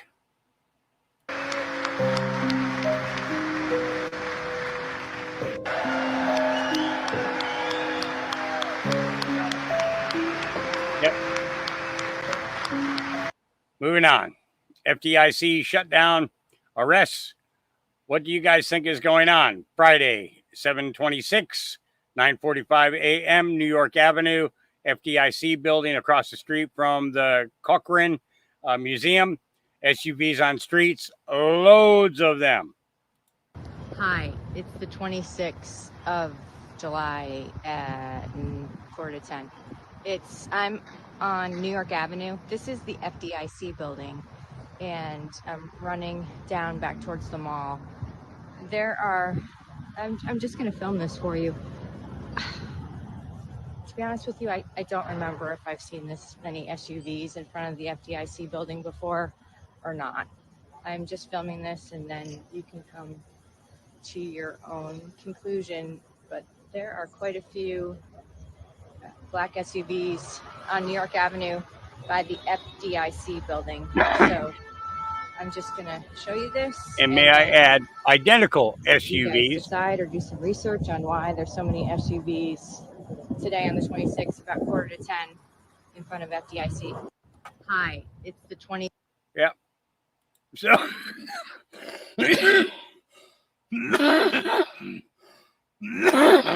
So, very good questions.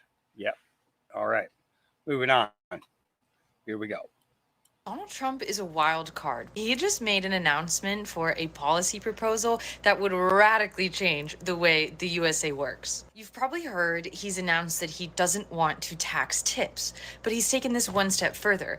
Donald Trump wants to roll back the federal income tax. Forever wars require forever taxes. Make America great again. As you can imagine, the demon rats are already yapping about how this is a terrible idea and it's going to destroy the country.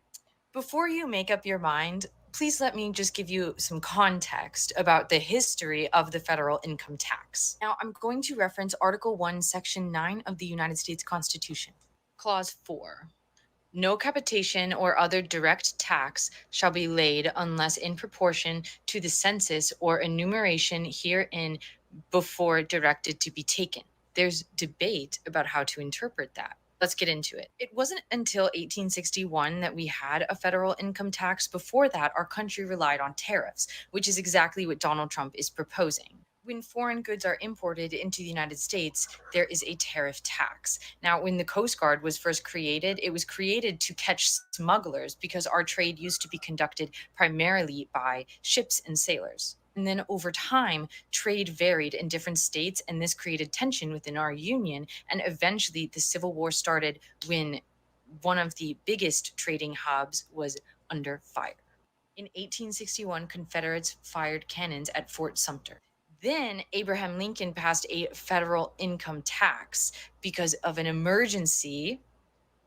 Always be suspicious when the government declares emergency to get money from you or to get you to do something. Anyway, that federal income tax raised $750 million for the Civil War, for the fight. After the Civil War, the income tax was shut down. While making that decision, the Supreme Court stated that a federal income tax should only be in place during emergency war time.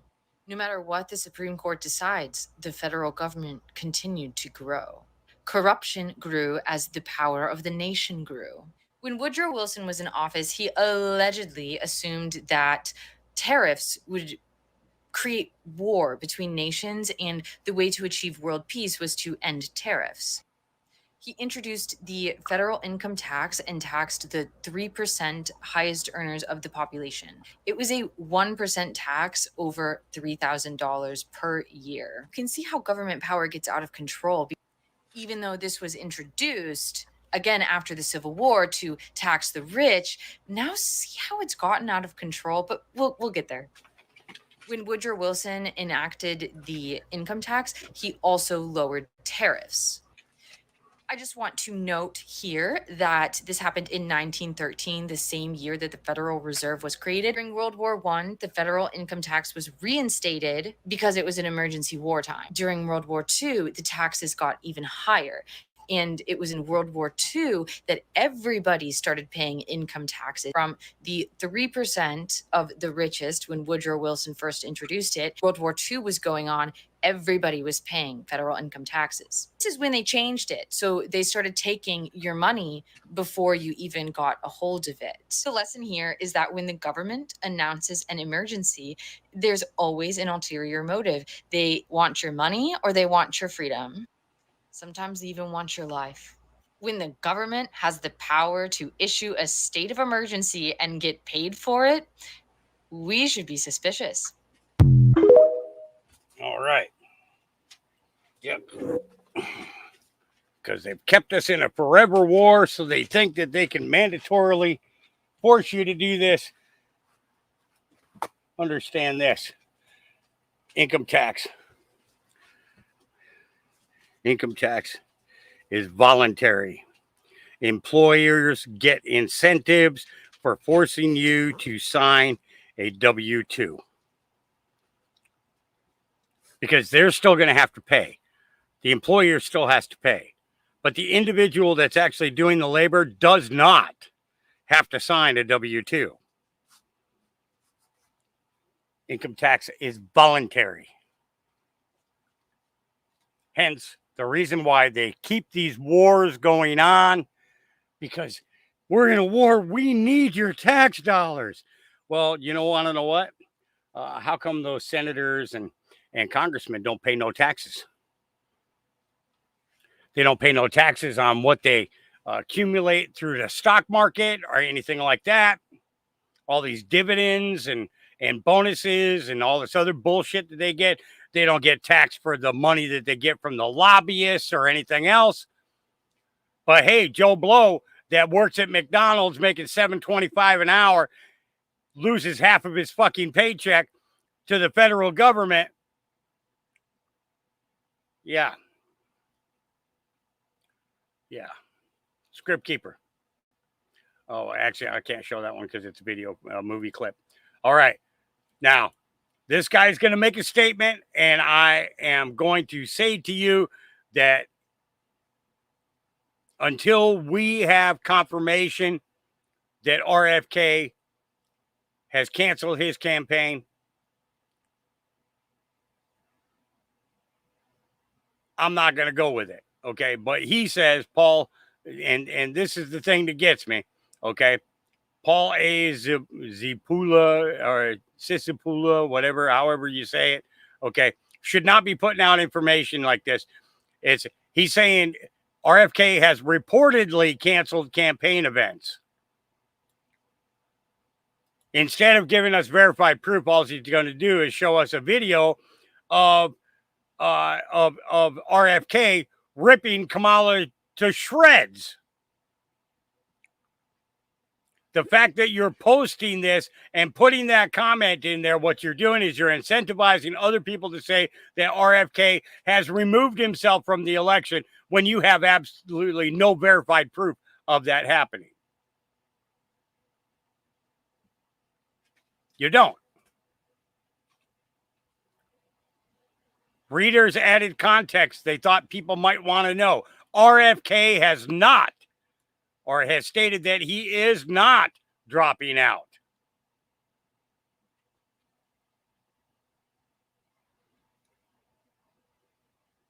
So be careful. Be careful about how you word things. We had a conversation in chat a few days ago about how you word things is how people are going to perceive you. Okay? And this is primary example of somebody using words in a way that could be harmful to RFK's political aspirations. Okay, I'm not going to vote for him. You can say that. I'm voting for Trump. You can say that. But you don't tell everybody that reportedly canceled campaign events and discussed dropping out to endorse President Trump. Okay. Now, here is what he did say, and he's going to say it himself. You mentioned Kamala Harris is who you said that the Democratic Party appeared poised to put into that position. You were critical there, obviously, of President Biden's policy. What, if anything, is different? How do you compare yourself to Kamala Harris if she does become the Democratic nominee? Well, I think, Kamala Harris is the party of war. She's a war hawk. The Democratic Party was always the peace party. Kamala Harris is a war hawk on Ukraine. She's a war hawk on China. I think that we should be figuring out ways to coexist with the rest of the world as best we can. Of course, we need to protect our national security. I think she's not going to do anything about the national deficit. I've never heard her speak about the chronic disease epidemic, I think she's a product of the corporate control of our democracy. And she's one of the authors of, in terms of civil rights, she has one of the worst civil rights record of any public official. She's the author of one of the primary authors of the school to prison pipeline. She kept 5,000 people despite a Supreme Court order that she released 5,000 prisoners and of nonviolent drug crimes who were illegally in California jails. She kept them in there saying that we needed them for firefighting and for other public work services. And that's just a modern version of indentured servitude, a modern version of slavery. She was one of the two leading public officials in California, which now has the worst education system, 49th in education outcomes in the country. 50% of the homeless people in our country are in California, and she was behind those policies. I don't think she has a good, I don't think, in terms of the traditional democratic principles, I don't think she has a credible record. All right. And I didn't make that reference to the chat or the people in chat, okay, about what I was saying to disparage. I was saying it in regards to getting people to understand about how you say things that can be perceived the wrong way. We had this conversation a couple of days ago, okay? I wasn't doing it for anybody to begin attacking her. Okay, I was saying it to use it as an example as to careful wording. Careful wording can have great effect for the positive. Spur of the moment reaction comments, okay, can have a severely negative effect. And I'm not just talking about the chat. I'm talking about what this guy has done with making the claim that he did. Okay. Especially when you have, okay, 203,200 followers. President Biden's policy. What, if anything, is different? How do you compare yourself to Kamala Harris? If she you see what I'm talking about here? Let me pull up his thing here real quick. Okay. Let me pull up his thing. Okay. Let's make this big so everybody can see this. Okay. Because you're influencing how many people? 203,220 followers. You're influencing with the comments that you make. Now, in my chat, you're possibly influencing, well, I don't know exactly how many, because it's we have 117 on X, and most of those guys really don't type anything other than a hi when they first come in and stuff like that. Periodically, I'll catch a comment or a question from X, but for the most part, I don't see anything from them. Okay. But there's 232 people in YouTube. Okay. So you think about the 232 people watching the chat, and you have to think that, okay, sometimes I, oh no, Elaine, and I'm not jumping on you. I'm not jumping on you right now. Okay. But what I'm saying is, and this is for my mods as well. Okay. How you perceive and how you react and how you treat somebody has a lot to do with how well and how smooth the chat goes. Continuously harping on somebody because you don't like their viewpoint or you don't like their opinion, the only thing that does is that escalates a situation. It doesn't de-escalate. Okay. That's what I want my mods to do. I want my mods to de-escalate situations. Okay. Because I want the podcast to be for everybody. I want the information that we share to be for everybody. But at the same time, if you are making comments that are going to seem extremely out there to some people, you kind of have to expect people to come back at you. Okay? And the thing is it's not your chat, that's my chat. Okay? That's my chat. So respect me by not perpetrating that type of atmosphere and negativity. We want positivity. We want people to be able to actually have healthy conversations and not arguments. Discourse is one person having one opinion and another person having another opinion and calmly talking about the issue.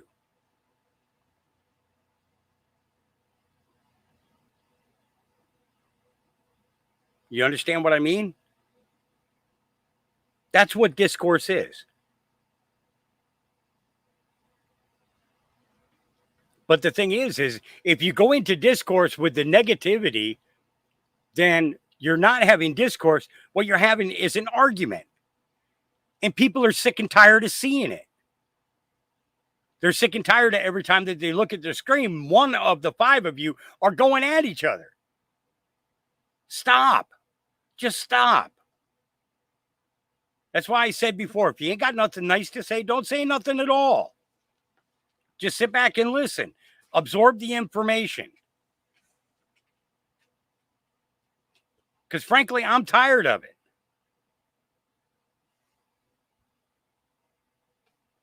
I'm trying to run a good, productive program here. Well, not program, because I'm not trying to program you. I'm just trying to show you things and share things with you that I think that you should see and that you should have the proper perspective of so that you can make an informed decision about how you yourself moves forward. Okay? That's all I'm saying. And I wasn't talking just to you. I was talking to a whole bunch of people. They know who I'm talking to.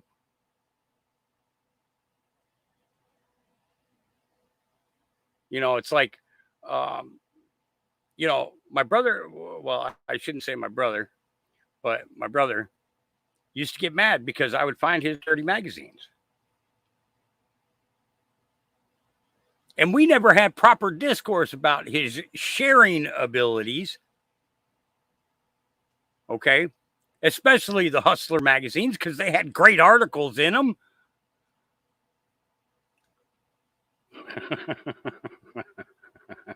You see where I'm going with this. Never mind. Yeah, I'll shut up now. I had to throw some humor in there. Come on, guys. And just so you know, my brother was a Penthouse fan, not a Hustler fan. So, yeah. Okay. No. It's a great save. Yeah. All right. Muse says, wait, Kamala Harris was the architect of the botched Afghanistan surrender. Oh, wait a minute. Again,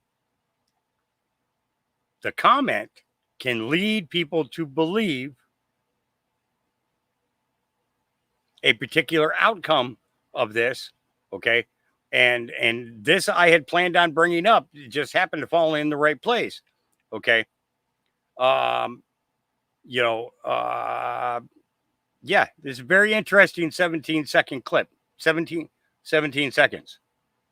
President Biden always said that he wants you to be the last person in the room, particularly for big decisions, just as he was for President Obama. He just made a really big decision. Afghanistan. Yes. Were you the last person in the room? Yes. And you feel comfortable? I do. Now, President Biden. So what the comment says is, wait, Kamala was the architect of the botched Afghanistan surrender? Amused, do you know that to be a fact? Just because she was the last person in the room with the president when the decision was made doesn't mean that Kamala Harris was the one who architected it. Am I making sense here, guys? Am I making sense? Okay. Careful about how you say things, although that is a very interesting topic, that Kamala is the last person in the room for a lot of these decisions. Does she have influence over them? That's what we need to find out. Okay. That would be asking a question instead of making a statement, which she did here, or Amuse did here. I think Amuse is a female. I could be wrong. I'm not positive. I don't know if it's male or female. Could be both. I don't know. But you see what I'm saying is that through this 17-second clip, Amuse ascertained that Kamala Harris was the architect of the botched Afghanistan surrender. But we don't know that. That 17 seconds doesn't give us the full context of this. Could be deceiving. We don't need more deception. What we need is the truth just outright, with verifiable proof. All right. What if? Here's one for you. This is a doozy, too. 5 minutes and 4 seconds of what if.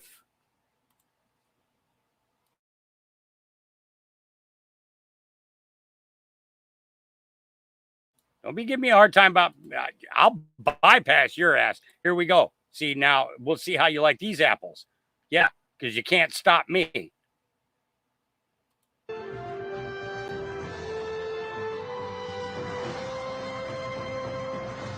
Does the government work for us or do we work for the government? Tonight, what if the Constitution no longer applied? What if the whole purpose of the Constitution was to limit the government? What if Congress's enumerated powers in the Constitution no longer limited Congress, but were actually used as a justification to extend Congress's authority over every realm of human life? What if the president, meant to be an equal to Congress, has instead become a democratically elected, term-limited monarch? What if the president assumed that everything he did was legal just because he's the president? What if he could interrupt your regularly scheduled radio and TV programming for a special message from him? What if he could declare war on his own?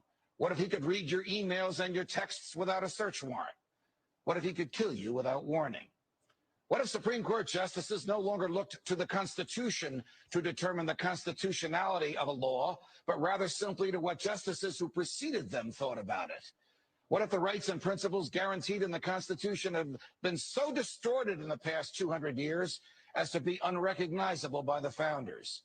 What if the 50 states were no longer sovereign entities, equals to each other, and parents of the federal government they voluntarily constituted? What if the states were mere provinces of a totally nationalized and fully centralized government? What if the Constitution was amended stealthily, not by constitutional amendments duly ratified by the states, but by the constant and persistent expansion of the federal government's role in our lives? What if the federal government decided if its own powers were proper and constitutional? What if the Constitution were no longer the supreme law of the land?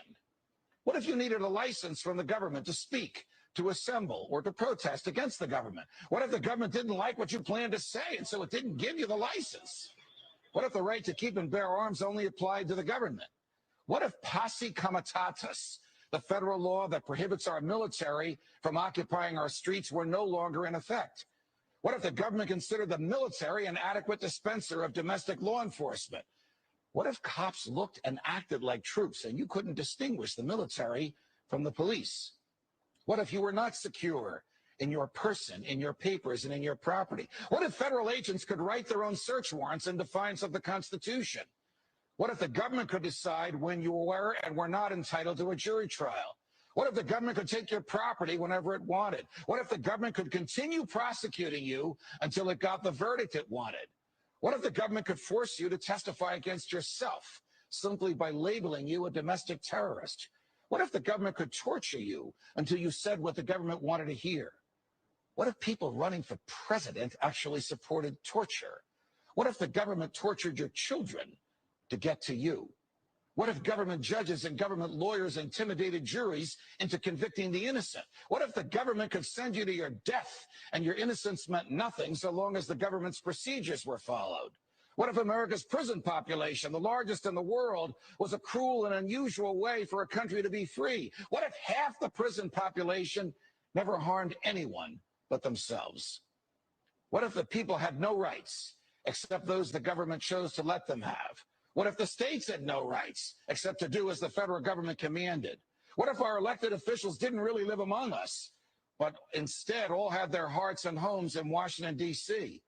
What if the government could strip you of your rights because of where your mother was when you were born? What if the income tax was unconstitutional? What if the states were convinced to give up their representation in Congress? What if the government tried to ban you from using a substance in your body that is older than the government itself? What if voting didn't mean anything anymore because both political parties stand for big government? What if the government could write any law, regulate any behavior, and tax any event? The Constitution be damned. What if the government was the reason we don't have a Constitution anymore? What if you could love your country but hate what the government has done to it? What if sometimes to love your country, you had to alter or abolish the government? What if Jefferson was right? What if that government is best which governs least? What if I'm right? What if the government is wrong? What if it is dangerous to be right when the government is wrong? What if it is better to perish fighting for freedom than to live as a slave? What if freedom's greatest hour of danger is now? That right there is the video that you should be showing to every single person you know and love.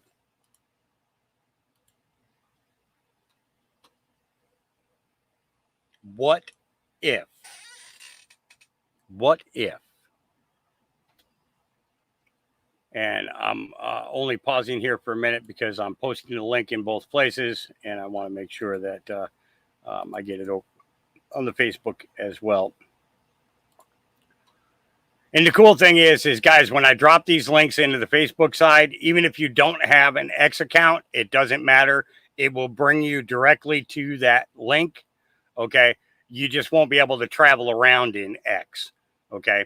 And all that. So, real quick here, let's see. We have Tammy Greba sent a friend request. I'm clicking on it now to add you.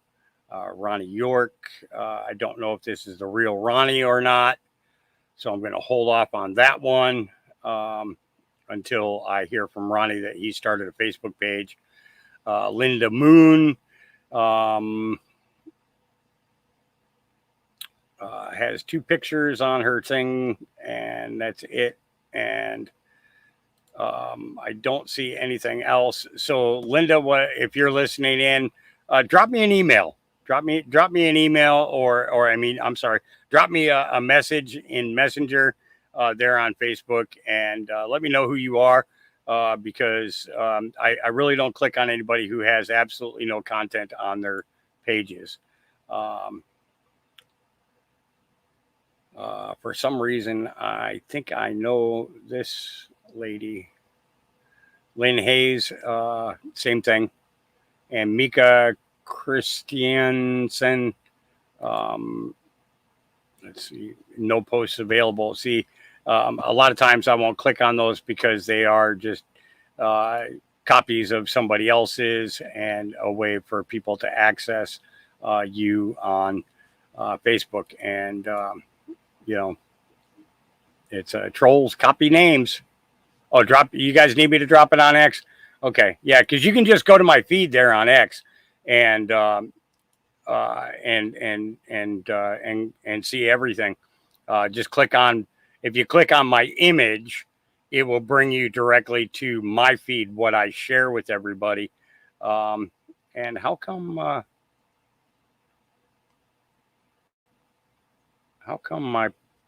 there's no live podcast going on? Curious. I am. And I'm not, it says I'm live on X, but I'm not live on X because it's not here. Let's see. I think this is going to bring me to it. Here we go. All right. And I will drop that over on X as well. Here you go.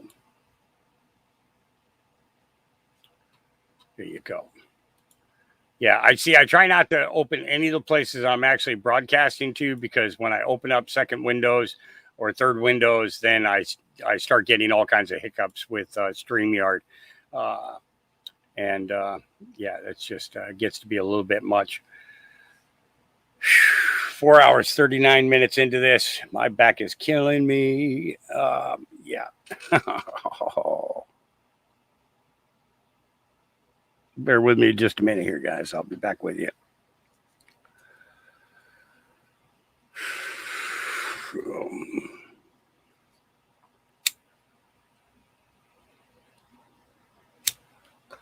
It's funny, you know, last night I said when I went to bed, I says, hey, Dad, you know, talking to my dad who's in heaven. I said to my dad, I says, hey, Dad, my back lasted a lot longer than yours. And then the pain increased. Oh, yeah. The pain increased. Yeah. I shouldn't have said that, maybe. And that is a nice little increase there in itself. Shouldn't have done that. All right. I did. That's what the cough came from. And yeah, increased the pain.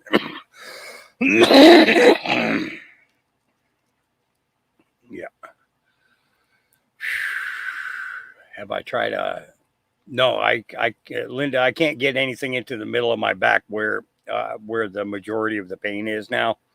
I can get the sides and I can get about 2 inches from the backbone. I'm a wide fella. I'm not rotund. I'm just wide. And my arms aren't designed to do that.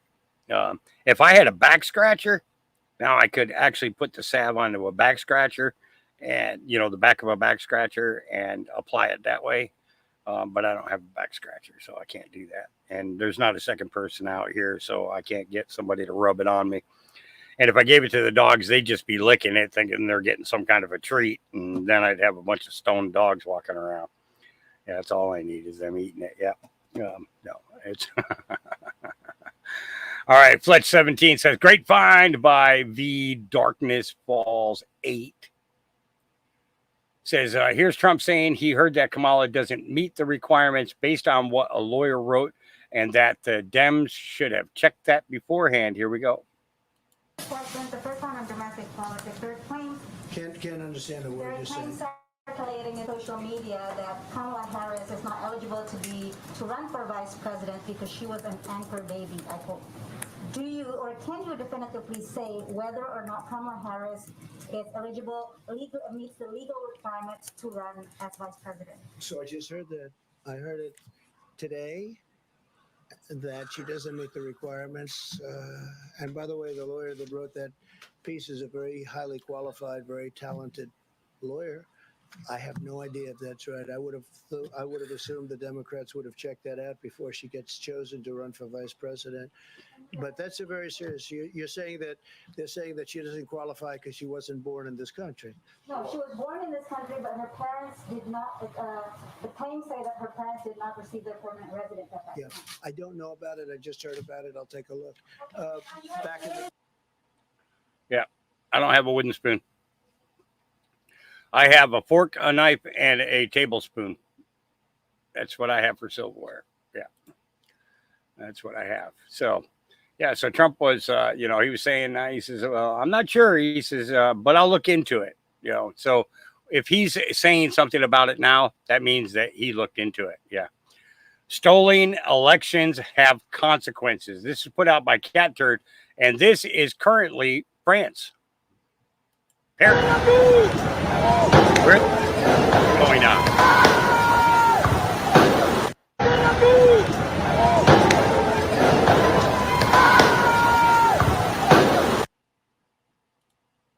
Yeah. Stolen elections have consequences. Yeah. All right. Damon Monty says, come on, guys. It was just a shrapnel. Here we go. Apparently, Trump did not barely escape death. In fact, Donald Trump might not have been shot after all. Well, that was too much. Let's update the headline. Donald Trump may not have been hit by a bullet, FBI director says. Well, that should close it. The FBI said so. And listen, this is not to minimize the assassination attempt. It's just the truth. The FBI's truth. As I said, I think with respect to former President Trump, there's some question about whether or not it's a bullet or shrapnel that hit his ear. And there you have it. The director of the FBI is not sure if it was a bullet or a shrapnel. Now I know your question is shrapnel from what? From where? Because the teleprompters were undamaged, so it cannot be shards of glass. And to that, Christopher Wray would reply, just roll with it. And then you will probably point out to the iconic photo that captured the trail of the bullet. And to that, Wray would say, whatever. Now, the point of all of this is that just because the FBI was behind the Russia collusion hoax, or that they spied on Trump, or that they target his supporters, does not mean that they are trying to cast doubt on whether he was actually shot. No. They just gaslight. Yeah. They just gaslight. Yeah.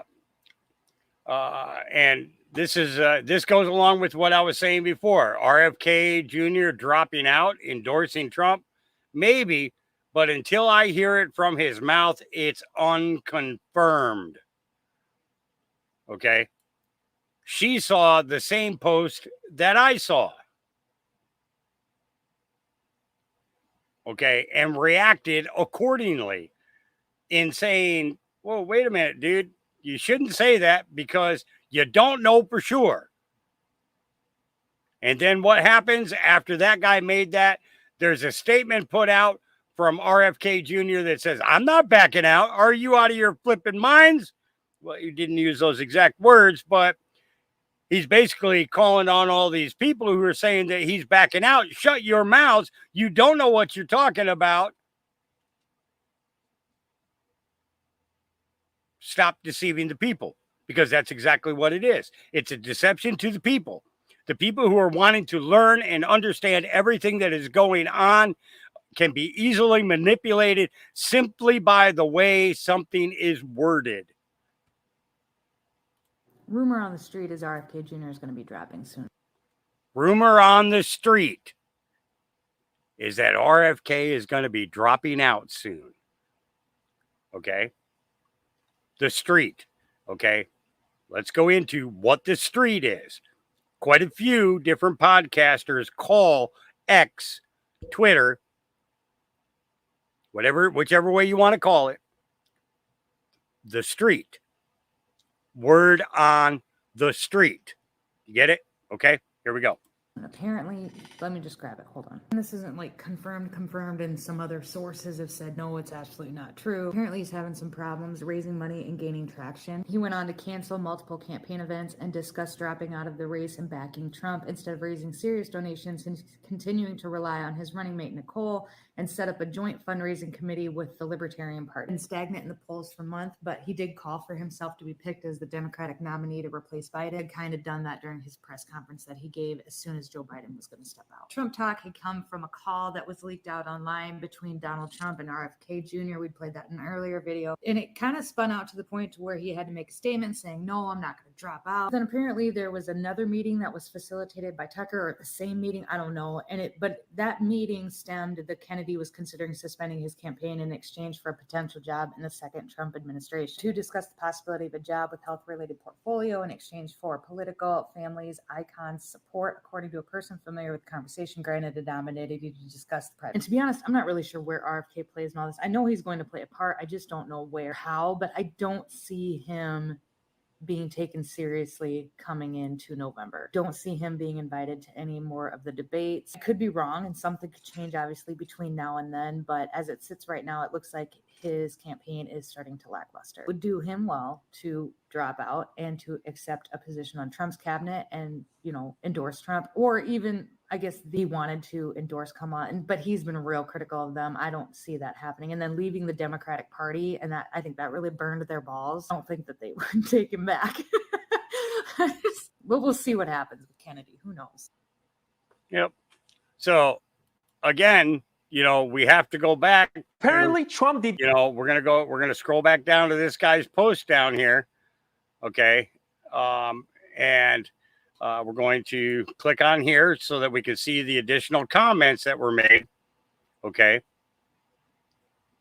Robert F. Kennedy Jr. I'm in it to win it. I lead in popularity, and independents are now the largest voting bloc. Momentum is shifting in my favor as I close in on ballot access in all 50 states. I look forward to challenging President Trump and the DNC nominee at the next debate. That's a statement directly from him. Now, I would never vote for him because he's done a lot of stupid stuff while he's been in the halls of our great state building. Okay, as a elected, supposedly an elected representative, pushed a lot of stupid stuff. Unforgivable things. Would never, ever get my vote. Okay. But I will stand up for his vote, or his right to run. Absolutely 100%. And I will not let anybody tell me otherwise. Now, because I personally won't vote for him, it doesn't mean that my next door neighbor might not vote for him. Okay. Or one of my other neighbors might vote for him. Different people have different opinions. They see the candidate that they want to see. I just hope that they make the right decision when it comes time to go to the voting booth and really make changes here in this country. All right. Libs of TikTok says a judge dismissed charges for an illegal with a long criminal history. A few months later, he murdered an innocent man in Nashville. Not a word from our border czar, Kamala Harris. Here we go. Fox 17 News has learned the man accused of killing a Nashville restaurant owner is an illegal immigrant with a criminal record. Agents tell Fox 17 News 24-year-old Ulysses Rigos Martinez came here illegally from Mexico. He is the person now facing charges in the death of Smoke and Thighs owner Matthew Carney. Fox 17 News also has confirmed that he has, as I mentioned, a criminal history, and a judge is accused of dismissing 3 charges against him during a preliminary hearing back in March. This story continues to develop, and as it does, we'll keep you posted both on air and online. Fox 17 News has learned the man... All right. Moving on. I mean, therefore I am. Her message couldn't be clearer. Here we go. So you mean to tell me that the possible first Black female president, her primary message, her platform is to promote the very thing that was meant to wipe out our race? That's what she's running on? Like, this is a joke. It's a joke. And then on top of that, y'all want to try to intimidate me and manipulate me into voting for her just because we are both Black and we're both women. Let me tell you something. Identity is a foolish reason to vote for someone. And it's insulting for someone to insist that I make a political decision, regardless if it goes against my belief, regardless if it goes against my stance, my firmly held belief, just because they look like me. Now, I played the full clip of her yesterday. It was a very good statement that she put out. And she's right. The fact that people keep getting placed in situations like this really is not a good, strong, fundamental stand up, and this is what's funny. This is a refreshed timeline. How did I open the show today? I opened the show with this guy talking about Kamala. Okay. And this guy right now is just now sharing it. So just think of it like this. You guys are 4 hours and 54 minutes and 46 seconds farther ahead than he is. Yeah. How about that? How about that? Paris Olympics, behold a pale horse. In Revelations, the fourth horseman rides a pale horse and is identified as death. Whatever they had planned, God is greater. Finally, be strong in the Lord and in his mighty power. Put on the full armor of God so that you can take a stand against the devil's schemes. For our struggle is not against flesh and blood, but against the rulers, against the authorities, against the powers of this dark world, and against the spiritual forces of evil in the heavenly realms. Therefore, put on the full armor of God, so that when the day of evil comes, you may be able to stand your ground. And after you have done everything to stand firm then with the belt of truth buckled around your waist, with the breastplate of righteousness in place, and with your feet fitted with the readiness that comes from the gospel of peace. In addition to all this, take up the shield of faith, with which you can extinguish all the flaming arrows of the evil one. Take the helmet of salvation and the sword of the Spirit, which is the word of God, and pray in the Spirit on all occasions with all kinds of prayers and requests. With this in mind, be alert and always keep on praying for all the saints. And this is a scene at the Olympics. Behold, a pale horse, and upon it sits death.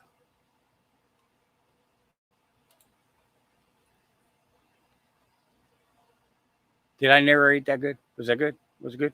Did I do all right? I did all right. Did I do all right? I don't know. Okay. Netflix donated how much? That's what Carly Bonet says. Here we go. We're women. Are we voting for Harris? No. Wait, we're lesbians. We're voting for Harris. No. Wait. Netflix donated $7 million to her campaign. Wait a minute. We were thinking about getting Netflix now? No. Take the next left onto Roosevelt. Trump all the way. Open up your eyes, America. Trump. Yes, Trump all the way. I'm telling you. People are seeing it. All right. Now, is this today?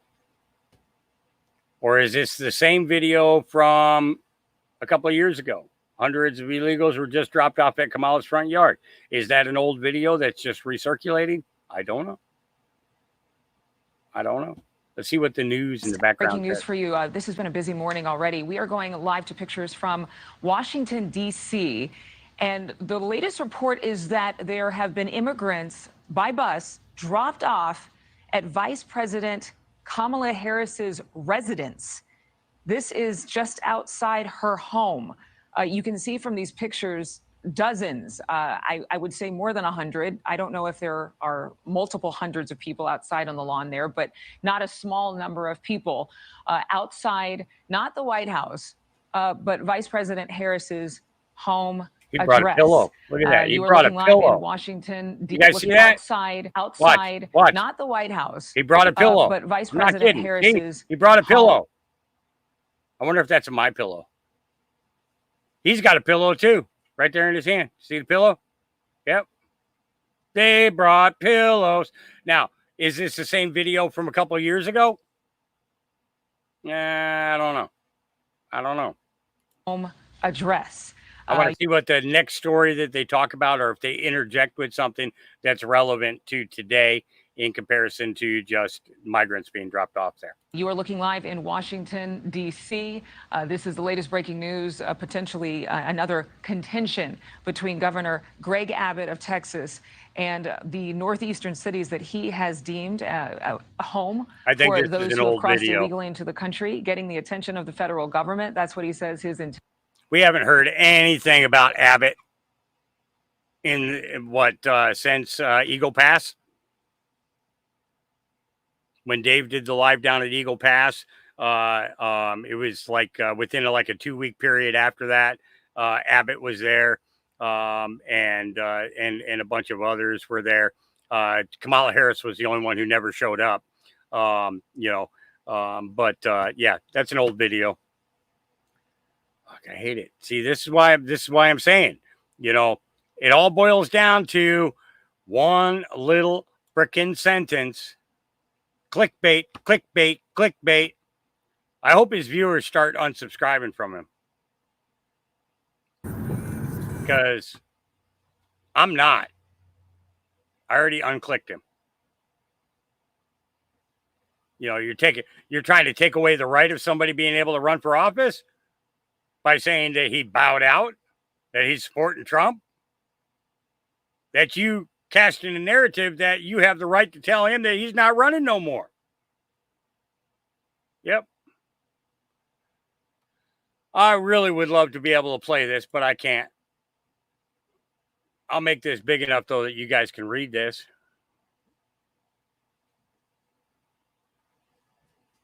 Because, if I say anything about it, then, all hell will break loose with YouTube. Let's scroll on down there. Oh, I think I went a little bit too big. Sorry. No, get down to where I was at. Don't be adding stuff and deleting stuff and moving stuff. There we go. Read here. The bottom line here is that the doesn't prevent so why would we make anyone take it? It's insane. It's insane. That's what he said. He said it's insane. I agree with him. It's insane. Yep. Okay. Now, normally this guy is yelling, and I'm glad that he's not yelling in this one. This young man is spitting straight facts, 100%. This is a must watch. Wake up, Republicans. So I want to say something to every single person who's considering voting for Kamala Harris or who is a Democrat. There will never be unity in this country if y'all continue doing this shit. Because just yesterday, leftist rioters destroyed national monuments and statues, destroyed Washington Square. They burned the national American flag less than a mile away from the Capitol building. Then they circled around police officers. They circled around a few lone police officers and they beat the shit out of them. Took turns assaulting them. And in less than 24 hours, all charges dropped. It's not the first time this has happened. This has happened dozens of times now, and they're going to keep doing it again and again and again. So let me get this straight. Leftists can just go out. Democrats can just go out and commit every single crime in front of the fucking Capitol building dozens of times, on video dozens of times, assault the police dozens of times, damn near destroying every statue, every monument this country has, and no punishment? And no punishment at all. As a matter of fact, in under 24 hours, in less than 24 hours, all charges dropped. Meanwhile, if you're a Republican, and if you're pro-life, and you're at an abortion clinic, and if you're praying, these motherfuckers with Kamala Harris and her Department of Justice will throw you behind bars for 3 years, 5 years, 7 years, for praying, for singing, for holding hands. They'll throw you in prison for up to a decade. If you're at the Capitol building 4 years ago, whatever it was, 3.5 years, 4 years ago, if you're at the Capitol building, just standing inside the building, or you try to go inside the building, or if you're just there on the grounds, these motherfuckers, these fucking tyrants with Kamala Harris's Department of Justice, that bitch-ass dictator she is, they try to throw you in prison for a decade or longer. For the equivalent of jaywalking, they destroy Republicans' lives. So yeah, there's not gonna be any unity with you fucking Democrats if y'all keep doing this shit. Talking about, oh, let's come together. Fuck you. Fuck you. You wanna go? Have some honor and go toe-to-toe. Have some honor and call us out and say, hey, let's meet up in a field and let's duke it out. Let's shoot it out. Have some honor and say something like that. Instead, you fucking Gestapo, Nazi, communist pieces of shit use the government to come after people because you're cowards. Fucking cowards. You don't have the balls to face us like men with some integrity. That's what the fuck you are. Bunch of bitches.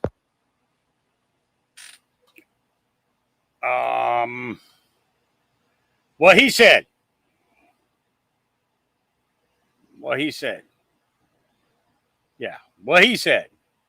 People from Korea, Japan, and Taiwan who are not citizens of this country came all the way to America to a Trump rally to encourage Americans to vote for Donald Trump. Now, get this. What's at stake is not just America. But what's at stake is world peace. Here we go. Yeah, some of us even gave up jobs to do it because we know that what's at stake is not just America, what's at stake is the world peace. We all know that under Trump's presidency that there was no war that started.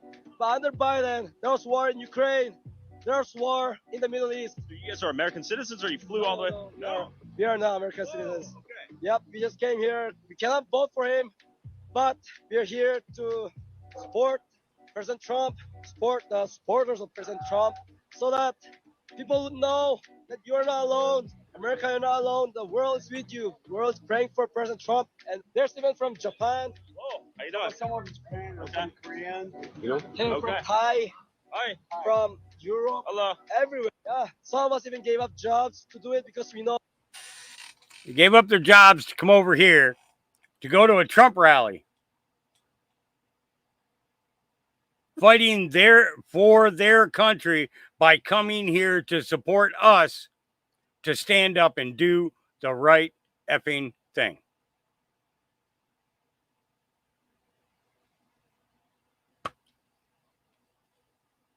Thank you. News report. Pentagon's Ukraine aid accounting errors reach $8.2 billion. Yeah, I think that there should probably be an investigation into this and that people should be seeing prison time. I want my fucking money back. That's simple. I want my money back. All right. Pro-terrorist protesters are on the bridge heading towards Mar-a-Lago. This comes just 1 week after Iran's new plan to assassinate Trump was published. God is protecting our rightful president. Share this, make it go viral. So here we go. This is the bridge heading over towards Trump's property. Palestine will be free. Israel, you will see. Israel, you will see. Palestine will be free. Palestine will be free. Free, free Palestine. Free. Crazy people. Crazy people's right. Yeah, crazy people is right. Paid crazy people. That's what they are. They're paid crazy people. And those protecting them are paid too. Yep. Ghost of Ezra, or Shadow of Ezra, says the opening ceremony of the Olympics is not even hiding the satanic rituals anymore. There's no longer anything hidden in plain sight. These are the demonic dark forces of Satan who want to eclipse the light. You can already see, let's see, where is it? You can already see skulls, motifs of death, satanic red lighting, child trapped in tunnels. Did anyone notice that the single rider on a pale horse is straight out of the book of Revelations? And I looked, and behold, a pale horse, and his name that sat upon him was Death, and hell followed with him. The power was given unto him over the fourth part of the earth, to kill with sword, and with hunger, and with death, and with the beasts of the earth. So you got kids down here in tunnels. Got all these political types up here. Joe Biden's there and everything, right? You got the behold the pale horse. You got Marie Antoinette holding her own head. Yeah, Paris is burning. You know, think about it. Paris is burning, right? And what did we just see videos of? Paris is burning.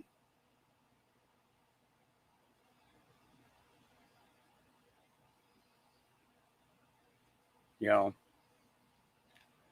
So, Dave Snedeker says, can you say capitulation? Mama T says, I don't think I've ever seen Trump shake a hand with his other hand overlaying like that. Means that this guy's hand is bound. Capitulation.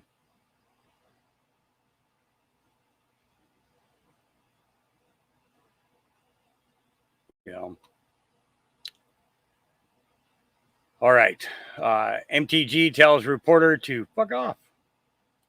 Can you tell me why so many people that support Donald Trump love conspiracy theories, including yourself? He seems to attract lots of conspiracy theorists. Well, let me tell you, you're a conspiracy theorist, and the left and the media spreads more conspiracy theories. We like the truth. We like supporting our Constitution, our freedoms, and America first. So, what about Jewish space lasers? Tell us about Jewish space. No, why don't you go talk about Jewish space lasers? And really, why don't you fuck off? How about that? Thanks. Thank you very much. Can you tell me why Thanks, so thank many? you very much. Fuck off. I said no more. That means no more. Yep. Facebook is in big trouble. It has just been discovered that Facebook, you know, the CV thing here, fact checkers are funded by the companies. Well, that's old news too, because we knew about that a couple of years ago. We knew that they were getting paid for it. We even said stuff about it. Yep.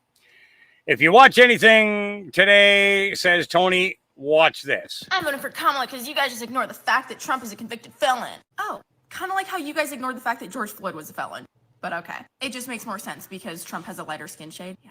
In my last video, I asked for people to give me valid reasons as to why they're voting for Kamala Harris, and still haven't gotten one, actually. So just like we're supposedly just ignoring the fact that Trump's a convicted felon, I hope you know that you're also ignoring the fact that Kamala Harris was the California Attorney General that prosecuted 2 undercover journalists who exposed Planned Parenthood for selling aborted baby body parts in order to protect Planned Parenthood. And the saddest part is that probably doesn't even bother half of you. Have you guys heard of Sean Tillman? Probably not, because that's the guy that was a repeat felon that was released from jail because of a bail fund endorsed by Kamala Harris, who then after being released went on to shoot and kill someone. So you're also ignoring the fact that she blatantly stated that all 18 to 24-year-olds are stupid, who also said that she agrees with getting rid of ICE. And her form of securing the border is politely asking people not to come. How about we go tell that to Laken Riley? Oh wait, you can't, because she was killed by an illegal alien. And I hope you'll realize how hard the left dug into Trump's personal past, saying that it would have an effect on the way that he ran the country. Oh, but we don't want to talk about the fact that Kamala Harris was sleeping with a 6-year-old mayor of San Francisco when she was in her 20s and somehow ended up with 2 very high up positions that she was not qualified for. Funny how that works. So yeah, I'm still waiting on my one good reason to vote for Kamala Harris. She's good. I'm voting for She's good. She's good. Yep. So you remember the 2012 Summer Olympics opening ceremonies? Yeah. What were they telling us then? We know. We know. Yeah. We're not going to play it because we'll get in trouble. You know, yep. Things they don't want you to know about Harris in under a minute and a half. Here's what they don't want you thinking about, and I'm going to give it to you in a minute and a half. Yesterday, former chairman of RNC, Michael Steele, posted a cartoon picture of Kamala Harris dressed like a Captain America with a caption that said, "You ready for this?" Now, look, you can do all the airbrushing you want, but beyond being the worst candidate in 2020, her staff turnover rate since becoming vice president is a whopping 92%. So basically, she's a high-ranking bitch. Now, they're going to gloss over all that and say that she's a superhero. No, she's a super zero. Exactly what she polled in the 2020 primary. What are her superpowers? I mean, leaping tall erections in a single bound? You know, her office has denied FOIA requests about their finances, which makes one wonder how the hell they're spending their money down in the Batcave. And over at the Social Justice League, she refuses to wade into briefings that have been prepared for her by her staff, then berates them when she appears unprepared. So she's a lazy bully, basically Homelander with a cackle. And don't forget the level of selfish ambition required to put a married man's wiener in your mouth for political gain. Superhero. Yeah, okay. 28 years, California politician, prosecutor, attorney general. Captain Word Salad fought for more aggressive prosecution of people who committed misdemeanors and literally put parents in jail for truancy. A whole lot of black men for smoking. What do you mean my X feed is down? Can you guys see what I'm playing right now?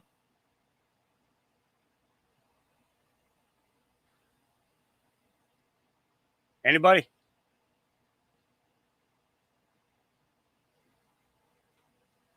Hello, hello, hello, hello, hello. Are you there? There. Hello, hello, hello. Okay, you guys are seeing the feed, right? Okay, all right, just checking. Weed, fought for harsher sentences, larger bail requirements, longer prison terms, more prosecution of petty crimes, greater criminal justice involvement in low-income and minority communities, less due process for people in the system, and less accountability for bad cops. So I think in response to Michael Steele's question, I would ask you, the American people, are you ready for this? Yeah, how about that? He did it too in a minute and a half. Yeah. Yep. Walmart settles lawsuit for marking up the weight of meat products. Anyone who shopped there between October 2018 and January 2024 may be entitled to a payout. 3 pounds instead of 15 pounds. Okay, These here we go. photos were used in a recent lawsuit. So if you look closely, you can see this is normally $1.48 per pound, but it was on rollback for 98 cents. It measured in at 15 pounds, 0.38 ounces. But look here. On the receipt, it actually got charged 23 pounds instead of 15 pounds. 1 pound at 98 cents a pound. So the rollback worked properly. They were charged the $22.76 that this was normally marked for, exactly the same, $22.76 and $22.76. So that at the rollback price, they just increased the poundage so that it equaled out to the same amount that it was going to be charged prior to the rollback. Here's another example of pork that was weighing in at 1.98 pounds, price per pound $5.17, and total price $10.24. When it was charged up, it was charged for 2.19 pounds at $4.67, so it did the rollback price and came out to the same total, $10.24, that it would have been before the rollback price per pound because they overcharged for the pounds in the exact amount to get the exact price that it would have been before their sale. Walmart still denies any wrongdoing, but has agreed to settle tentatively for $45 million. So customers who purchased eligible groceries sold by weight from Walmart between October 2018 and January 2024 may qualify for the settlement. So you can go to you can use that to find the link. Also, this is mouseprint.org. There's great information there, and that's where I looked all of this up. So definitely check it out. Yeah, you gotta click on my image there on X and go to my feed, and that's where you'll get it. It's I'm just not on that side list anymore, stating that I'm live. They do that after 4 hours, and we've been at this for 5 hours and 17 minutes. So other people are now going live, and their names are going to get thrown up there. So, so this is Jerome Corsi, and I played this for you guys 7.5 years ago. I played this, and I'm still waiting for the results of it, but it made a lot of sense to us back then about what we were about to begin watching. Donald Trump wasn't elected because he was a saint. Oh, I'm not going to play it because this fucking idiot decided to add music to it, which basically gets you a copyright. Yep. Let me see. These photos were used in a recent lawsuit. Let's go. Corsi.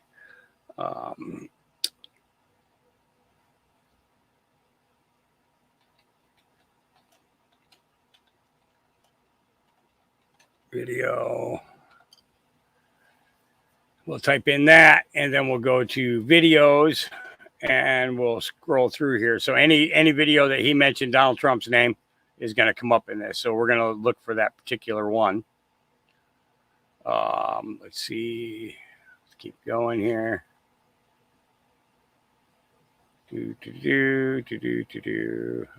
Come on now.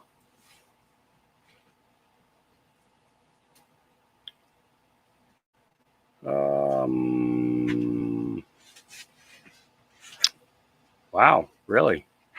I know they didn't scrub it from the internet, so where in the hell is it?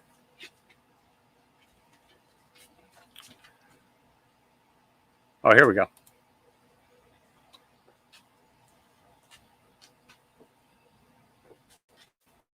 About 3 years ago, generals came to me, and it was explained to me they were ready to conduct a coup d'etat. They were ready to move Barack Obama from office with military force. And then a few weeks later, I got another call and said that they were reconsidering. You know why they were reconsidering? Because they talked to Donald Trump. And Trump agreed that he would run. And they agreed that if he would run, they would conduct their coup d'etat as a legitimate process, rooting out the traitors within government. And that pact between the military and Donald Trump has held. As we've been interpreting and watching, and Alex has been following QAnon, QAnon is military intelligence and close to Trump. And the intelligence we're getting really is a lot of the inside script.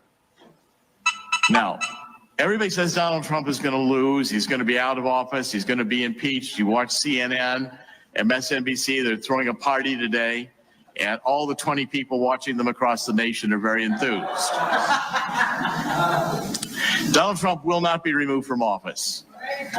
He will not be removed from office. And in the counterattack he's going to launch, one or two facts could change everything.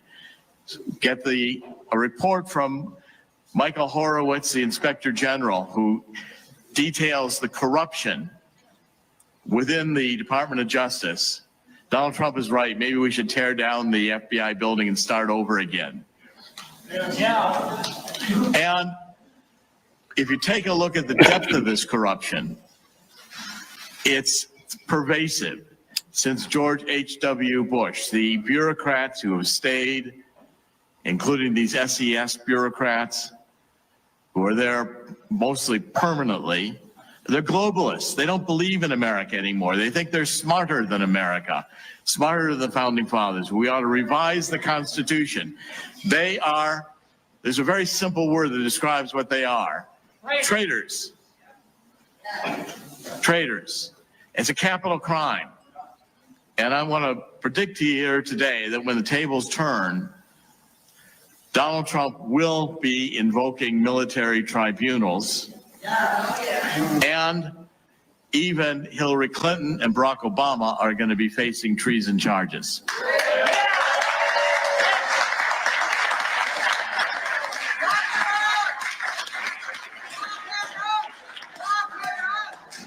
It will not end, and Donald Trump will have the courage to do that. Every time it looks to me, I've said this about Donald Trump, I've known him for decades. I said, Donald Trump always looks like he's going to lose until just before he wins.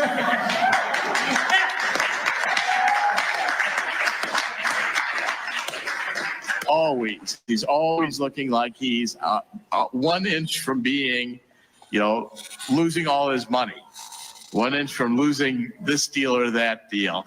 Everything Donald Trump has done in his life has been a success. And in the final game of this, I think Donald Trump will reduce the bureaucracy. I'd say 95% would be good, maybe 100%, because the bureaucracy isn't specified in the Constitution. There's no discussion. There's no article about the bureaucracy, which means it can all be removed. Fire them all. And I think what we can have is a rebirth, as we say, of freedom in this country. But I want to say 2 or 3 things about Zuckerberg. Someone has come forth as a Silicon Valley insider, anonymous, and has been writing me extensive emails, which I've now been able to validate. And the story of Zuckerberg and the others is this. Facebook, all of the major ones, Twitter, YouTube, Google, every single one of them is a creation of the CIA. They were funded by the CIA, and they were there. And by the way, they are all considered dispensable. Zuckerberg may not realize it, but he's in the ejection seat. And the button will be pushed and he'll be ejected out. But the real power in Silicon Valley is the infrastructure of the internet. It's the Oracles. It's the Microsofts, the Sun Microsoft systems. These are the tracks, the railroad tracks on which the internet runs, the bridges, the infrastructure. And the people who are really controlling Silicon Valley are the Larry Ellisons. These are the people you know less about because they're not the front men. Zuckerberg is dispensable. Eric Schmidt is dispensable. Google is dispensable. They'll just replace it with another one because the real godfathers are the Larry Ellisons and the others. And who funded Larry Ellison? The CIA, the military-industrial complex, moving in with Lockheed and the others wanting the creation of a new generation of electronic hardware for the military. And in the process, and that started going back into the 50s.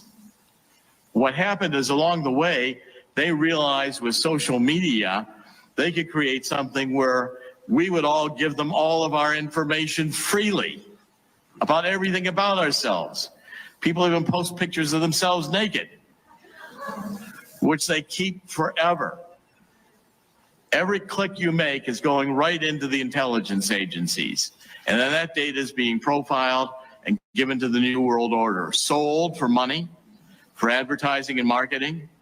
And by the way, Zuckerberg may have his own rules and we're going to protect privacy, but don't for a minute think that they aren't still collecting the information.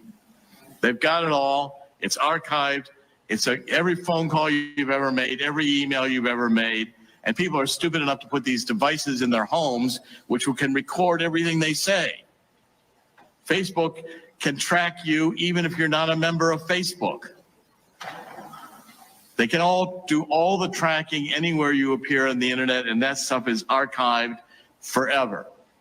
What we've got to do is we've got to reclaim the internet. We've got to have an internet Bill of Rights, as it were, to impose First Amendment, Second Amendment, Fourth Amendment. We've got to do this through Congress, and I'm here to tell you that before Donald Trump is done, the internet will be 100% regulated, or it will be broken up.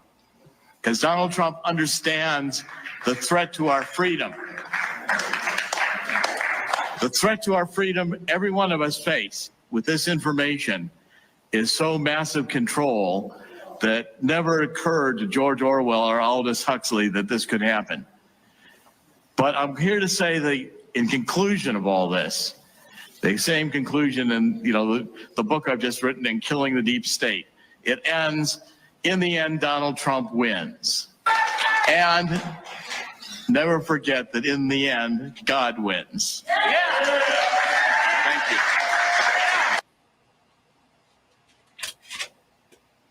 All right. That was Jerome Corsi, and that video is from 7 years ago. 7 years ago. He's probably well aware now that what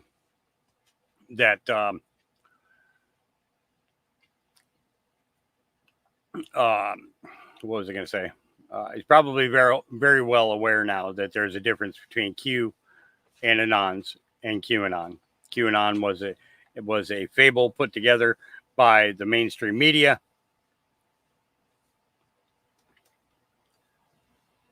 And people did jump on board with it. They did jump on board with it. But they themselves began to realize that there is Q and there are Anons. There is questions and researchers to find answers to those questions.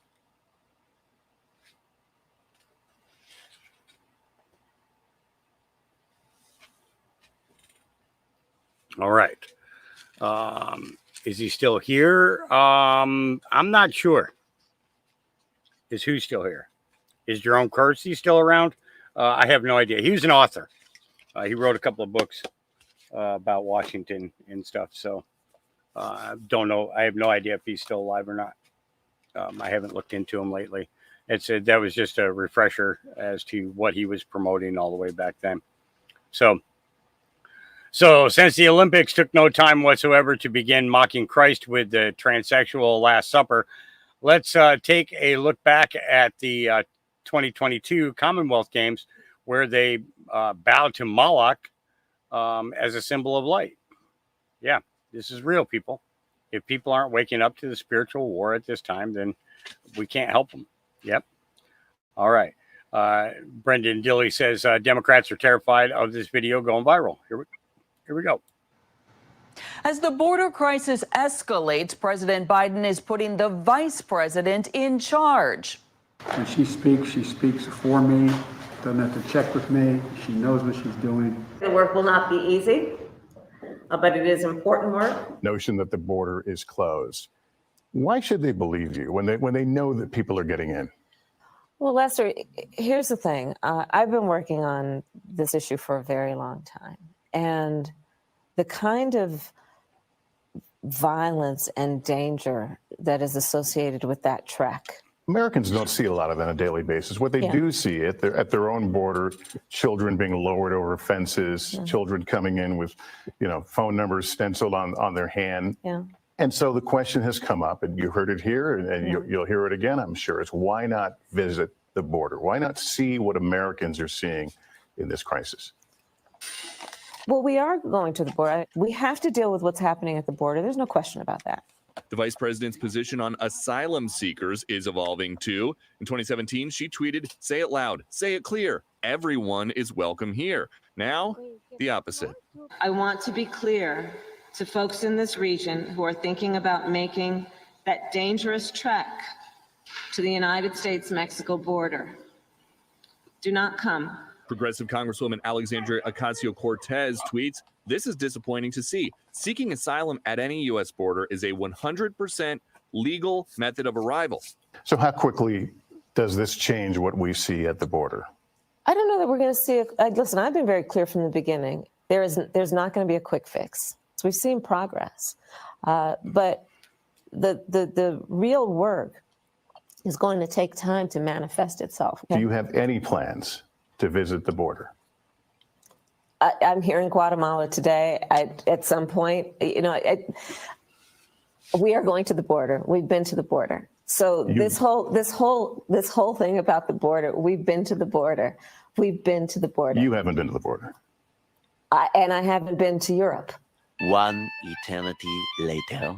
93 days after the vice president was tapped to lead the White House response to rising migration. I said back in March I was going to come to the border, so this is not a new plan. And yet, White House sources say today's trip came together so quickly it caused some confusion within the West Wing, though it did not come soon enough for the GOP. She avoided traveling to the border for more than 90 days. In that short amount of time of more than 3 months, there's been more than 500,000 encounters.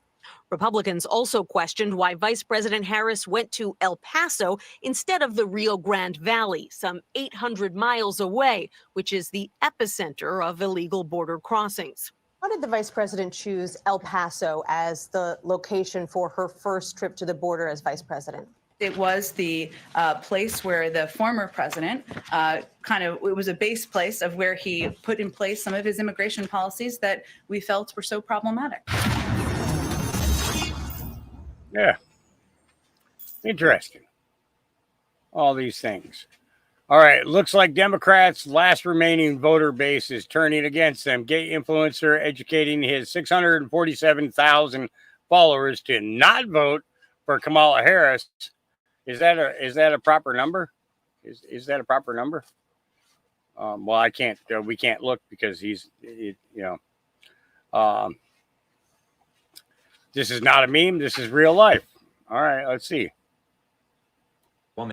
She's black, she's a woman, and somehow she has some of your votes for those two reasons alone. Imagine voting for somebody simply because of the color of their skin or because they're a woman. I don't have to imagine it because I've seen a bunch of videos here on TikTok of people saying exactly that. And that's ironic coming from the side that can't even clearly define what a woman is. But that immediately tells me you don't got a lot going on up here, right? You can't bring policies, you can't bring accomplishments to the table, her history. Nope, simply because feminism, and thank God we have a DEI diversity hire. I know some of you guys are chronically online, but this is not a meme, right? This is real life. This is the person that you believe is most qualified and you are trusting to be the leader of the United States of America for the next 4 years. I feel like some of you just think it's cute, like it's a homecoming election or casting your vote for The Voice or American. Like, this is the president of the United States that you guys are voting on. They've been trying to gaslight us into believing that Joe Biden's been the one pulling the strings when we know damn well we got VP Kamala Harris, Joe's pulled, Kamala's placed in. You guys casting a vote for her would be like reading the same story and then expecting a different ending. Not a single one of you can honestly look me in the eyes and say that you are satisfied with how this 4-year term, this story is ending. Border crisis, where threats are just allowed to walk right into our country and then they're being shipped to sanctuary cities where these people are then given more rights and more handouts than U.S. citizens. We have homelessness through the roof. We have violence through the roof. Inflation through the roof. We got tensions escalating between the U.S. and other countries. Wars escalating. Billions of dollars sent funding said wars. Honestly, go on and on. And some of you think it's cute to elect somebody simply because of the color of her skin, like I said, and because she's a woman. If you guys were to actually bring policies to the table, right, that you could stand behind and that you align with, then we can have an actual civil discussion and informed and educated discussion. But to say she's black, she's a woman, I'm voting for her. Bye. I'll need to take your rose-colored glasses off, look at the bigger picture, and realize that the shit that is coming for the U.S. is much bigger than your feelings. I truly cannot with people, but I feel like y'all are going to fuck around until you find out. And you know what? I'm going to just sit back and say I told you so. I love you guys, and I will see you in the next one. Well, just saying. Yep. I've tried posting 3 videos about this and they will not post. Let's try this again. Please watch. This is important. People need to know what's going on over there. It's a communication blackout, complete blackout in Bangladesh. The banks are closed. You cannot get your money. It is hot. The government has a curfew on the people over there in Bangladesh because there is a civil war. They don't want to tell us on the television. The Bangladesh government doesn't want the world to know what they're doing to their people. You need to tune in to what's happening in Bangladesh from independent reporters. There is no internet. People are not being able to access their money. They don't want to give the people back their money. More than 3,000 people, they believe more than 3,000 are injured because of the police brutality. The army, the Bangladeshi army has been deployed in the entire Bangladesh area. The prime minister has left the country and has said that there's nothing they can do right now. The people are being left by themselves to fight against the police brutality. They have the military going all over the place. They have a curfew. And the students, many students, they believe more than 300 now are dead because of the police brutality. Tell me if this is not crazy. There is a whole civil war on that side of the world, and we don't know. Did you know that there is going to be a massive protest in Georgia, here in United States, because of what's happening in Bangladesh? Of course you don't know none of this, because CNN and all of the news channels here in the United States are cowards and paid by the elites. Yeah, absolutely. They're cowards and they're paid by the elites. I let you guys know about Bangladesh a couple of days ago. I showed you guys clips on that. Yep. All right. When you see it,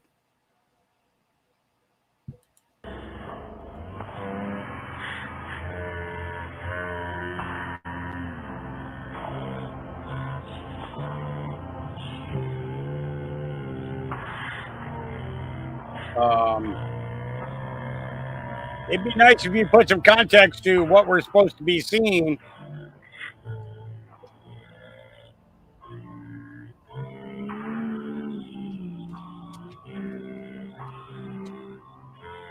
And you made the video so small that we really can't see it at all.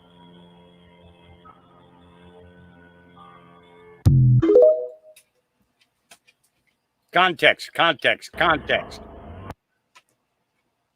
We have zero. The FBI, DOJ, DHS, and the CIA, and then send all these traitors to prison. Here we go.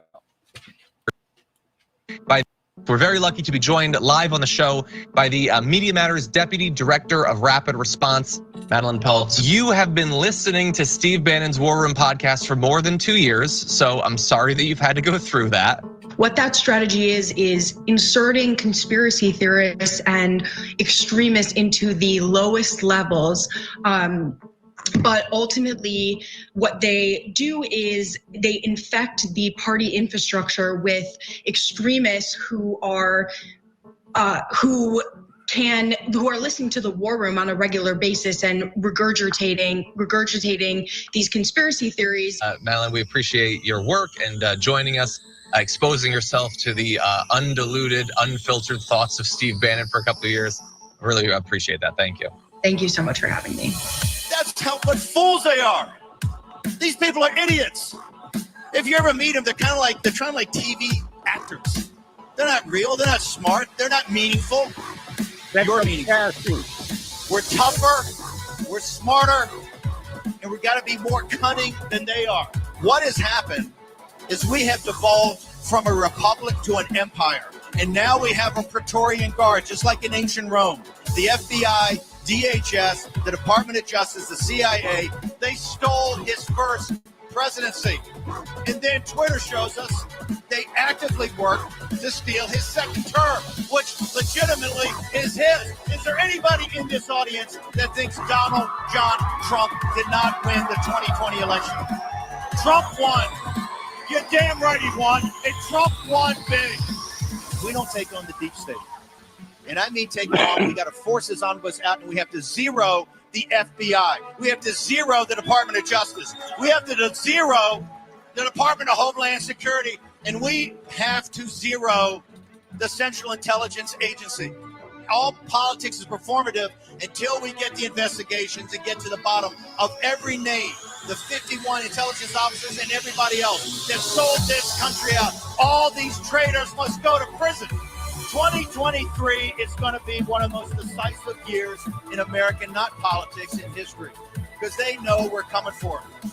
They know we're not going to back off until we totally deconstruct the administrative state. Lock them up. Lock them up. And throw away the freaking king. At this time, I'm going to insert a public service announcement. I am. Ladies and gentlemen, if you do not have a conspiracy theorist, I would recommend to you to go out and get yourself one. Get yourself 2, maybe get yourself 3. On Sunday, they're 50% off. So Sunday, get a deal. That's right. Get a conspiracy theorist in your home and wake America up. All right. You like that 50% off on Sundays? Oh, boy. All right. Let's see.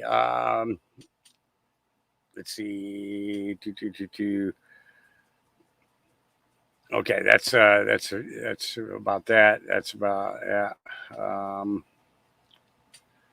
I'm done talking about Kamala for the day. You know what? I'm done for the day. I'm done for the day. I'm tired. And my back is killing me. So we're going to go ahead and end this out. I want to thank everybody for joining me here today. I hope everybody got a little something. Remember that our Creator loves you and his Son, the Christ, Yeshua, born in Nazareth, that was sacrificed for our, it wasn't for enjoyment and it wasn't for pleasure. It is so that we have the opportunity ourselves to be saved. That's right, to be saved. He loves you. And you know what? So do I. We'll see you guys again tomorrow. Peace.